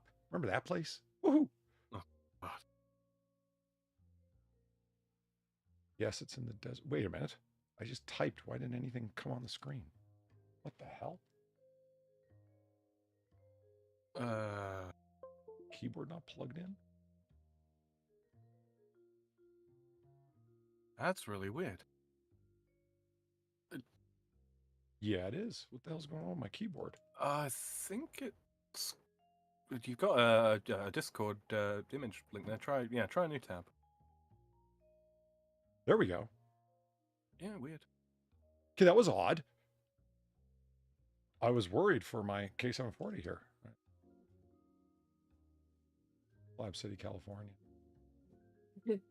Did you mean Slab City? No, not like that, but close enough. Let's see. Yeah, this is the place. Ooh, gets a little warm. Oh, this is a little toasty, huh? Yeah. Oh, hold on, chat. Here we are. Yeah, it gets a little warm in Slab City. The record low was 19 degrees. Oh, no, 11. Actually got to 11. Who bothers to take the temperature in Slab City? Pretty chill dudes. Wow. Also called the Slabs, an unincorporated off-the-grid alternative lifestyle community largely consisting of snowbirds in the Salton Row area of Soran Desert in the Imperial... Sorry for all that butchery. It took its name from the concrete slabs that remained after the World War II Marine Corps Camp Dunlap training camp was torn down. Slab City known for attracting people who want to live outside of mainstream society. Uh-huh. Yeah, I've seen this place's library. The idea is like, take a book, leave a book, you know? Mm-hmm. Yeah. And so people show up and leave books, and then people take them. You should see what's there. Oh, it's all their own bullshit, isn't it? Yeah. It's a lot of self-written books and crap, and like anything worthwhile has been taken and nobody gave anything back. Is the tragedy of the commons poli-sci theory taken to the nth degree. Whole bunch of Marxist bullshit, criticism of Western society crap that everyone's already got a copy of, so they didn't steal another one. Fucking sticks, hex, and hammer leaflets, yeah. that was cold. Hilarious, but cold. I just...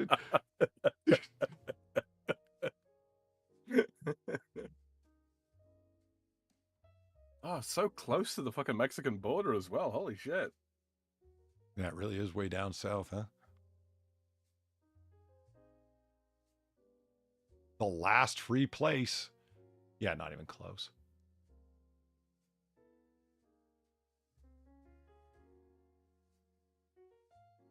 Oh, look at that. The Slab City Christian Center. Yeah. Oh, I'm sure there's a lot of people that go there. Oh, God, that just looks so bleak. Yeah. I mean, so Leonard Knight, an early settler who created Salvation Mountain. The Salvation Mountain art installation was featured in Sean Penn's Into the Wild, released in 2007. An obituary of Knight stated that he spent almost 30 years building the colorful mountain. Built out of adobe and decorated paint, Knight worked on the mountain all day, every day. He even slept at the mountain's base in the back of a pickup truck with no electricity or running water. Well, I'm assuming his pickup truck had no electricity or running water.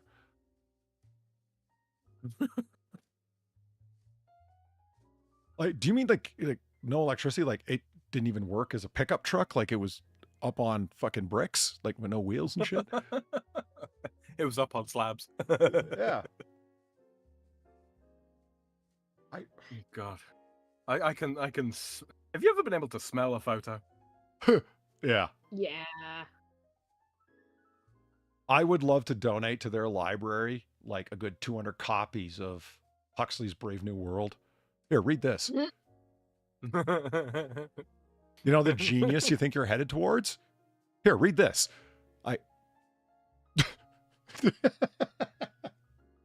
Why is it that British authors were so good at predicting the nightmare future that Britain is careening towards? What the hell? They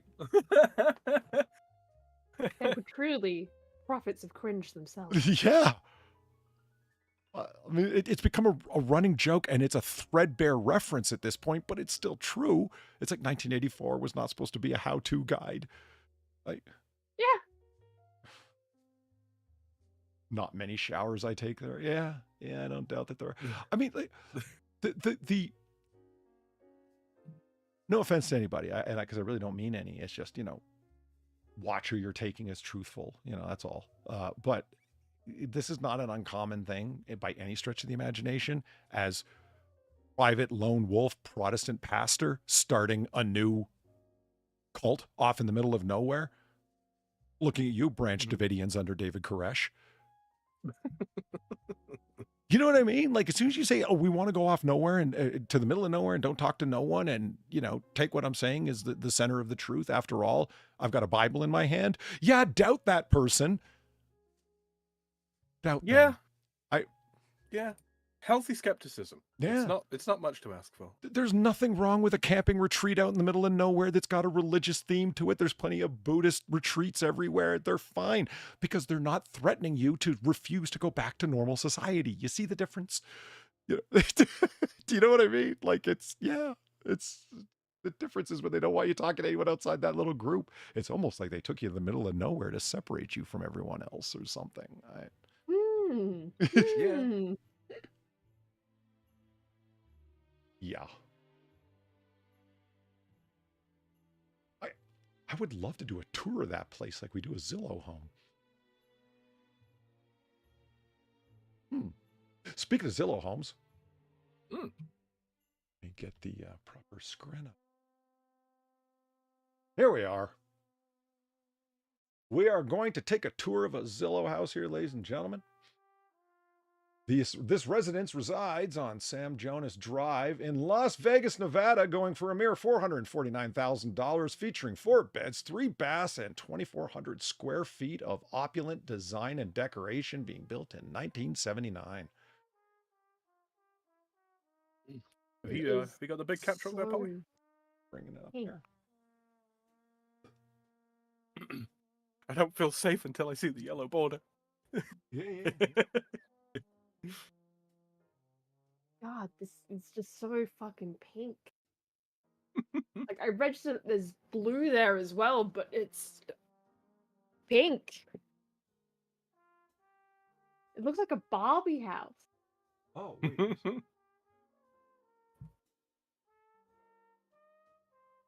on, give me a second. I'll find it. There. Oh, There we are. okay. Boom. There we go. Nice. Yellow border.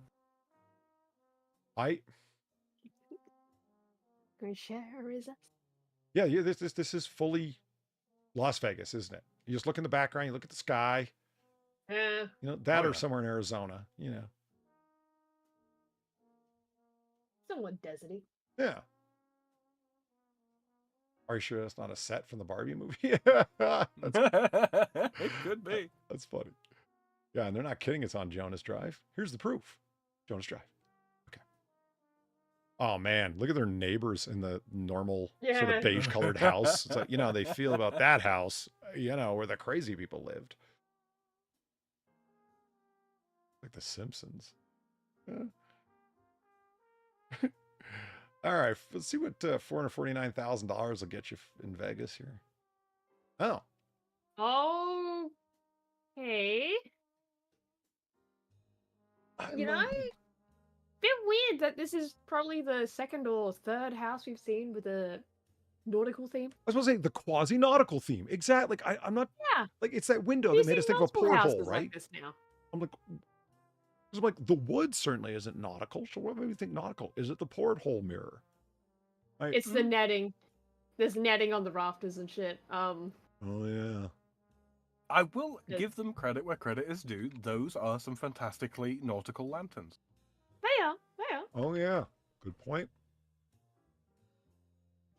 I find it disturbing that the tile is there, then there's just floorboards. I didn't even notice that. That is just, yeah. I didn't notice it, but my brain did. Mildly disturbing about that. Are they trying to go for a starscape here? The dots? Kind of looks like it, yeah. Yeah, I'm not gonna. So this is supposed to be netting. Oh, I get it. So you see under the window there. That's supposed to be the sort of like they're on outside deck. sort of ship. That's the edge of the ship, right? Yeah. Yeah, you're looking out at night. Good call, Sam. Yeah. Mm-hmm. And they even bothered to make the curtains black or drapes black accordingly. Yeah.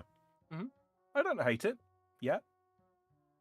I will give credit where, not credit exactly, but I'm not opposed to what you've done to the ceiling in the hallway here. It could have been done a little bit better, but I don't hate this exactly. Wait a minute. Had to make it sort of like a galley. Yeah. Are those handles on that wall? Where is that a door?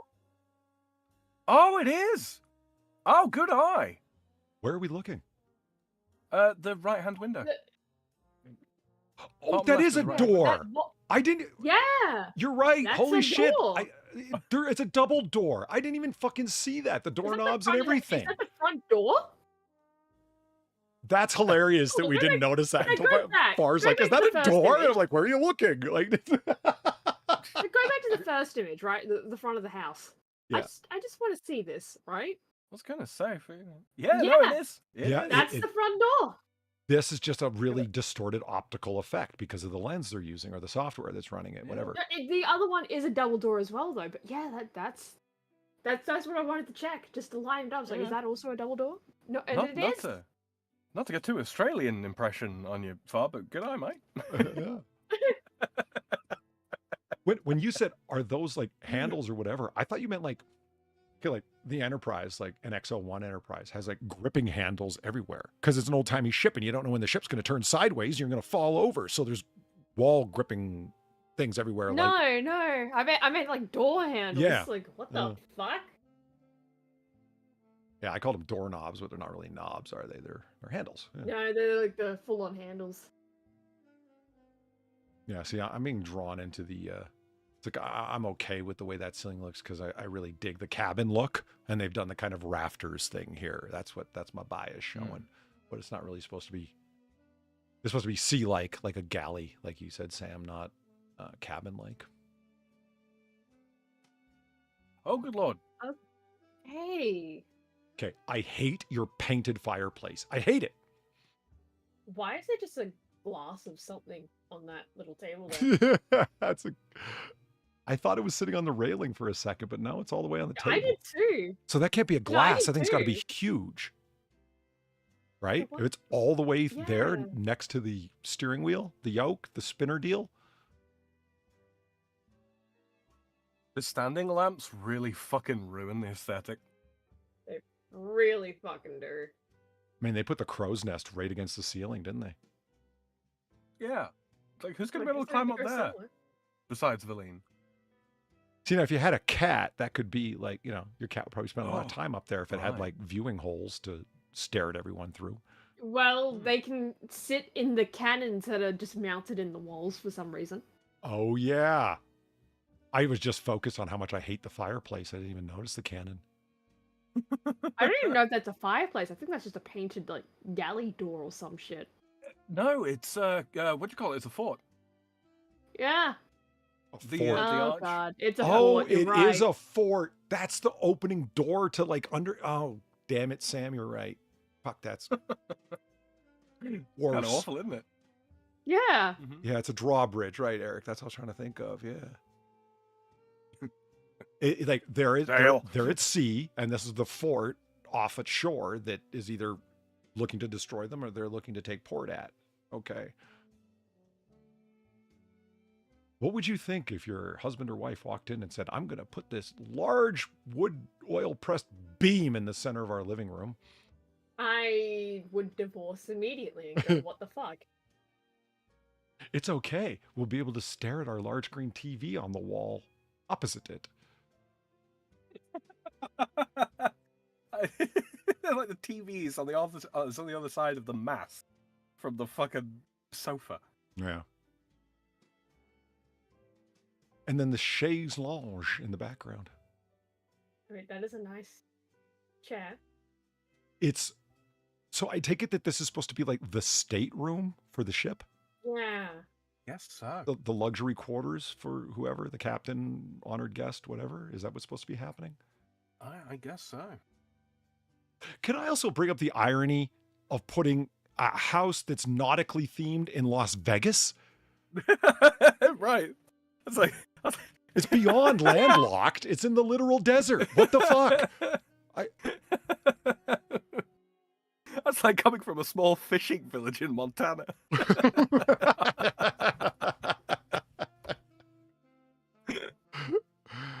Okay. Oh. Oh, yeah, just give me another angle. Right. You from the pull same back and it just gets location. worse. Man, proper exposure lighting can do a lot, can't it? This looks better Yeah. and this looks just, yo. Pastel as hell. Yeah. Pastel. Hey, did they change what was in that back section? I think they did. Where the like the lounge was. Oh, they did. There's a table and everything now. There. Holy yeah. shit. Good eye. Yeah. Huh. The wonders of medication, am I right? Yeah. What the fuck? Oh, I wish we could read what the various. You can kind of read the first word in the previous image. I don't know what I didn't actually look too much at it, but yeah, it says great, and I'm not really sure what the other word is. Oh yeah, it does say great. You're right. Yeah. Yeah, it says great, and yeah. I mean, it's That's all not I'm able room to because get it looks from like it's 5 characters. So. Yeah, it always looks like it starts with a V, but I don't think it is. I should have paid closer attention because it's like the pillows shifted, everything moves slightly because it's a different picture at a different time. Yeah, but like you don't think of it at first because you're thinking, oh yeah, it's just the same room, different angle, except it's like Yeah. the more you look at it. Do you It's only notice the more you look at it, the more you somebody's realize, purse like, is sitting oh, on the couch? Well done, real estate person. That's Exactly what I purse. thought. Yeah, the real estate person left their oversized purse sitting there while they were taking photos. God, you're gonna even have your purse be nautical themed? Port Royal, it's labeled as. Oh, Great Cabin is what it says. Oh, okay. Wow, such a great cabin. It's got its own fucking wheel. Port Royal on the fort. There's someone in the reflection. Really? Reflected where? Oh, is there? Anything reflected here? Not there. Oh no! Yeah, Oh, there is. Right there. It's the ghost of Port Royal. It's a woman. that's looks to be some sort of like tartan pattern dress. Yeah, a skirt, I think. Maybe shorts. Could be like a Burberry skirt, yeah. And it's odd. Like they got like a double image partially not resolved, like reflection or whatever. So I don't know. Most digital cameras don't have that slow of a shutter speed that you would get that kind of blur effect. Sort of strange that they're ghosting like Maybe that. they're doing a long exposure or some shit. Maybe that's necessary for the room to have the lighting that it does. Yeah, that's a good call. You're right. Yeah, the 'cause they lamps move really during do a ruin long the effect, don't exposure. they? Yeah, and they're gone from this one. No, they're there. What do you mean? No, look at the previous image. The standing lamps The standing lamps. See? with bowl shades. Yeah, the bowl lamps are gone. I was thinking about the so standing lamps. Yeah, okay. So those ones kind of work. Those lamps, like, well, it's like, those are the ones I was yeah, thinking of like, because they they work just don't better. look like they belong on a ship at all. But you know, Yeah. and look, they got the smoke detector in the center of the skyscape, so you can have actual, skybirds again. Yeah, oh, good, ceiling birds. Yeah, not in this room. You can have skybirds. You see. God damn it, Sam. Ugh. What is this railing not nearly as far away or close as I think it is? Like, it looks like you can walk up this and then go back here and there's a whole sitting area, but it doesn't look like there's enough room between you and the wall to have that happen. But obviously there is. I think there is. I don't think there is. I think it's just It gets leaned painted on. against the wall. No, I don't think the railing's painted on. I think it's just directly in front of the wall. Okay, that's what I thought. But then how is this chair here? Because there's a room behind it. Oh, okay. I see what's happening. This is the there's separation a whole last between room. I get it. I Right. get it. Yeah. Yeah. That'll be the kitchen through there then, presumably. Yeah, you go up here and then there's a whole other room. I thought that this wall was the back wall. You know what I mean? No. No, yeah, no, you can see next to the turret there on the left, a little bit of the edge. It's a thin wall. I did notice the skull But it's a sitting there wall. on the pillar too. Yeah. Oh, nice. It's not a Or ship, weirdo but that's metal cool. helmet of some sort. Yeah. No, I think it's a skull. No, it's a skull. It's a skull. That's the Lady of Port Royal's skull. She's not haunting. She just won't leave her skull behind.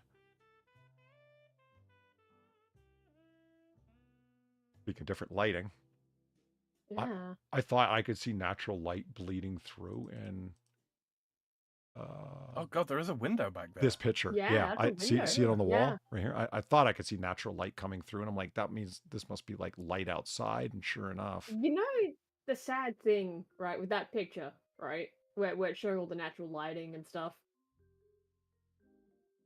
Like, this could be a nice place, but why'd you have to paint the fucking moon on the wall? oh yeah. Why'd you have to paint all the ship stuff? You could have this be like a nice aesthetic without all the ship shit.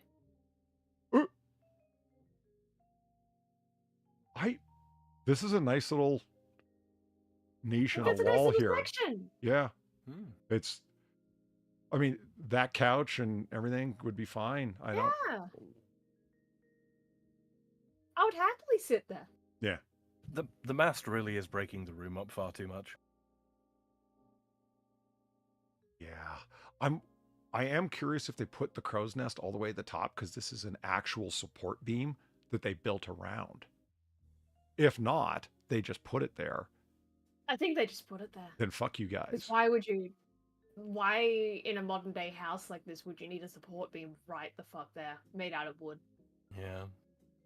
There's no reason for it. Well, I mean, it could be concrete and then cladded. Yeah. That's what I was but thinking is that again, they built why? around it if at all possible. If they didn't, then yeah, they've broken this room up for no good reason. It would also be particularly Suppose if you impressive considering saw- that they built a table around the actual support beam, which they would have had to have done. I mean, I swear if you see like other rooms where they have the beams, yeah, okay, sure, but I don't think we're going to see that. Which means they just ruined their own room. Yep. I think the thought was if we put a table here, it won't obstruct. It'll just because you can't walk through the table anymore and you can walk through the beam, so it'll Yeah. be fine. And it's like, no, it's not. Yeah, but like, what if you want to move the table, out of the fucking way for any kind of reason? Right. It would make more sense to have the mast further back and then use that as like a dividing curtain. Yeah. Yeah. For the Actually, yeah. Mhm. I guess if you're gonna be insane, you might as well be logical about your insanity. I'm just trying to picture what the so. This is actual brick. It looks like from the lighting, and you have like awesome brick like that in your house, and you do this with it. I don't know. You guys hear me bring up? It's like, oh my god, this house is built with actual bricks, like because that's rare now. So I think it's kind of cool. But do this with it. I mean, this house was built in 1978. I just got a feeling that this was an original to the house. I was really proud of this mast room. Yeah, holy shit. How many angles of the same fucking room do we really need to see?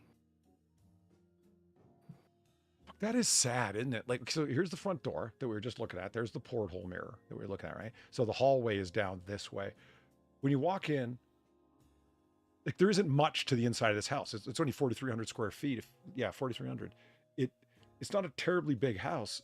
And when you walk in the main entrance, I mean, here's this big living room area, and it's immediately off into your nautical insanity. It's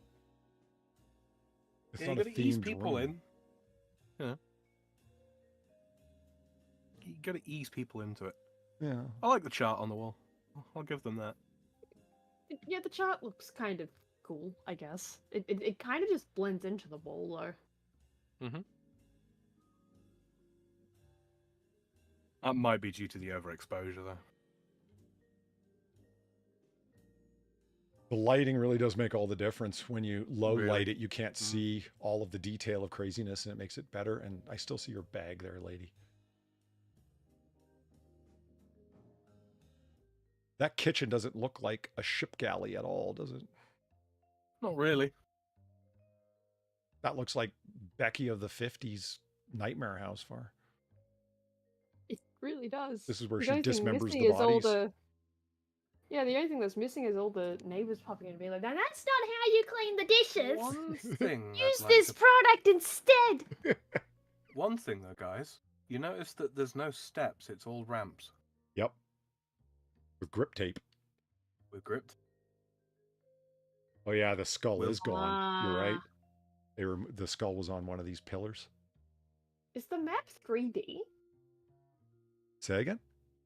Is the map 3D? Like it's got Yes, shit it is. Yeah. sticking There's out of stuff. it. Like there's like a fucking dolphin here, and then ships, and a whale coming out of the water here. So, but it's not a 3D map. It's a 2D map that they've taped a bunch of shit to. Yeah. Stuck shit on.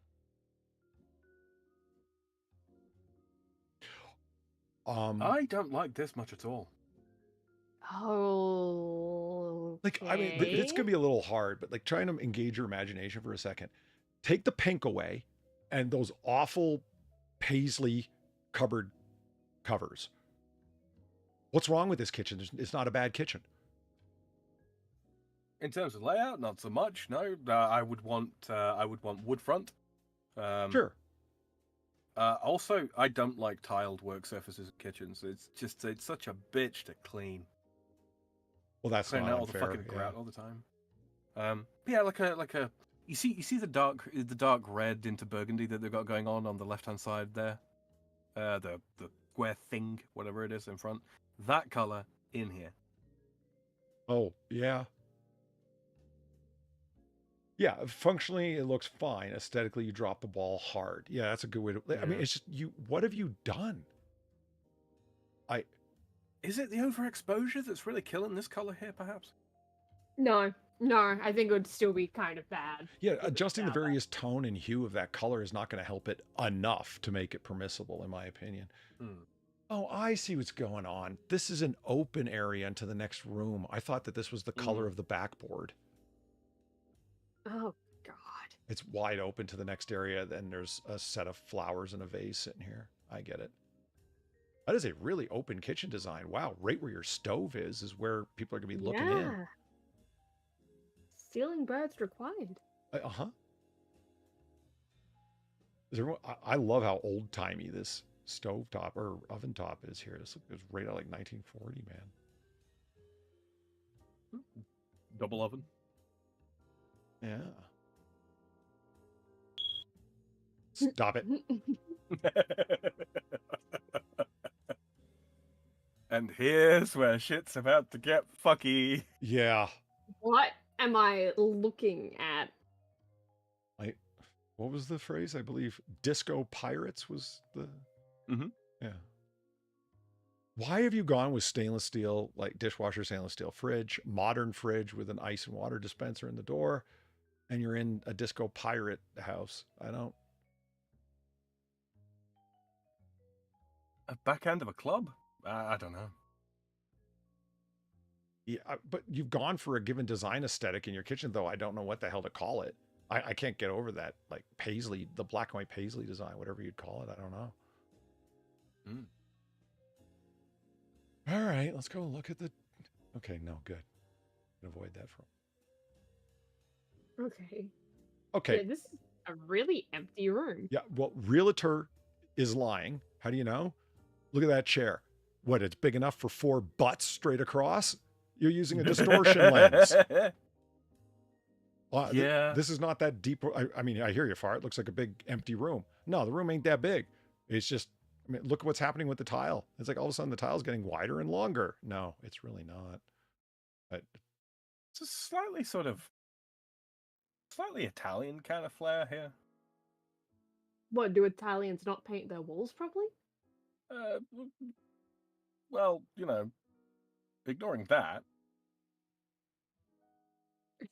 How can you ignore that? It's the wall. What are you saying? Like they've got a painted wall. Well, it's not wood grain. Look at how shitty the paint job is, though. In the middle, beneath the cabinets, that's what you mean. Yeah, I mean, it's supposed to look vaguely like wood grain, and they failed. Yeah, and it looks like shit. There's a particular type of scrubbed, scrubbed plaster that you find around the med, that looks like that. It also looks like shit. Hey, I think that is a doggy door eagle. Down on the left. Holy shit. Huh. Just in the wall? Uh-huh. That's for a very small disabled person. Roll out. Why did they do drapes Mr. that Pirates are like... roll out.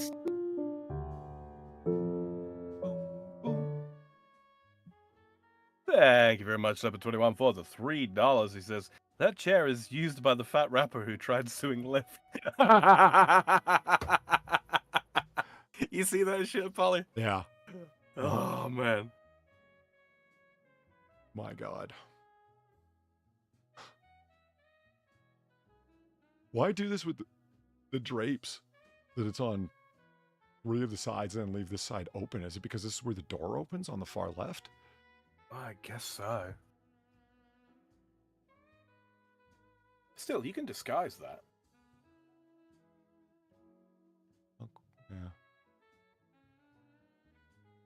I mean, I realize that I've got like a primacy on functionality and minimalism. Okay, I get that. When I've looked at a lot of people's houses, it's like, why would you do this? But so many times, especially in this house, I'm thinking, why would you do this? Like, there's no functionality to it. You've lessened the functionality of the thing. How does that help you? Yeah. Well, yeah, like, as much as, like, we both disagree with a lot of shit the other finds fine. Yeah, I agree with you on that one. Why would you do it like this? Sure, have decorations around, you know, decorate your place and all that. But like this is a bit much. I will say, this shitty wall painting is better than last week's shitty wall painting in Oakland, all the Egyptian bullshit. It is. No, it is. Oh. Yeah.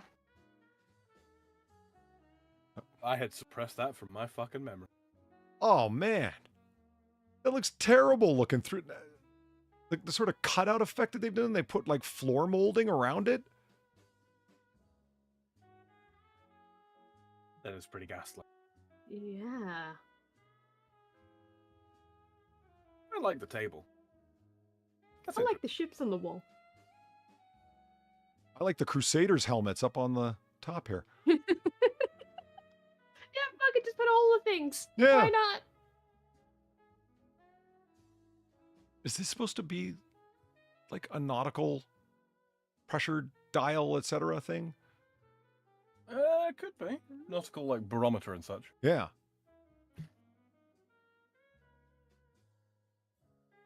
Yeah, it just looks wrong. Wow. Wow. There you go. Fucking wow. Holy shit. Okay, look. I mean, it's I sort of, feel like scales if have I fallen step- off of our eyes. The truth has been revealed. This is a fucking Airbnb and designed to be.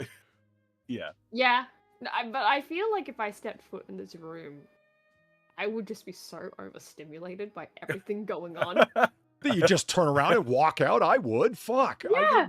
Like, you know how you were saying before, Sam, right? Like, have you ever looked at a picture and you can just smell it, right? Have you ever looked at a picture and you could just hear it? You know, you can just hear what's going to be happening in this picture. I can hear it. Oh, I can hear it too. I It like sounds it. kind of like. Yeah. Doof, doof, doof. Yeah. I don't like Except it's sea shanty.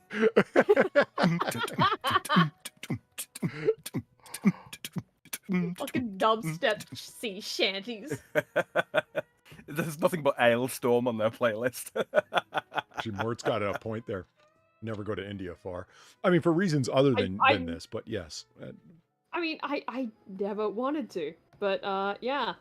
Have you ever seen a dance sequence in a high-budget Bollywood film? Talk about overstimulation. My Oh, God.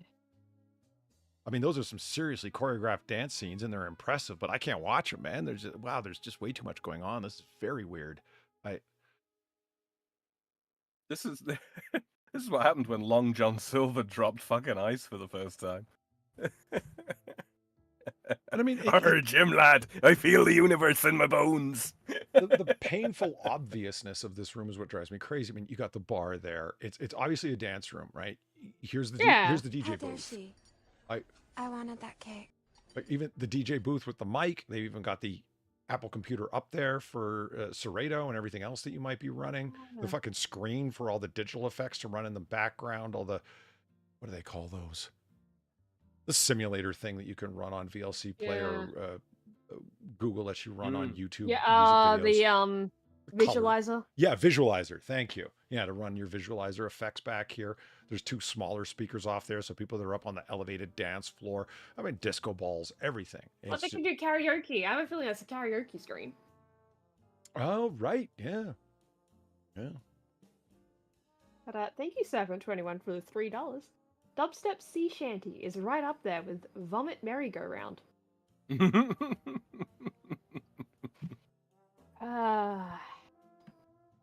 That's the name of the next album coming out of the United States Congress. Vomit Merry-Go-Round. Is this a skeleton hand? Yeah. Yeah. That is exactly what that is. Why would I want to sit down at this bar with a cannon pointed at my balls? Because you're very adventurous. Pay your fucking tab, see? Yeah. I got buttons back here. You don't want to know what they do. They're fire buttons. Fucking hell.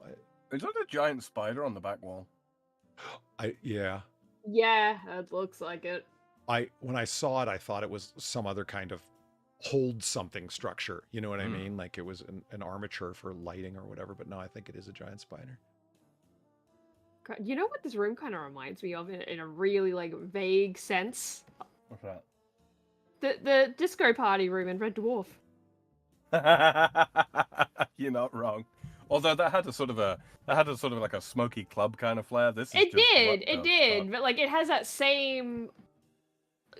the same kind of look to it in a weird way, except just more deranged. Mm-hmm.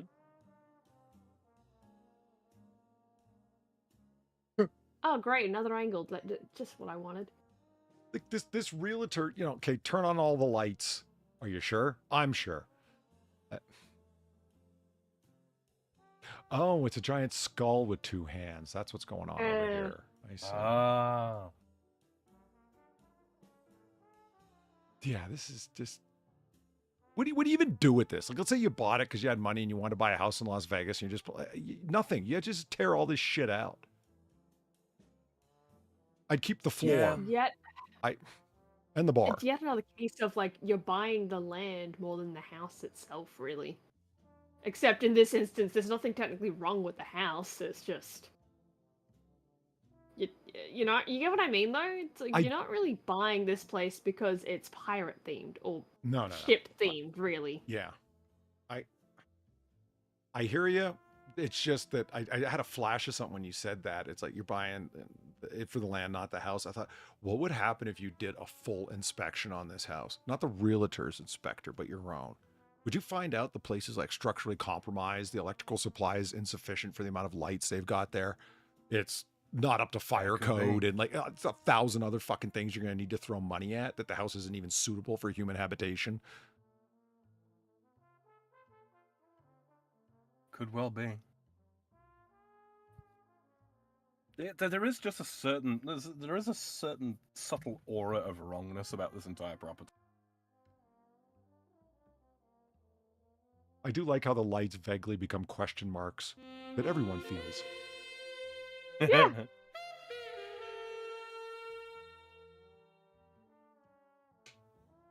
Scooter, thank you for the $3. My name is Scooter, and welcome to the Adventures with Scooter. And today, we're going to see if those ugly chairs in the sea shanty house could save your life if intruders broke in.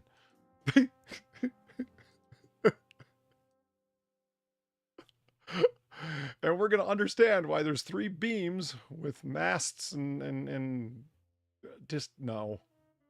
I mean, these serve no purpose. Why wouldn't you want just one mast there, like in the other room, with a sail on it that could be used as a room separator?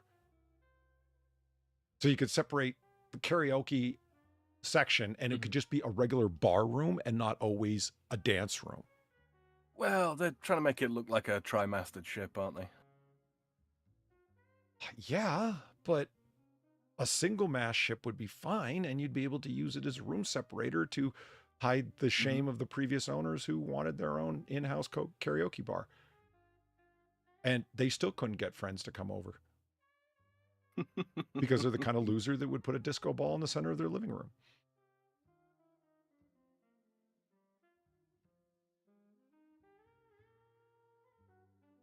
It's just not getting better. No, it's really not. And the spider is fuzzy. Oh, yeah, it is. Yeah. That makes it worse, doesn't it? Shit. Yeah. What the fuck? It's like, yes, hello, I am a spider. Feel my many textures. Yeah, I'd really rather not. It's very nice of Johnny Depp to come pose for this photography. It's a shame they got him from the wrong movie, though. Yeah. I would have preferred him as undercover FBI agent Donnie Brasco posing as a mobster so he could just start shooting people. Why would you put the sign behind the DJ booth that says full bar? Why wouldn't you put that behind the, full bar? Bar. Yeah.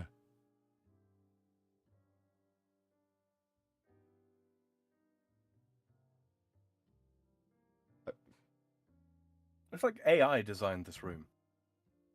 Yeah, it does have that feel to it. Oh, God, it's just a cutout of Johnny Depp, too. I thought he was painted on the wall.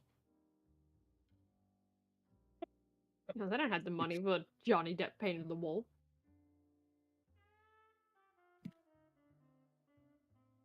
Why do people keep cracking the jokes about those cannons being glory holes? I see what it is. It's when you've had too much to drink, you don't need to get up from your seat. You just flop it on in the can and take a leak. Oh my god. Oh, Jesus. Good Lord, Sam. I almost made that rhyme. You get enough drunk It's people an over and someone's export going to think of that, It's an export hole.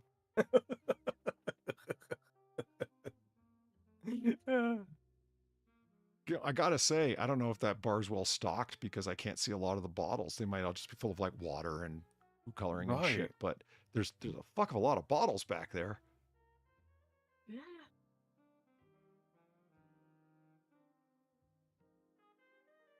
And the giant gallon of water jug on the floor.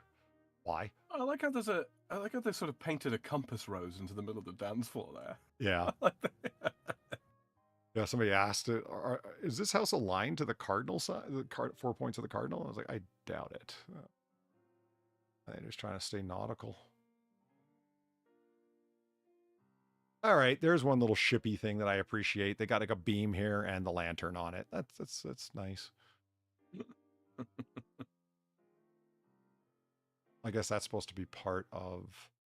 This is another whatchamacallit thing with the stuff with the drawbridge. I thought it was just a ship. I don't know.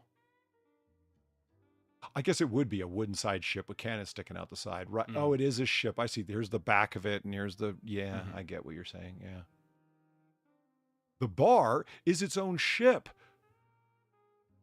So therefore, you're standing in the water out here? Yeah. Dancing with the fishes, see?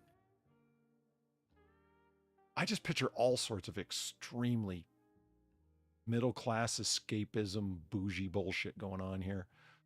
Yeah. And Karen is drunk and lost at sea, everyone. Let's see if she'll sing for us. You know, just, oh my God. Pull out like a giant polystyrene rock and have like a fat mermaid sat on it. Yeah. All right, guys. I've got $500. It's burning a hole in my pocket. I'm going to the Luxor. Fuck you. I'm in Las Vegas. I got no reason to be here.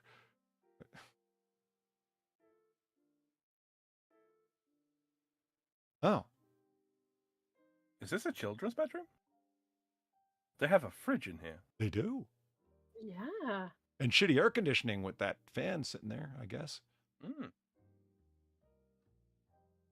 Well, I mean, again, like you said, this is a fucking, Airbnb. Yeah. The amount of noise that fridge must make. Mm-hmm. I mean, that's somebody's old...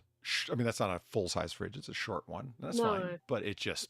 Yeah, but that's still going to make noise. Yeah, that's what I mean. Like, I think I agree. It's going to be a loud fridge, an older fridge, and not something that's designed to operate whisper quiet. This is the kind of fridge you stick out in your garage and use as a second fridge for something, or your basement, whatever, you know. Your cheese fridge is... Fridge. Yeah. Yeah.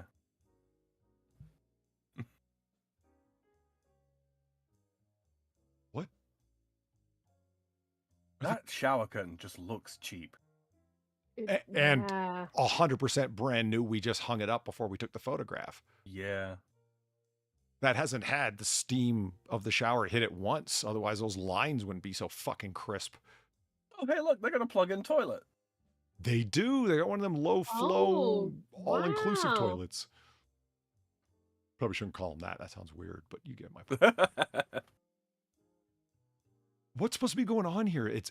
They're going for a metallic gray look. Is that the thing? I guess. Like a slate finish type thing.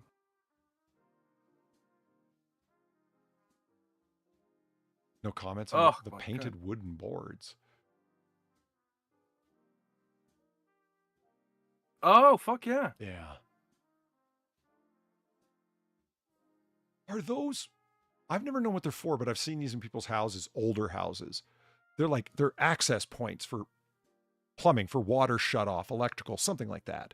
They're like, because I'm like, there's not a doggy door in the children's bedroom. That's like, I don't know what to call them, like access points for turning the water on and off at certain locations and stuff. It makes me think that other place was not a doggy door at all. It was just one of them. Uses for the room, maybe? Yeah.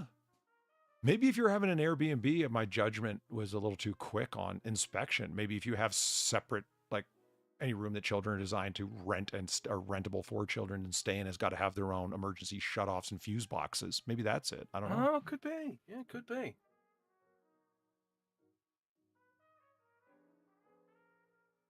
They use the previous shower curtain to wrap up a body. I hear you. People think it's so hard to get a body bag. They got to go buy actual Milsurp ponchos. It's not true. You know, a mattress cover, a shower curtain will work very effectively and not be questioned when you're buying one at 3 o'clock in the morning at Target. Not that I would know. Why do you need rubber gloves, a hacksaw, bleach, sponges, and a shower curtain, sir? I'm cleaning my bathroom. What's wrong with you? Gotta go. Wait, your change. There's a reason I'm paying cash. Gotta go. You know, Never from the same store, Jesus.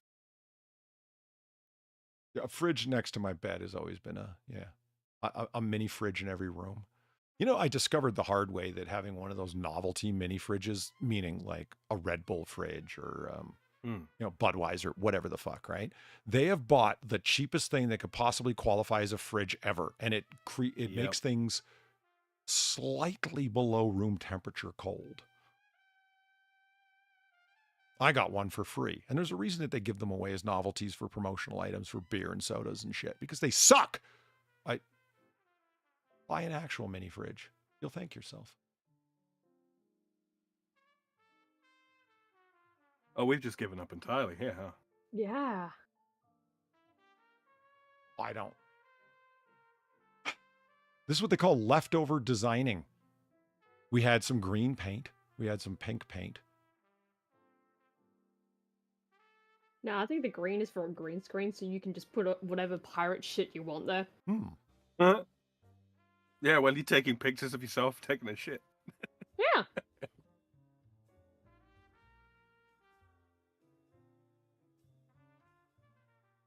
I don't know what to think about those light switches that go laterally. It's one thing if they all did, but why do two of them? Yeah, that's a lot. They must do something. I'm sure somebody those are for the fans or whatever, and that's common somewhere. I've never seen that before, ever. There's a distinct lack of lighting for a vanity room. Are you thinking that those lights above the vanity don't actually turn on? I'm thinking that they're probably not going to be enough. Sometimes, I mean, like for a lady's makeup in the evening, she wants to have some sort of backlighting to see how her makeup looks when she's in shadow. There doesn't appear to be a ceiling lamp. Yeah, I see your point. Man, the distortion on this wall or in this room is heavy. Like it's, you got like a right angle here, but it looks like the ceiling is going up. I don't believe it is. I think it's perfectly square because it's in line with what the door frame's doing. But it just tells you something about the distortion. This is probably a very slim bathroom from side to side, even though it doesn't look like it. I find it weird that you would have I get the bench, of course, at the vanity. And a lot of vanities we've seen don't have the under leg space, which is a giveaway that it was never meant for that. They just put a bench in front of a dresser. This actually has that, but it's not at all positioned with the mirror. Right? Yeah, they've goofed. Unless you're sitting on the far right side of this seat, you don't even see the mirror. They couldn't get a mirror big enough. That's the thing. They wanted the mirror to cover both the sink area and the sort of vanity area, but yeah. Mirrors be expensive, yo. I think that light switch has been there for 70 years, like the oven. Probably why I don't recognize it. It's just old tech.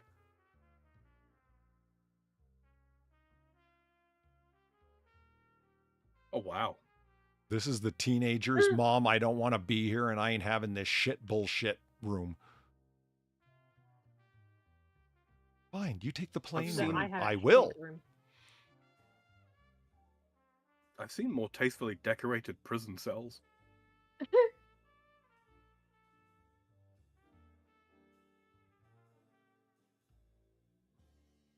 Now, this wall has had a rough time of it, huh? Still the nicks and scratches and screw holes and shit. No kidding. They don't want to show us what's on this wall. Is it that bad? Whatever it is that's hanging here. I mean, maybe it's not, but it makes me think,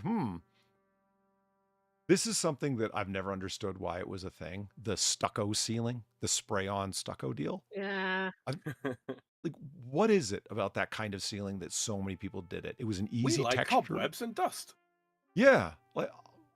Cheaply and simply applied. Was that the reason everyone went with it? I don't get it. It doesn't reflect light easily because it's all textured. You don't have to pay someone to smooth it down and flat it properly, like you would if it was fucking plastered. Okay. It's a one-step process. Yeah. Yeah. Oh my. Oh, and we are back to it.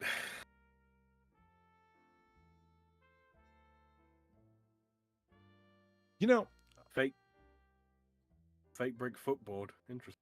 Yeah, I was thinking this footboard that's sort of like a wall. Okay. In and of itself, it's an interesting idea. Like not in this room or anything, but yeah, a lot of beds are just sitting in a room on their own. This kind of creates a little bit of separation, a little something, you know. As long as the bed was long enough for my 6'2" ass, I'd be okay with this. You could put stuff up there, whatever, you know. Not the worst thing. One thing I have noticed is all the ceilings in this house are very, very low for somewhere like fucking Vegas where it gets hot. Good call. I mean, in 1978, I think they were assuming this place had air conditioning. But yeah, I mean, tall ceilings, because it's in a hot place, tend to be much older than 78. And is that really supposed to be a grass carpet, like Justin Wilson suggests? Because if so, my God. I think it might be. They just slapped fucking AstroTurf down in this bedroom. Yeah. So I'm just kind of like looking at the bed, and there's sort of like a lump in the center of the bed, and it's like, is that the dead body of the man whose shoes these are?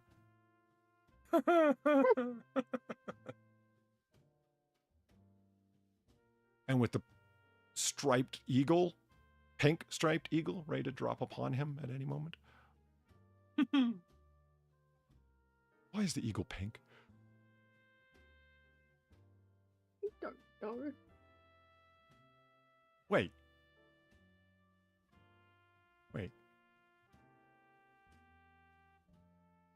Is this a different room? At all. Or is this a bed on the other side of the room?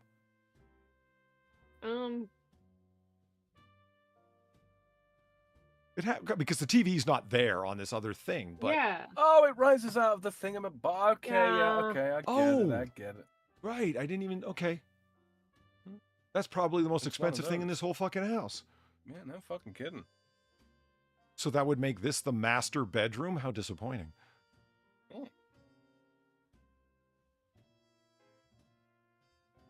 It would make it the portmaster bedroom. What did they place the steppy stool here for? Like, what do you need to reach that you can't? The flowers. I guess. And the only thing I could think of. Huh.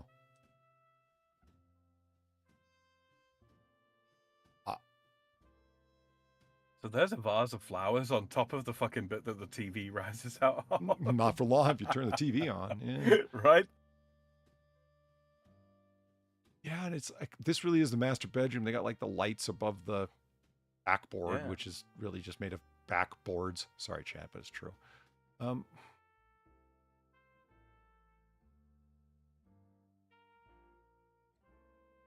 That is a mirror with the reflection of the opposite wall, right? That's not a painting? Yeah, I think so. Oh, wait. This is a window in it. That's... Holy shit.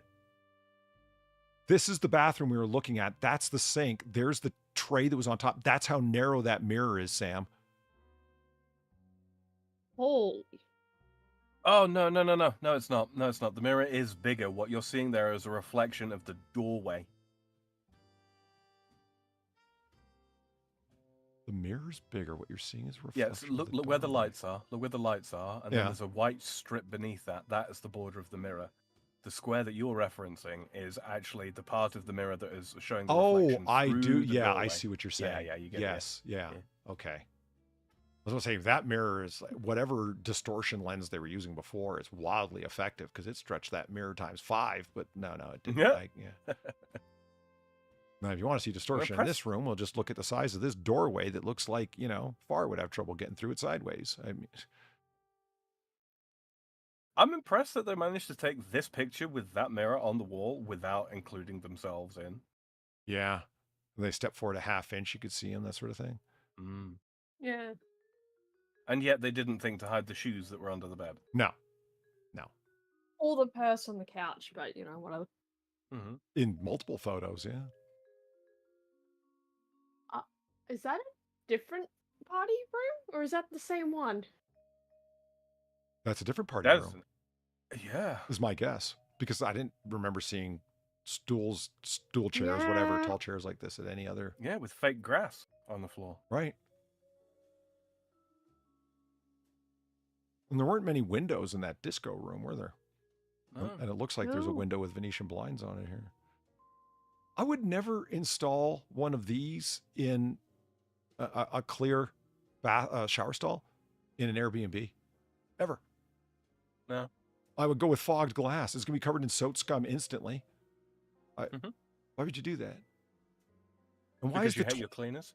Why is the toilet in every room different? That's 3 toilets. The drawer of this particular Airbnb, no 2 toilets are the same. I've been looking forever for the fresh toilet room. I wish to poop on a different pot every day, I'll have you know. They've installed one of those shower heads. The big square one. Yeah, it looks like a cheese grater, you know. Mm-hmm. Okay, look, if you don't... what I figured out... Oh, shit, excuse me. One of my friends is really into those broad shower heads that are like I forget what they call them. Rainfall, that kind of thing. Yeah, that's, you know, just the water's coming from all the way above you, which is coming down on you, and he digs that. Then he found out that you need specific kind of piping and a certain amount of water pressure to make them work. Yep. Otherwise, you just get a dribble. Look how many exit holes there are for the water. Mm-hmm. And they're all fairly large because it's meant to be like that. It's not like small little pinholes. I'm like, so those shower heads, he goes, they're fake. They're fucking fake. They don't work. Oh. Indeed. Let's look. They do. You just got to have the proper plumbing. Yeah, you got to have the proper plumbing and sufficient water pressure. And in the middle of the desert, that's not very likely, especially if you're willing to install low-flow toilets. What is this apparatus above the toilet?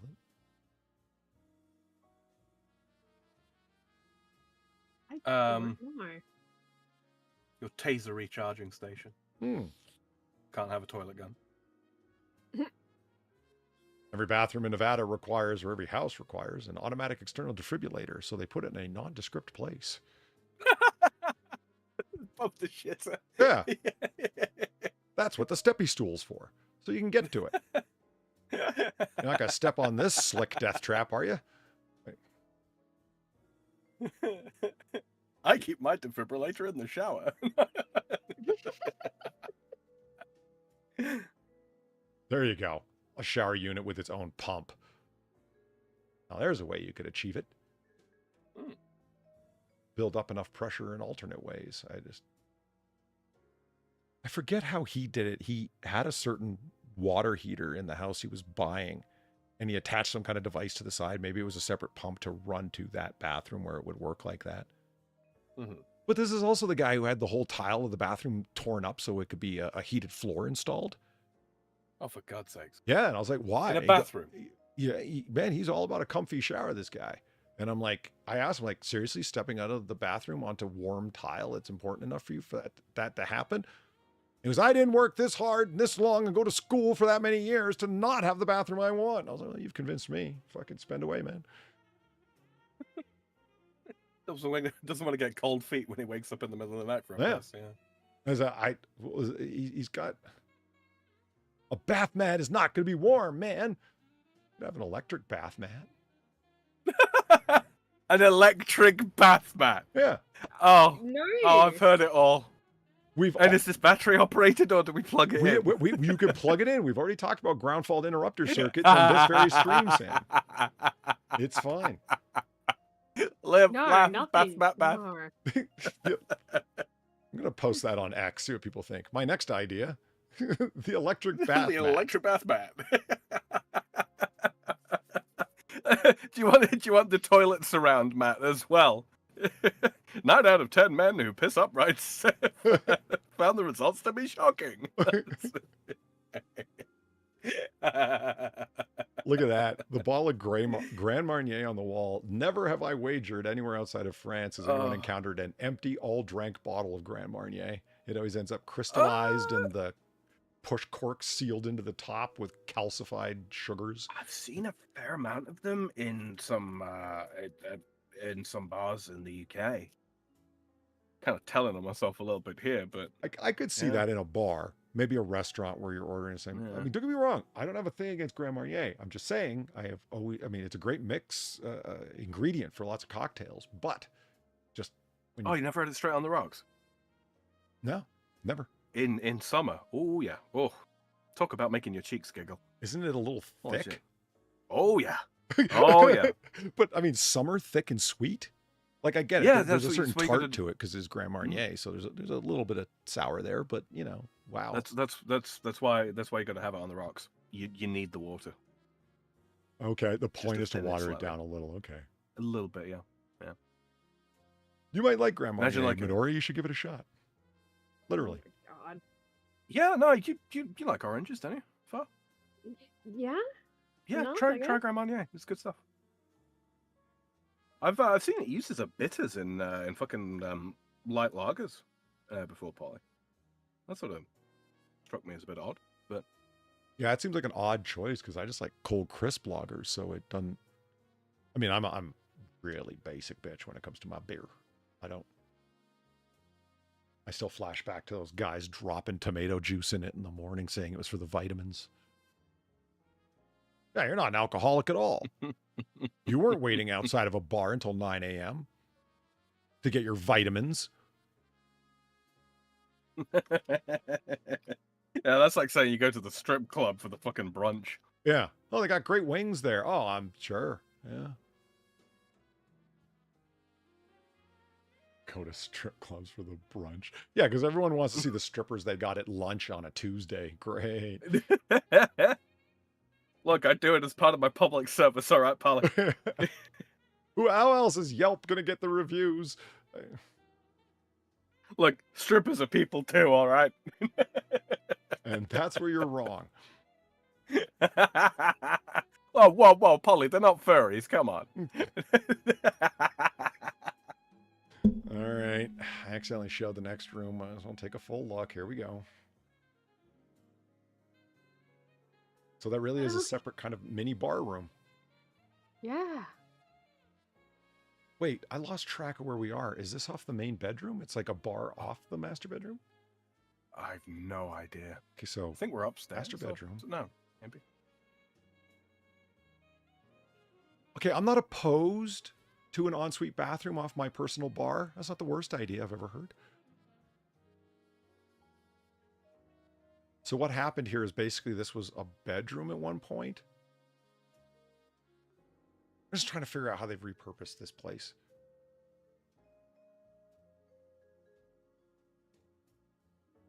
With all of the, like, so you got like, these are stairs to nowhere that are there for effect, right? No, this is a bunk bed behind there. No.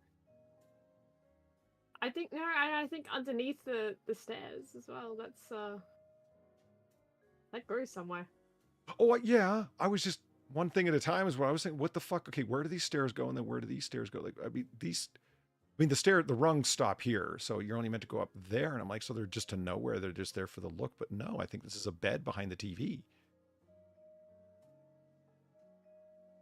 Unusable catwalk. Yeah, the ceilings aren't high enough for this bullshit, are they? Oh, it's literally for your cats. Yes, because I'm bringing cats to an Airbnb. Are those midget ski poles? Hiking sticks, maybe? I guess there's a bunch of extendable ones. Yeah. I don't know how the fuck I noticed this ladder on the other side. I missed this somehow. I don't know how. Huh. I don't get what's happening here at all. I hope there's another picture of this room. This is probably the most obvious lens distortion I've like. Look at this. Yeah, I was doing it with the other chairs of that same type in the bar earlier on. Did you see? Really? I didn't notice. That is some pretty obvious distortion there, man. Wow. Those rivets in the side of the leather apparently are the size of like silver dollars. You know what I mean? Who needs a chair that deep? How long is your penis? You sit with your back to the chair, put your feet all the way up on it, and right, I'm picturing Far sat on it with just like her feet hanging over the end of the fucking seat.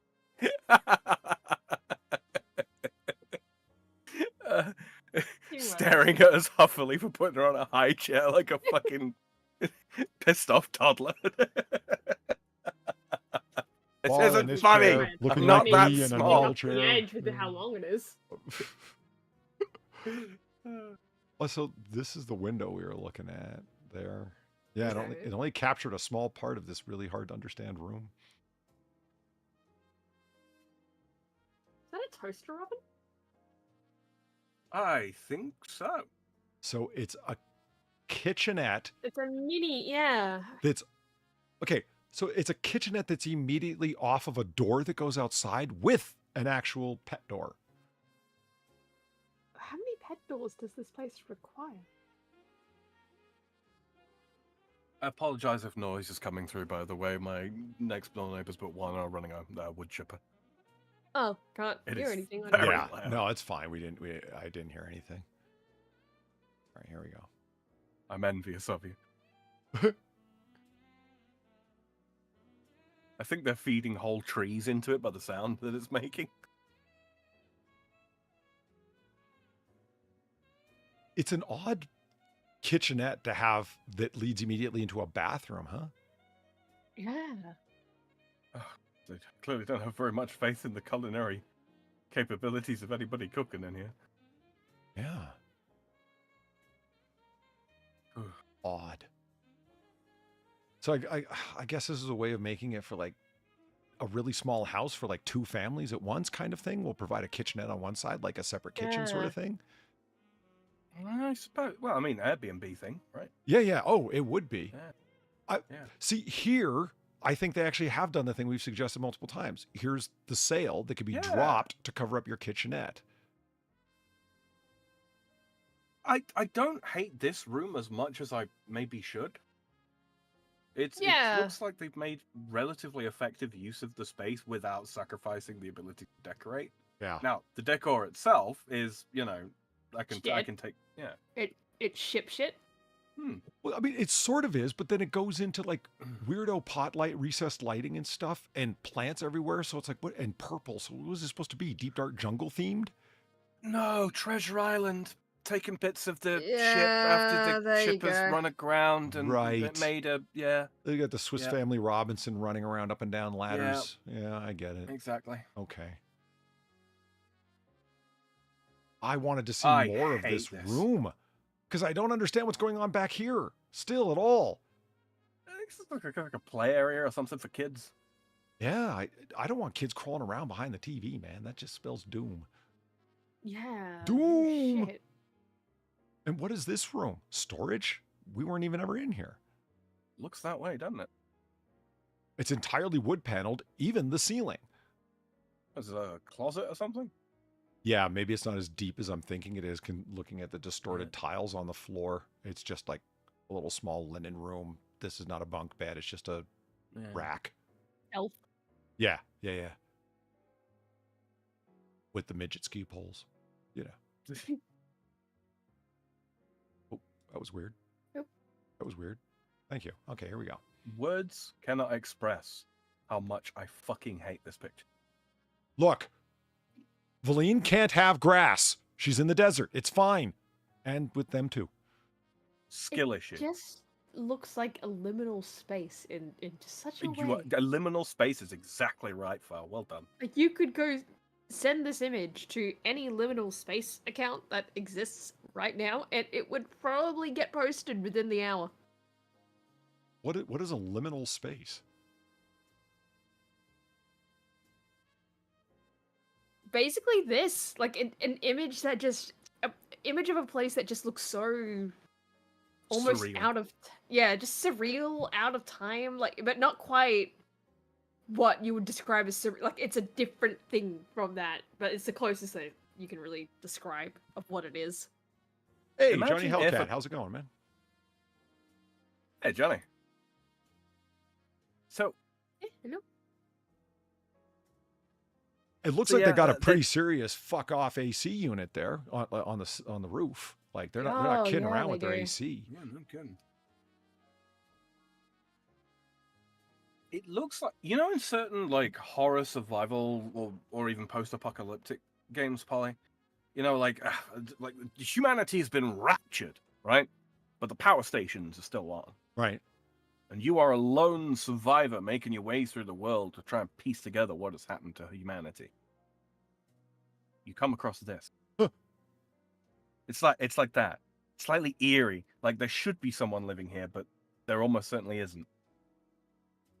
ChatGTP via our friend Mort says a liminal space is a transitional or in-between place that feels eerie, nostalgic, or dreamlike. It's often characterized by emptiness, artificial lighting, and a sense of something being quote-unquote off.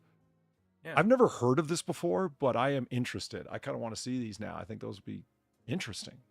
Oh, you get a kick out of it, man. Yeah, Yeah. they're Yeah, you absolutely would. your kind of jam.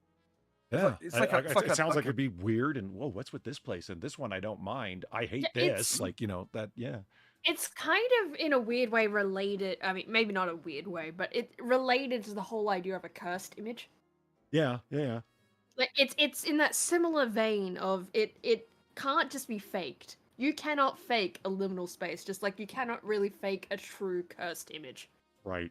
There's just something about it that when you see it, you know that is straight up a cursed image. That is straight up a liminal space. Like it's just So there's something very bizarrely natural about them when you encounter them. So Polly, you remember you watched The Shining, yeah? Yeah. So you know when they're inside the hotel and there's just fucking nobody there. Yes. Yeah. That's a liminal space. Okay. I It's mean, I know all these, the intense pain Yeah. they went through to make everything seem just so in The Shining. Yeah. That Kubrick, the only good film Kubrick ever made. Fight me, it's true. Because it called for his kind of weirdness, so it ended up working really well. But no, I see what you mean. The Shining is a good example from what little I know of a liminal space idea. I mean, leave it to the internet to come up with something odd like that. That's just so perfectly internet. It's almost German, isn't it? You know how the Germans come up with words for very particular things. Yeah. Yeah, like that. I'm just looking at the back of this house, and it almost looks like this is an extension add-on, but I'm willing to bet that it's original to the original house, and these windows and doors, those are the inclusions after the fact. Yep. Do you know what I mean? I'm not you guys tell me. If Eve said that the lighting is way too intense. I'm wondering if that's not just a camera thing to make it more. They've turned the exposure way the hell up, either digitally after the fact or during, but it's kind of given away by this tree and the sky, how they're lit. Like that's overexposed. It's showing Yeah, through. absolutely. Do you know what I mean? Like the sky doesn't naturally Yeah. look like that. You've just turned it up so bright that the tree that is unlit, you can now see it in a weird way, so I'm trying to capture, is this table and these chairs under an overhang that comes all the way out? Because that's where these pillars are? Looks that way. Because if think so, so. that's a very interesting and cool back patio for this place. It's actually a covered point like that. You could be out here when it's like blazing sun in the middle of the day, but you can be in the shade because it's, under. Oops. Fuck, I keep doing that. Sorry, chat. This is the last photo that we're looking at here anyway, so it's not the... Yeah. Nothing yeah. looks like I shared- AstroTurf, does it? It just screams, I am fake!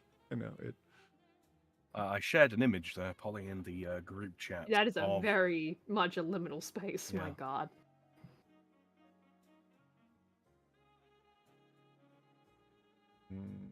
Open link. Gotcha. Yeah. Children's playground, complete absence of children. I was about to say, I'm willing to bet Grayish that a day. large part of this is the absence of people that look like they should be there. It Yeah. looks No, like it is. It absolutely is. Yeah.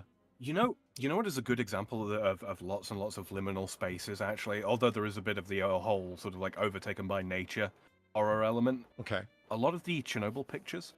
Oh yeah. There's a lot of liminal space going on there as well. Okay. You're mentioning like apocalyptic stuff. I didn't get what you mean. Like, sort of, why apocalyptic? I get what you mean by this image, because this looks like it's right out of the shot from Terminator 2 before the missiles went off.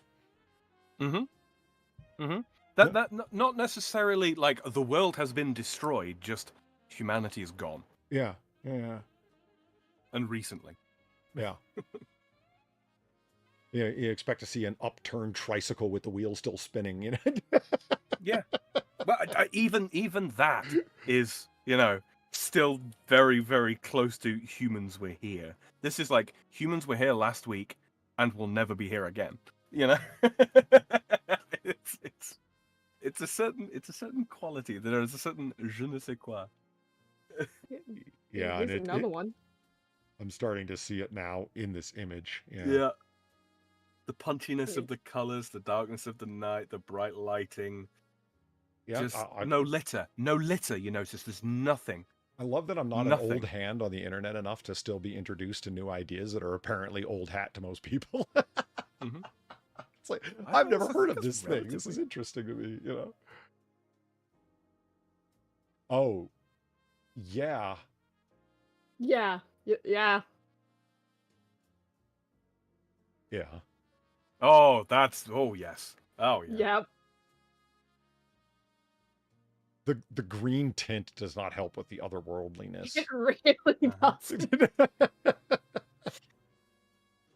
Sam, I've spent, you know, the new things that I'm discovering, the new functionality to Photoshop, not new to Photoshop, but new to me, that it has. I see images like this and my immediate thought was, I'm opening this in Photoshop and fixing that fucking tint right now.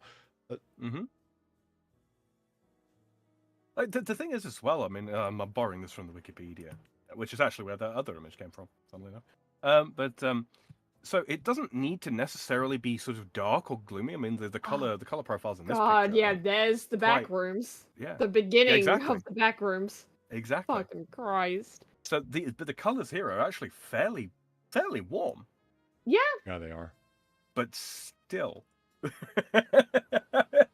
Oh, man, I walk into this place and the first thing I'm asking is, hello? Right?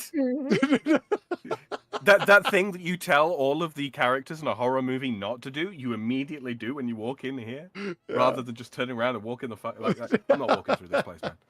I'm not walking through this place. You know why? Because there's not enough stuff, and yet there is still too many corners. I'm not clearing this building. I'm not doing it. Not by myself. Why are you reaching for your gun, Polly? Hold on for a second. Hello? You know, just...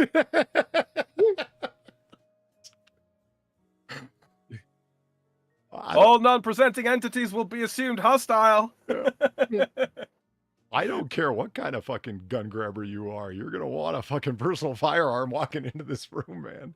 Oh, yeah. Well, that's just a strange shadow effect. It looks like the floor is sinking, deeping, you know, but I think it's just a weird shadow effect. Yeah, I think it's just a shadow. You know what it is? It's the uncanny valley, but for scenery.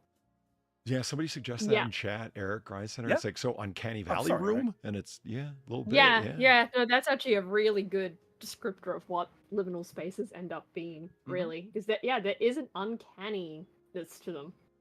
This is a weird choice.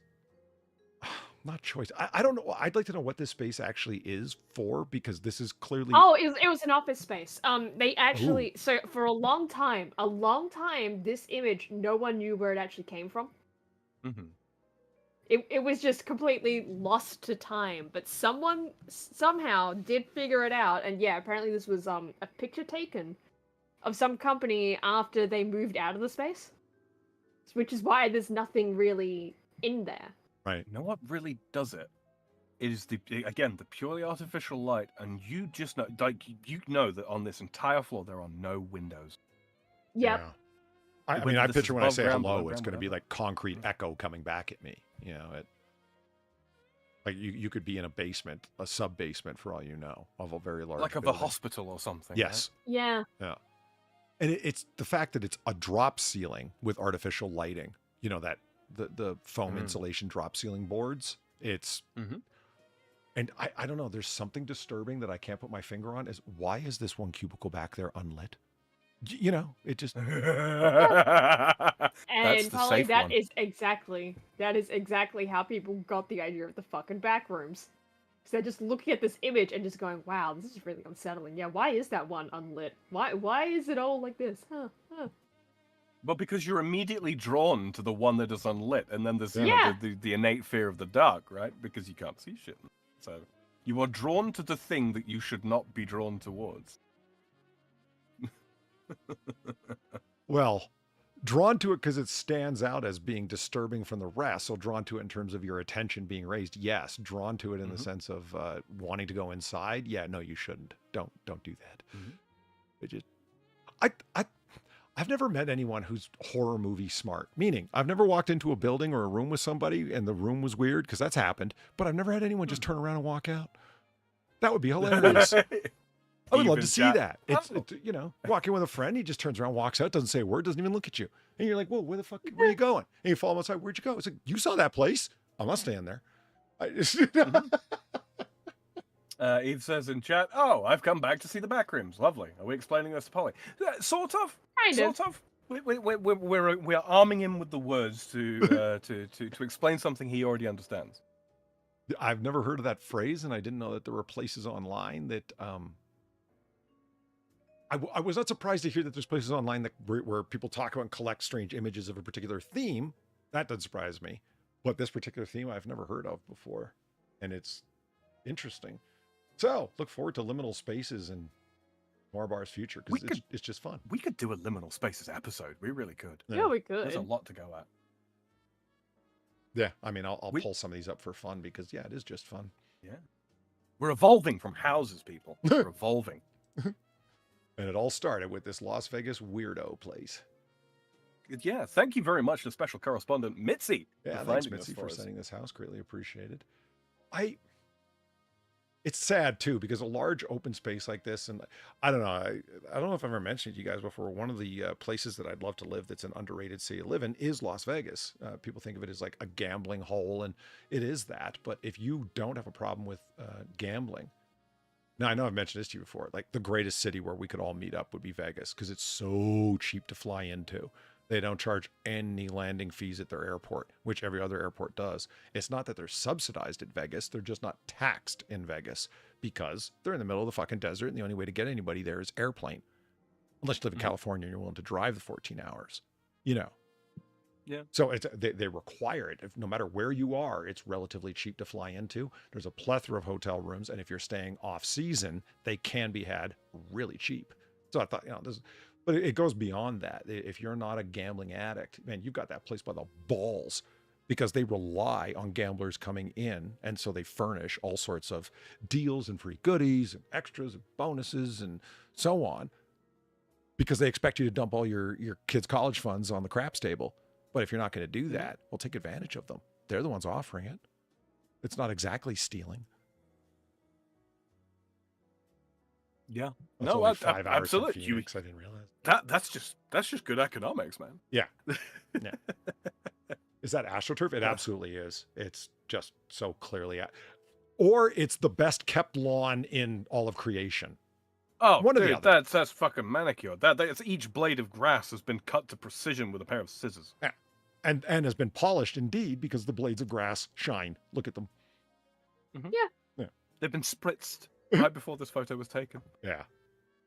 Shiny grass. Bling. I'm sure if we looked it up, there'd be realistic AstroTurf where some of the blades are brown. And probably. You know what I mean? To give it a realistic look. I'm sure that's a thing. I mean, if not, people have done it. You got to wonder, it's like, I mean, who wants to walk? Not everyone's going to want to walk on soft gravel, even different points of gravel to get up to this table. Maybe AstroTurf is the best choice to just lay out like that. I don't know. I've never even thought about it before. Six says, scissors. I say nail clippers, lol. I don't even want to think about that. Oof. Hey, that pet door is further off the ground than I thought it was. Yeah, that's pretty high up. I mean, no big hop for a cat, but still, I always thought they were just straight walks out. I guess the floor is elevated. Or this, no, the floor would have to be elevated. I doubt they sunk the whole backyard. Mm-hmm.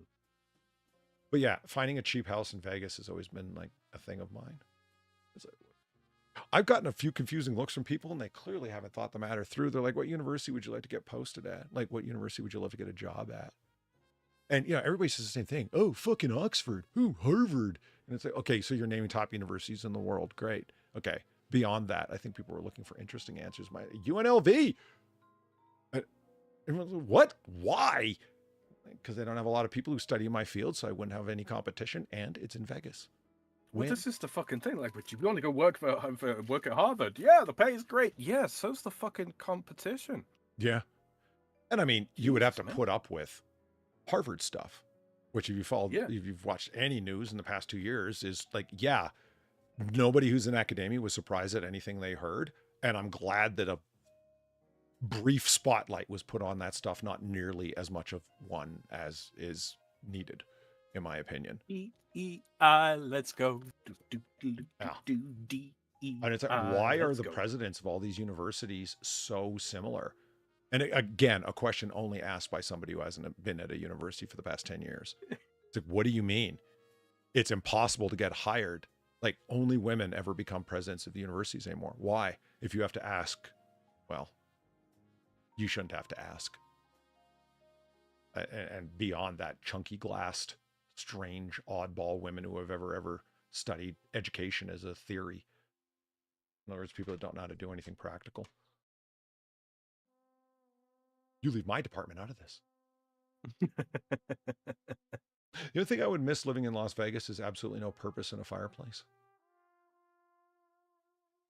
Sorry, say that again. The only thing I would miss living in Las Vegas is absolutely no purpose for a fireplace, other than burning your personal papers when you're looking to change identities and leave town. Well, yeah, of course. Yeah.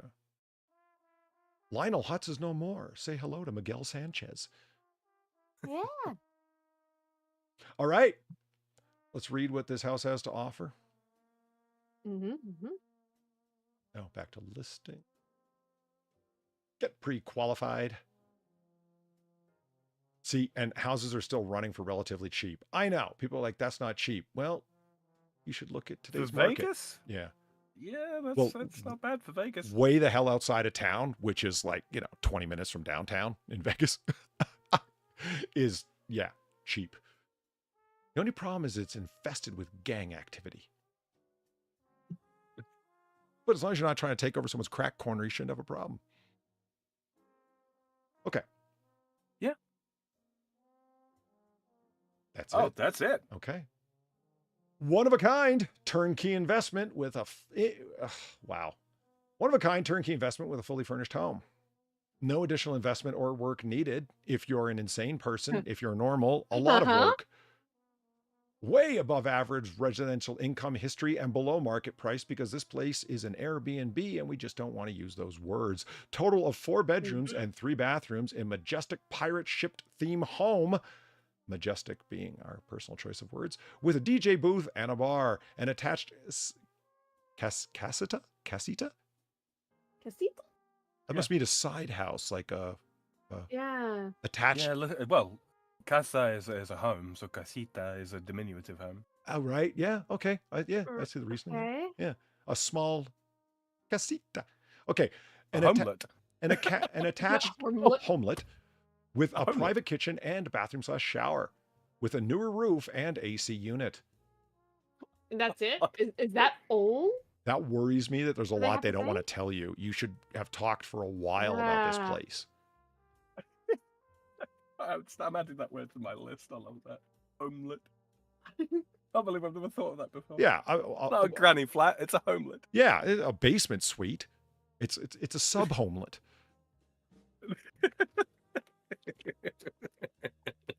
Casita's basically an in-law apartment. Yeah, so a granny flat. Yeah. There's already words for this. You don't need to borrow. See, I mean, you know what's sad about that? Like, if it's a truly separated house, like where the homelet is, like a basement suite that's rentable, there's a lot more dignity that can be had from this property just in the sense of living there and having a separate rental property on the property. as opposed to decking the whole thing out like somebody's pirate nightmare. I just so if you convert your car hole into a granny flat, would that be a home lit to garage? Fucking.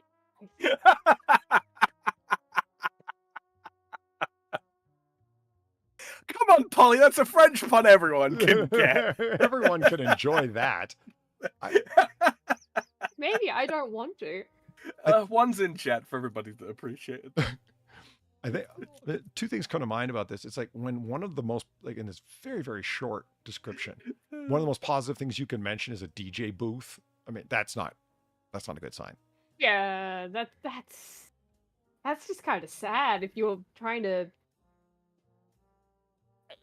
you're trying to sell the place with a DJ booth. Yes, because that's what every family needs, a DJ booth. Yeah. Yeah. You know, getting the kids to go to bed at night, that's already not a problem. Yeah, to start some fucking karaoke and they'll just go running. Mm-hmm. I mean, somebody bills this as a rentable Airbnb. They deck it out as they do. So now it's not really usable as a home anymore. Home. Not really. Unless you do a hell of a lot of work, despite the claims that no additional investment or work is needed. So they're trying to sell it to somebody else to use as an Airbnb property. Clearly. Yeah. You know, and how do you know? Well, a turnkey investment, what does that mean? Only people who look for Airbnbs to buy know that phrase. You know, or people that have been familiar with it from that basis, right? So it's like walk in, it's there, it's ready, it's done. Yeah. It's like you can deduce the meaning, but like, why are you using all this language? Because we're trying to sell it to drug dealers. Shut up. Like, meaning this place is for laundering money. You need to hide your money in a place that not a lot of questions are going to be asked about. Buy this property. I can't see another reason to buy this unless you're an Airbnb corporation, you know, looking to acquire another property. That isn't doing it for the money that's going to be realized. You're just looking to dump your money into things to expand the realty holdings. Because we're thinking of selling the whole corporation off at one point. We need to spike our holdings. Yeah. The living room is built-in entertainment, center formal front. The last thing in this house is anything formal. There's nothing formal about this fucking place. What the fuck? I could fix this place. I could. I'd need $50,000, but I could do it. Which is probably why it's priced to where it is. Yeah.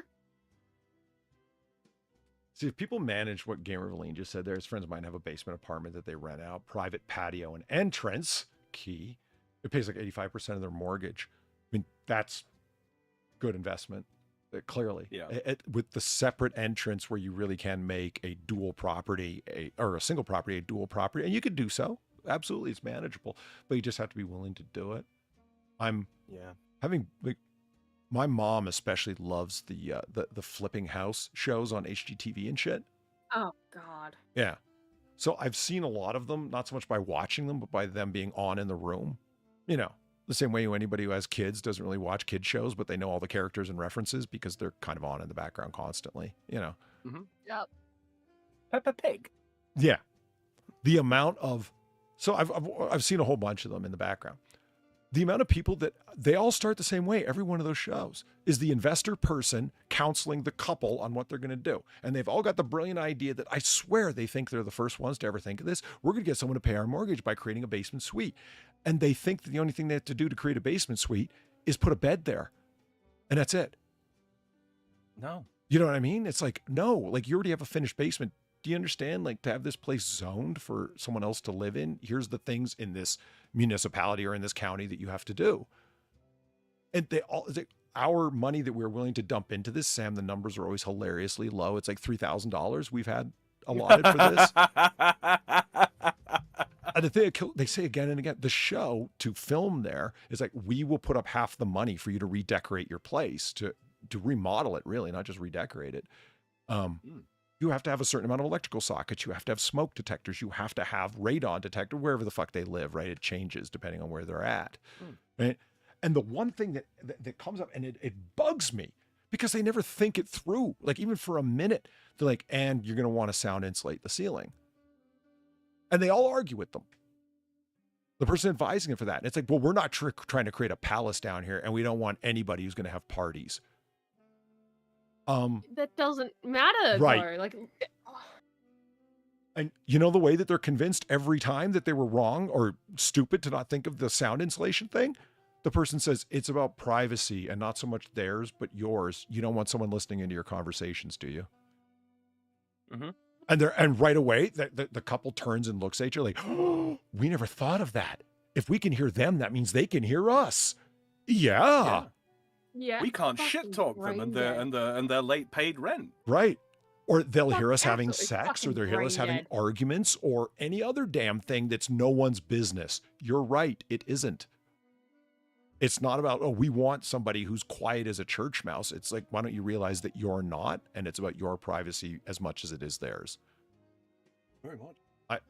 It's because they hear the price that's associated with sound insulating the ceiling, and they only put $3,000 towards everything, and that in and of itself will be like $2-3 grand. Mm-hmm. Anyway, that's just one of the things that annoys me. And of course, the nightmare that happened. I swear my mom watches those shows just to see the shitty design ideas that the designer that they hired comes up with. Oh, absolutely she does. That's half of the appeal. Yeah. It's like, oh, here's my favorite part. And it's towards the end of the show where it's revealing the rentable space to the owners for the first time. And they walk in and they're always like, hey, this is great. No, it's not. Oh, but no, guys, you know, if you come across any liminal spaces in your online travels, there, do be sure to, tell you what, reply to the existing Noir Bar tweet, so that they're all in one place for us, won't you? You could easily find us by hashtag Noir Bar, hashtag No Bar, Yeah. hashtag Noir Bar, and we've successfully taken over that bar from that shitty failed British bar that was misusing our name. Mm-hmm. Fuck, this is clearly where all the work went for this realtor. Look at the detail Oh my god. of what each and every room offers. is. And just in general. TISM listing. Yep. Yeah. And they just could not be fucked to write more of a description. Again, I guess they just thought, well, everything you need to know is right here, guys. yeah, I mean, it's guesswork because I've never worked at an A&B company, nor have I run an Airbnb, but it seems like this is exactly how you would market to them. The little short description is for individual buyers. This is for people doing math on revenue to be realized by each room, etc. You know? Yeah. Yep. Yeah. So that was odd, disappointing, questioning, all sorts of strange shit. Yeah. Oh, it's just down the street from an elementary school. That's great. Oh, hell yeah. Take the elementary school kids to the disco pirate house. Fuck yeah. Cheap lookouts.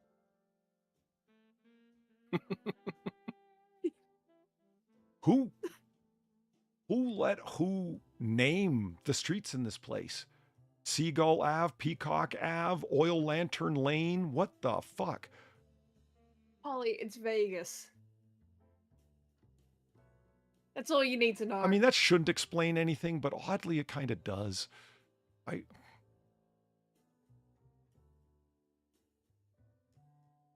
Yeah. Ilan. I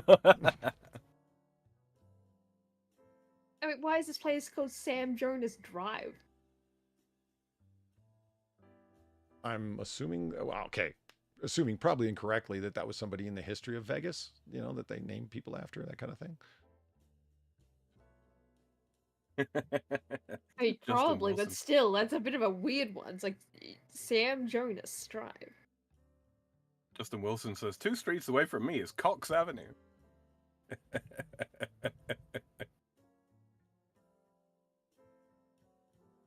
Oh, my goodness. Do you live opposite the ballpark? Is Cox Avenue, does that host a ballpark?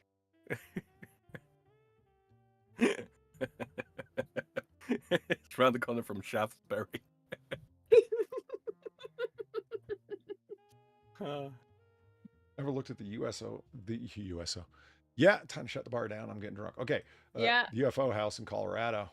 I think we did. But that might have been just the Airbnb house. No, I think that was in Florida. No, there was a UFO house we did look at though, but it was combined as like a medieval house as well. Yeah. Remember that one? Remember the Air Force place that had all the actual museum elements in it? That was weird. Flight suits and medals and all kinds of shit. Yeah. And it had the one room that was like painted black. Oh yeah, the moon room. Yeah. Yeah, the moon room. Yeah, it had the astronaut on one wall and everything else was painted jet black to look like a nightscape on the moon. Yeah.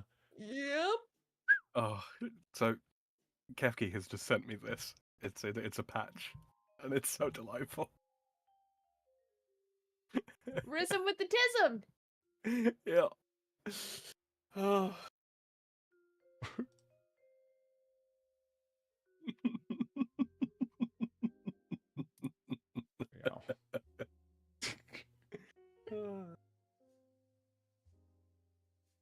Are you going to use the Fedora frog as a sometimes avatar going forward? I might just. Oh man, I love that that's a patch. Yeah, I'll just put this on my jean jacket with my other patches. What the fuck? Sure, why the fuck not? Bumper sticker. I appreciate the picture that they bothered to replicate Risen with the Tism all behind the frog too. It's not just a picture up front. So we're ending? Yes, ma'am, we are. Boom. There we go.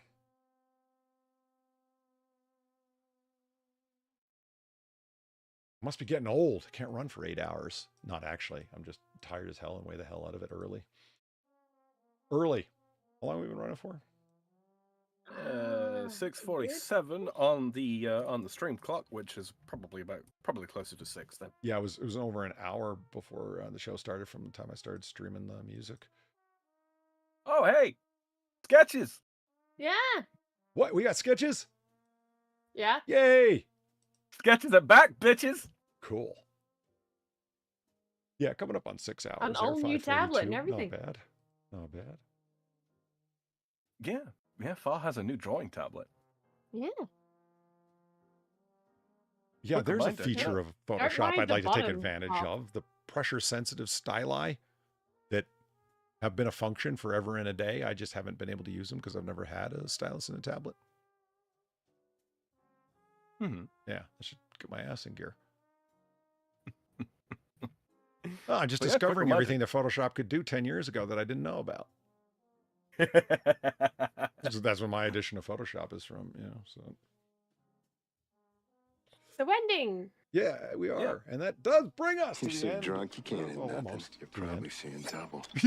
I have 2 guns, 1 for each of you. Yeah, I feel about that drunk right now. Woozy enough to pull both guns on somebody who says something ugly to me. Kimberly, thank you for the 550. Autism-friendly train museum. They knew what they were doing in Baltimore. Wow. You know, I'll try not to take that personally that a bunch of Major League Baseball games have been made autism-friendly. What? Seriously. Huh. Yeah. I'm not even telling jokes. Like, seriously. They have okay, there's probably a much better word for them, but like isolation booths that kids and such can go to. Oh, God. You know what I mean? Okay. Because it's like everything is just too much stimulation. You know what I mean? They have the headphones for them that you can get at upon entrance for audio isolation or limitation, I guess would be a better word for it. That kind of thing. Yeah, a whole bunch of Major League ballparks have the autism-friendly services. Oh, okay. Speaking as a Spurg, stay home. Huh. Just stay home. It's easier. It's cheaper. I don't know. And it's time to end. It's time to end, Polly. Well, Are you, okay, you know what? You could be wrangling me like this the whole stream, but you only choose to do it at the end. Why is that? Because you don't fucking listen during the stream. I don't listen at the end. It doesn't slow you down either. Chat, why are Mom and Dad fighting? Okay, hold on. But I didn't say we we're going to. So here it is. Well, that brings us to the end of last call here at Noir Bar, live from the Chase District of Noir State. I'd like to thank everyone for coming out for our own little brand of 1940 booze fueled banter. I'd like to thank everyone for coming out tonight. And thank you for the tips given to the bartender. That's me. You guys are awesome. Greatly appreciated. And thank you to Far and Sam for keeping me company at the bar. You guys are awesome. Oh, good dude. Always a pleasure. All good. And thank you for the tips, guys. Yeah, thank you. It's much appreciated. Oh, it so is. You guys are awesome. That's how we keep the fire burning, the lights turned on, and the cots paid off in this corrupt-ass city that we stream from. And finally, oh, wait a minute. I already said that. Everyone tip the bartender. That's right. My notes are leading me astray, Midori. I'm getting a little confused. Which is definitely why it's time to wrap up. Holy shit, when I can't read point form notes, something's gone to hell. Thank you very much, Chad, for joining us on this 334th night here at Noir Bar. Death, taxes, and depression are assured. And liminal spaces. Keep sending those through. We love them. Oh, it is nice to be back, though. We didn't do Noir Bar for a while, and I missed it. And now that we're back, I'm like, oh, yeah, that's why we do this, because it's good damn fun. Mm-hmm.